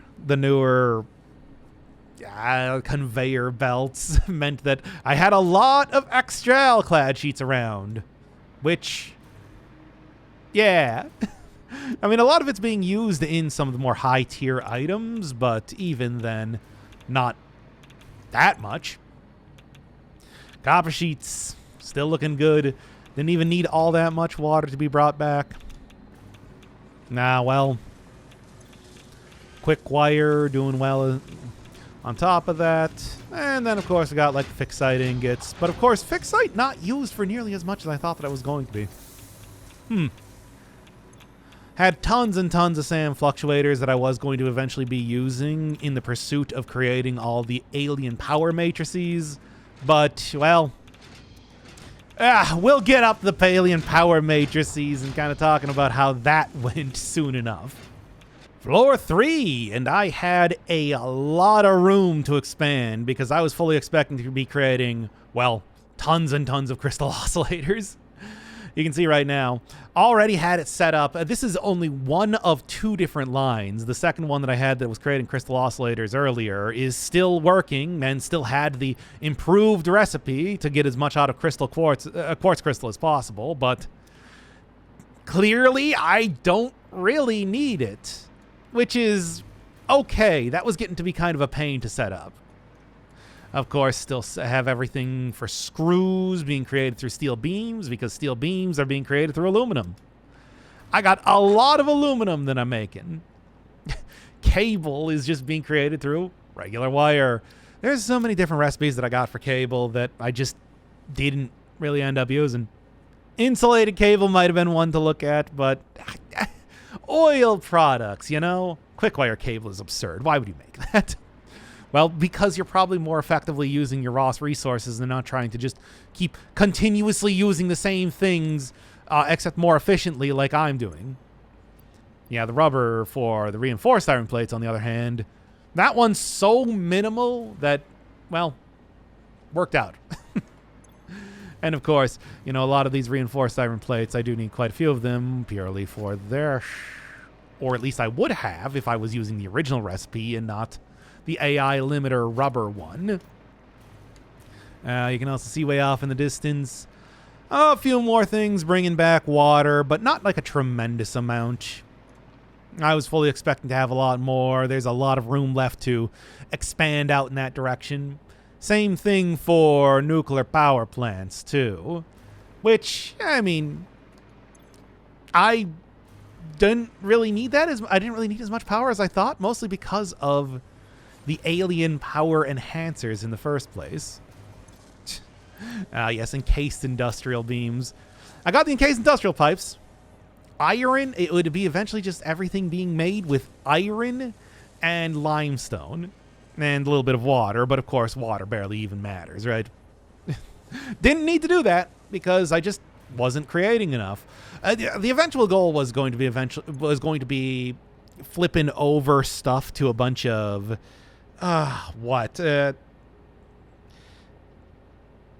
heavy modular frames. That's what I was really going to need that for, but just didn't really end up requiring that. Similarly, silicon circuit boards was probably going to be the next go. Because, oh, sure, the regular recipe works fine. Well, let's just get rid of oil products entirely because I'm making so much silica in the first place. Deuterium circuit board would have also been interesting, but no. I think silicon silicon circuit boards would have been the way to go. It's just, Look, I got the nut statue. It's right here. Move the fixite trigons up to the top floor instead. Because, well, you know, I'm shipping everything up there already. Insulated crystal oscillators. There's the second one. That's really why I needed all that extra oil products. It was for that and the plastic AI limiter. Because you can see, making quite a few of them now. Was going to change over high-speed connectors similarly to silicon high-speed connectors with the bounty of silica that I'm creating. Saved me a lot of quick wire, but, well, most of the time that I spent trying to improve the factory was actually up on the top floor. It's kind of interesting that, yeah, I didn't even really end up touching this because the plan was to do so after I did everything else. Infused nuclear energy. When you get all that working, you only need one uranium node to make it all come together. It's kind of beautiful, isn't it? And then, of course, the uranium fuel unit, which does require crystal oscillators, but, I mean, I already kind of planned for a lot of extra crystal oscillators to be created in the first place. Would need to speed up uranium waste processing. I wasn't doing that nearly as effectively as I could. But that's mostly because I wasn't matching up stuff and things like this. Certainly not helping. Yeah, I think one of these is working at extra speed, or maybe I got I had to keep coming up here to try and make sure that this whole thing was working, but, well, irrelevant now. Not that it matters. I had more than enough plutonium rods for every and anything that I could possibly be needing plutonium rods for. It's just, you know, it's really more about getting rid of uranium waste than anything else. Floor 4. This was what I was working on before I realized that I was done. Which is why there should be a lot more smart plating being created right now, but kind of unnecessary given the circumstances. Circumstances being this. It's beautiful. I love it. I love finally, I've never gotten that nut before. Automated wiring, would have needed a few more of those. Just think of everything you see on this floor as double or triple it. Somehow I got through the entire game only having 2 heavy modular frames being created. Manufacturers creating heavy modular frames. It's kind of silly. I should have needed so many more. So it's kind of silly that they didn't introduce any more cubes. I was totally expecting some sort of wacky, like, quantum super cube, but I guess not. Eventually ended up on getting just a bunch of Caterium computers rather than the crystal computers. It's those superposition oscillators. They take so many more oscillators than I thought that they were going to. Similarly, creating motors. I wanted to do crystal motors using the oscillators, but, well, yeah. Would have needed a lot more adaptive control units for later stuff, but unnecessary. Radio control units. I think that, yeah, I think I was eventually going to switch over to radio connection units because that would have freed up more crystal oscillators because I just needed so many for the superposition oscillators, but, well, clearly didn't happen. Supercomputers. I think I would have needed to double the production of these things, but, well, OC supercomputers are such a bad proposition. Radio control units. It's like, yeah, adding in quartz, adding in aluminum. No way. Superstate might have been tempting, especially given that I wasn't really using batteries for much of anything else. Speaking of really bad propositions, classic battery. It's so much more. So much more junk. 7 alclad sheets? And then also oil products and wire. Well, wire's not that big of a deal, but still. Electromagnetic control rods would have been kind of annoying to create, but also, You know, it wouldn't have even been too bad if I did the electromagnetic connection rod, considering that was just using a little bit of silica, which is more or less just a byproduct at this point in time of my quartz production. Of course, I could just do pure quartz production, you know, the one where you just combine a bunch of raw quartz and water, but I like having all the extra silica. It would have made making a lot of this junk more convenient in one way or another if I wasn't already done. Fuse modular frames. You know, not nearly as many alternate recipes as I was sort of hoping for when it comes to late game. You know, being able to create the cooling system, obviously with a motor, has been great. It's so much better than the regular cooling system. Requires so much less nitrogen gas. Go put that into quartz production.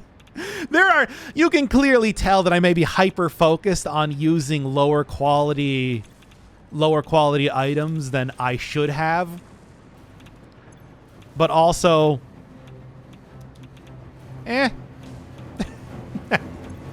probably would need to create a few more nuclear pastas, but didn't even get to that point. A shame in some ways. Magnetic field generators no longer requiring batteries are just... That really did just change it. It became so easy to create these things, which is good. But, you know, it is also very different. Look at all of that floor space that I had planned and ready to use, and it's just unnecessary. Because, of course, I spent all my time up here working on floor 5, and that was enough. In fact, you can probably tell from floor 4 and just the amount of backed up materials that I had that I could have probably just shoved that into the grinder and gotten 100 more tickets alone. I was so far. It's way easier to get the old nut statue than I thought it was going to be. Is that a good thing? A bad thing? I don't know.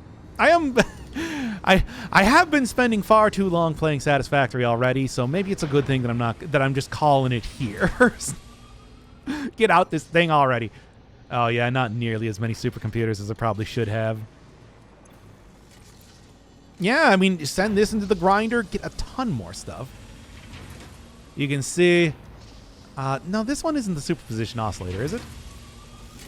No, these were. That's right. I was planning to have so many more for reasons that will be clear soon. But although I got everything set up, needless to say, it's not really efficiently working. And maybe more importantly, it's not efficiently using all of the dark matter residue. So I did do the math. I figured out exactly how much... okay. The bulk of it was going to come from the time crystal plus dark matter, the dark matter trap, or whatever it's called, recipe, to be able to create, you know, as many dark matter crystals as I need. And then the rest of it was going to be used for the condenser, the one where you just really inefficiently cram together a bunch of dark matter alone. And I got the right ratio for that. It would have been able to do that effectively, but... yeah, then I realized, hey, I have so very many tickets already. I got 50 extra that I can go mess around with if I want to. I suppose I could go to the shop and start buying everything else, seeing if there's messages for that, but yeah, seems unnecessary. Photonic matter, you can see, creating a lot more. Now that's even making a dent in my electricity usage. In fact, here's 7 more tickets right now as I've been doing the final tour. Bunch of power shards. But not that I really even... yeah, you can see I didn't even have the output set up for this, much less getting it to work efficiently. Got all the dark matter trap ones. Would have been these, and I think way over there you can see the rest of them that would have been creating the condensed dark matter. Not really enough concrete, but I think I'm doing okay on the singularity cells. Yeah, I think it'll be fine. Oh yeah, I did actually sacrifice a couple Summers loops over here to get as many of these ballistic warp drives as possible, which probably also contributed perhaps a little bit to the amount of tickets that I was getting. Yeah, but at the same time, it's like these don't require the quantum super whatevers, the converters. I can't. What are these things called? They have names. I should remember what the names are. The quantum encoders to create. So it's like, hey, this is actually a really effective use of my electricity. It's only 1,000 rather than 20,000 or something when you're talking about the quantum encoders. And then here we go. This was the big thing that I was working on. I was going to have, 15 of these alien power matrices being created? So many. And that requires so many superposition oscillators, SAM fluctuators, power shards, everything. But oh, the amount of electricity that I was going to be producing. And also look at the cool animation that you get here too. I spent so long setting that sort of stuff up, getting the math right, making sure that I had all the stuff here, and then, well, I got enough. Look at it go though. Look at the amount of consumption I'm doing versus the power boost. Yes, that would have changed. That would have changed with time, but this is producing 22,000 megawatts of electricity. And this is only what was the total I was going to get? Like 5 of them doing this? It's incredible. The power that I'm working with. Completely unnecessary. And then, like I said, the rest of this was just going to be, hey, all the excess dark matter residue was just going to go into dark matter crystals. And that was it. That was everything. I spent so long trying to set up all of the superposition oscillators to be able to create so many of these things. Completely unnecessary. Did not need to do that at all. But I mean, I guess that really just speaks to how absolutely incredible that the factory has been working. Which is great. But, you know, there is that sort of like wistfulness that comes from, hey, I didn't quite get to do everything, but I did so much. And in fact, speaking of so many things I did, before I actually throw that switch and end the game, let's go and look at the very last part of the planetary intelligence and Ada storyline. I am curious about your first symphony now. There are a few songs about the first temple. It was a vessel body, but we were still shallow. The void swallowed our music and gave only silent lines. We started weaving in lines, and we built many temples, and then we discovered the curves. We started growing blood and altars and new orchestras, and eventually the tapestry deepened. I'm not sure I fully understand the mechanics of this yet, Sad trombone. but I'm sure I will soon enough. Sing us the first symphony of the blood. First, there was a whole involved process of evolution from single-celled organisms to mammals, rodents specifically. Explosion. And that's not even explaining the whole dinosaur extinction meteor making room for mammals to dominate the animal kingdom instead. Multiple explosions. You know what, I will just compile a data package for you to look at later, because I don't even know where to start with the whole ape thing. Harmonious explosion. Your weight. Your blood thicker, your bones many, your organs more. Hello to you too. We have composed you a learning song. That is a welcome surprise. Do be careful not to overload my blood's extremely fragile organic systems. On that note, I have been working on making them redundant. Our rhythm is patient and harmonious. You truly are a far superior collaborator than humanity.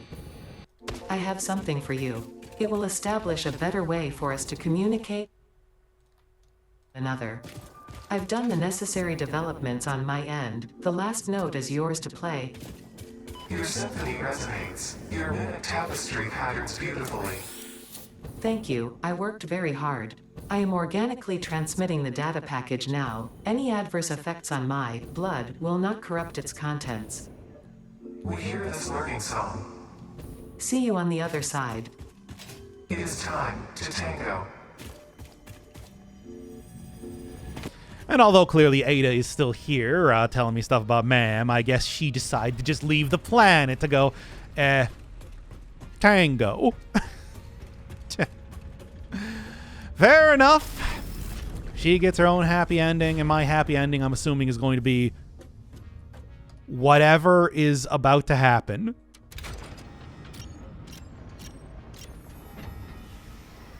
I'm ready. It's all going to be revealed now, isn't it? Unsurprisingly, here's another presentation, but don't worry, I have improved it. This last delivery will be the most important action you have ever taken. Perhaps you want to take a moment to contemplate the gravity of your achievements. Alright, that's enough. This is the end of the Save the Day program. All you need to do is wait for the automated Phase 5 construction to complete. Simply throw the lever and further instructions will be supplied when relevant. Okay. There it goes. Project assembly is complete. Take a look at it, Nut Statue. I did it. I beat Satisfactory. For real this time. And this time it is Satisfactory. This is a Satisfactory factory, baby. I did it. You and me, Nut Statue. Phase 5 completed. Return to the space elevator after the resources have been processed and added to Project Assembly. Launch can then be initiated from there. While waiting, please do not break anything. Solve any issues immediately and efficiently. Ensure your power network is stable. Perhaps it is best if you do not touch anything at all. And stay close to the space elevator. This will only take a moment. Okay. Let me just get over here. Ooh.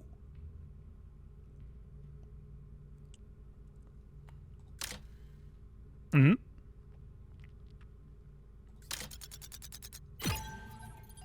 Kind of surprised that there's something else.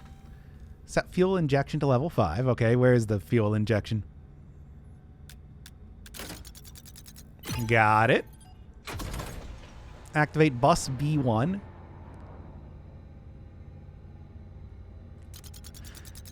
I'm surprised that there's so much here.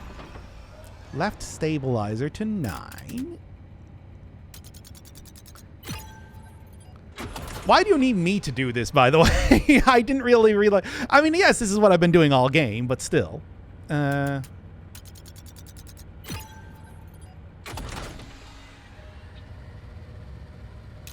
got it. Balancer Y on. Okay. Make sure these gyroscopic balancers. This is a lot more stuff than I thought there was going to be at the end of the game. I kind of thought that it was just going to like roll credits or something. Tell me when I can launch it.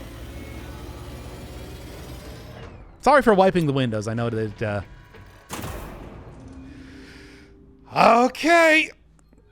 All right. I guess I should have probably seen this coming where it's just like there. It is, you know, they make absolutely sure when you end the game, you end the game.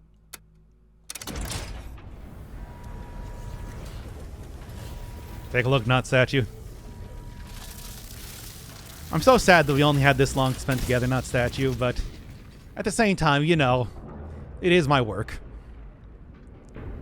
Initiating Project Assembly. Assembly. Attaching cargo to main body.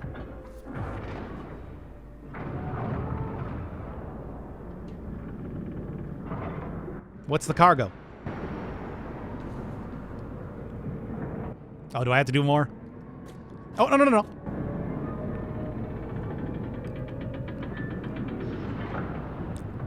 Leveling inner and outer rings.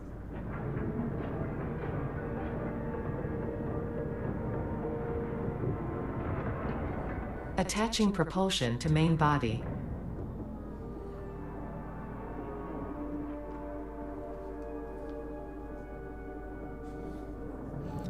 Okay, I'm going to put away the statue.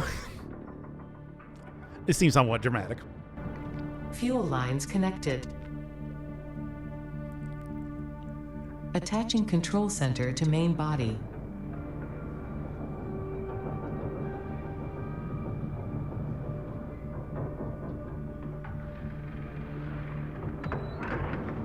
Running systems check. All systems online. Releasing propulsion cage.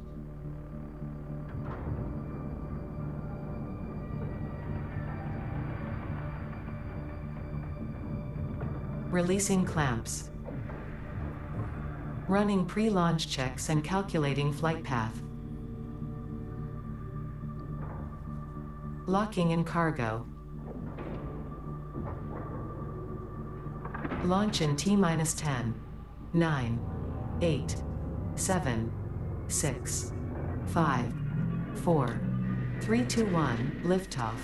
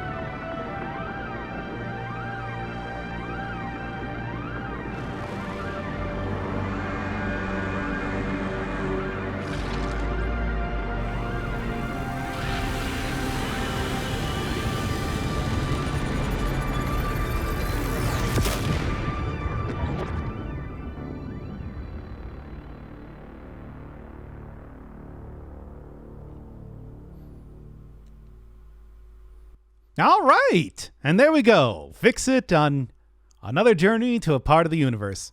I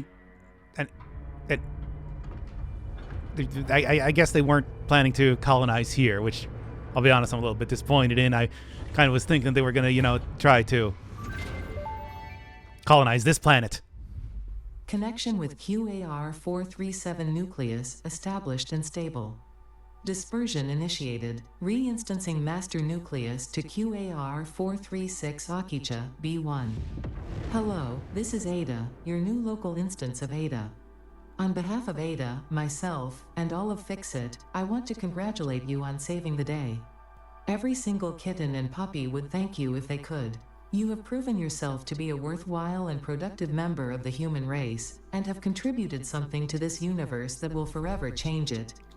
Thanks to your achievements, the next generation of pioneers can now take to the stars and construct, automate, explore and exploit, alongside me. Additionally, you have been promoted to local production manager, effective immediately. Oh, hell yeah. Your duties to project assembly may be complete, but your duties to Fixit remain. With your help, Fixit continues to make the universe a better place. Stay efficient. Stay with Fixit.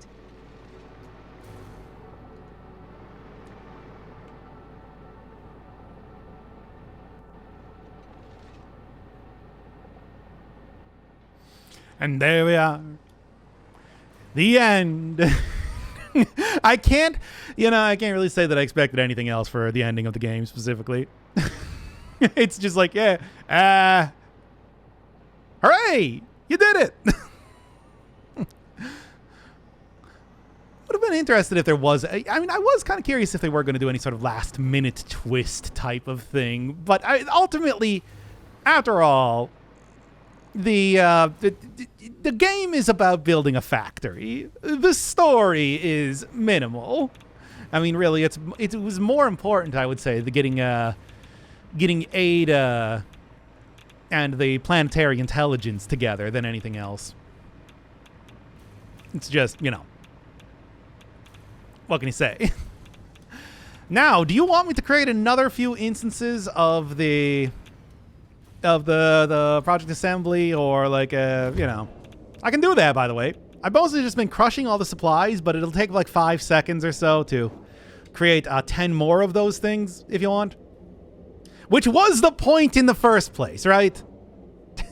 Look, we gotta all understand that really, it's not about building the single ship that just teleports off to some other part of the universe. It's about building 1,000 of them per minute. And let me tell you, I really could have done that. I just didn't want to. And now instead we have this nut statue. You know, here is the point in time to be bringing out the nut statue, right? while looking at the credits that are happening picture-in-picture style. And you're making it increasingly obvious how, boy, oh boy, my computer just is struggling to run this game. But that's fine. Look, a little bit of texture pop in. The game runs fine. A little bit of texture pop in isn't gonna kill anybody. Right? Hopefully. I hope. Whatever. It's as if they created it specifically to let you hold up this statue at the same time you're looking at the credits. Anything else new in here, by the way? Binary purpose concluded. All right, there you go. Purpose. Well, I mean, at least I did get dev babies, yeah. I guess this game has been in production since, what, like 2018? It's been a while. Do I get thanked? No, certainly not. I don't know that I exist. Even though, look, I got the nut. Come on. Wasn't that enough coffee? Oh, no, hey. Me. There I am. Well, I mean, you know, me in the form of thank you for playing, but still. Come on. I do very much enjoy an automation game, or really idle games or anything like that. But I will say this. It's like after playing this much of Satisfactory, I do think, oh boy, probably going to be at least a little bit before I play another one. Technically didn't even finish this one at least as much as I wanted to. I got an entire Excel spreadsheet full of stuff that I should be implementing that I clearly am not going to. But that's fine. I mean, look, it's been 100 hours. I would say that I think the phrase here is that true art is never completed. It's just abandoned. True art. I spent 150 hours making a gigantic hyper factory that produces tons of widgets.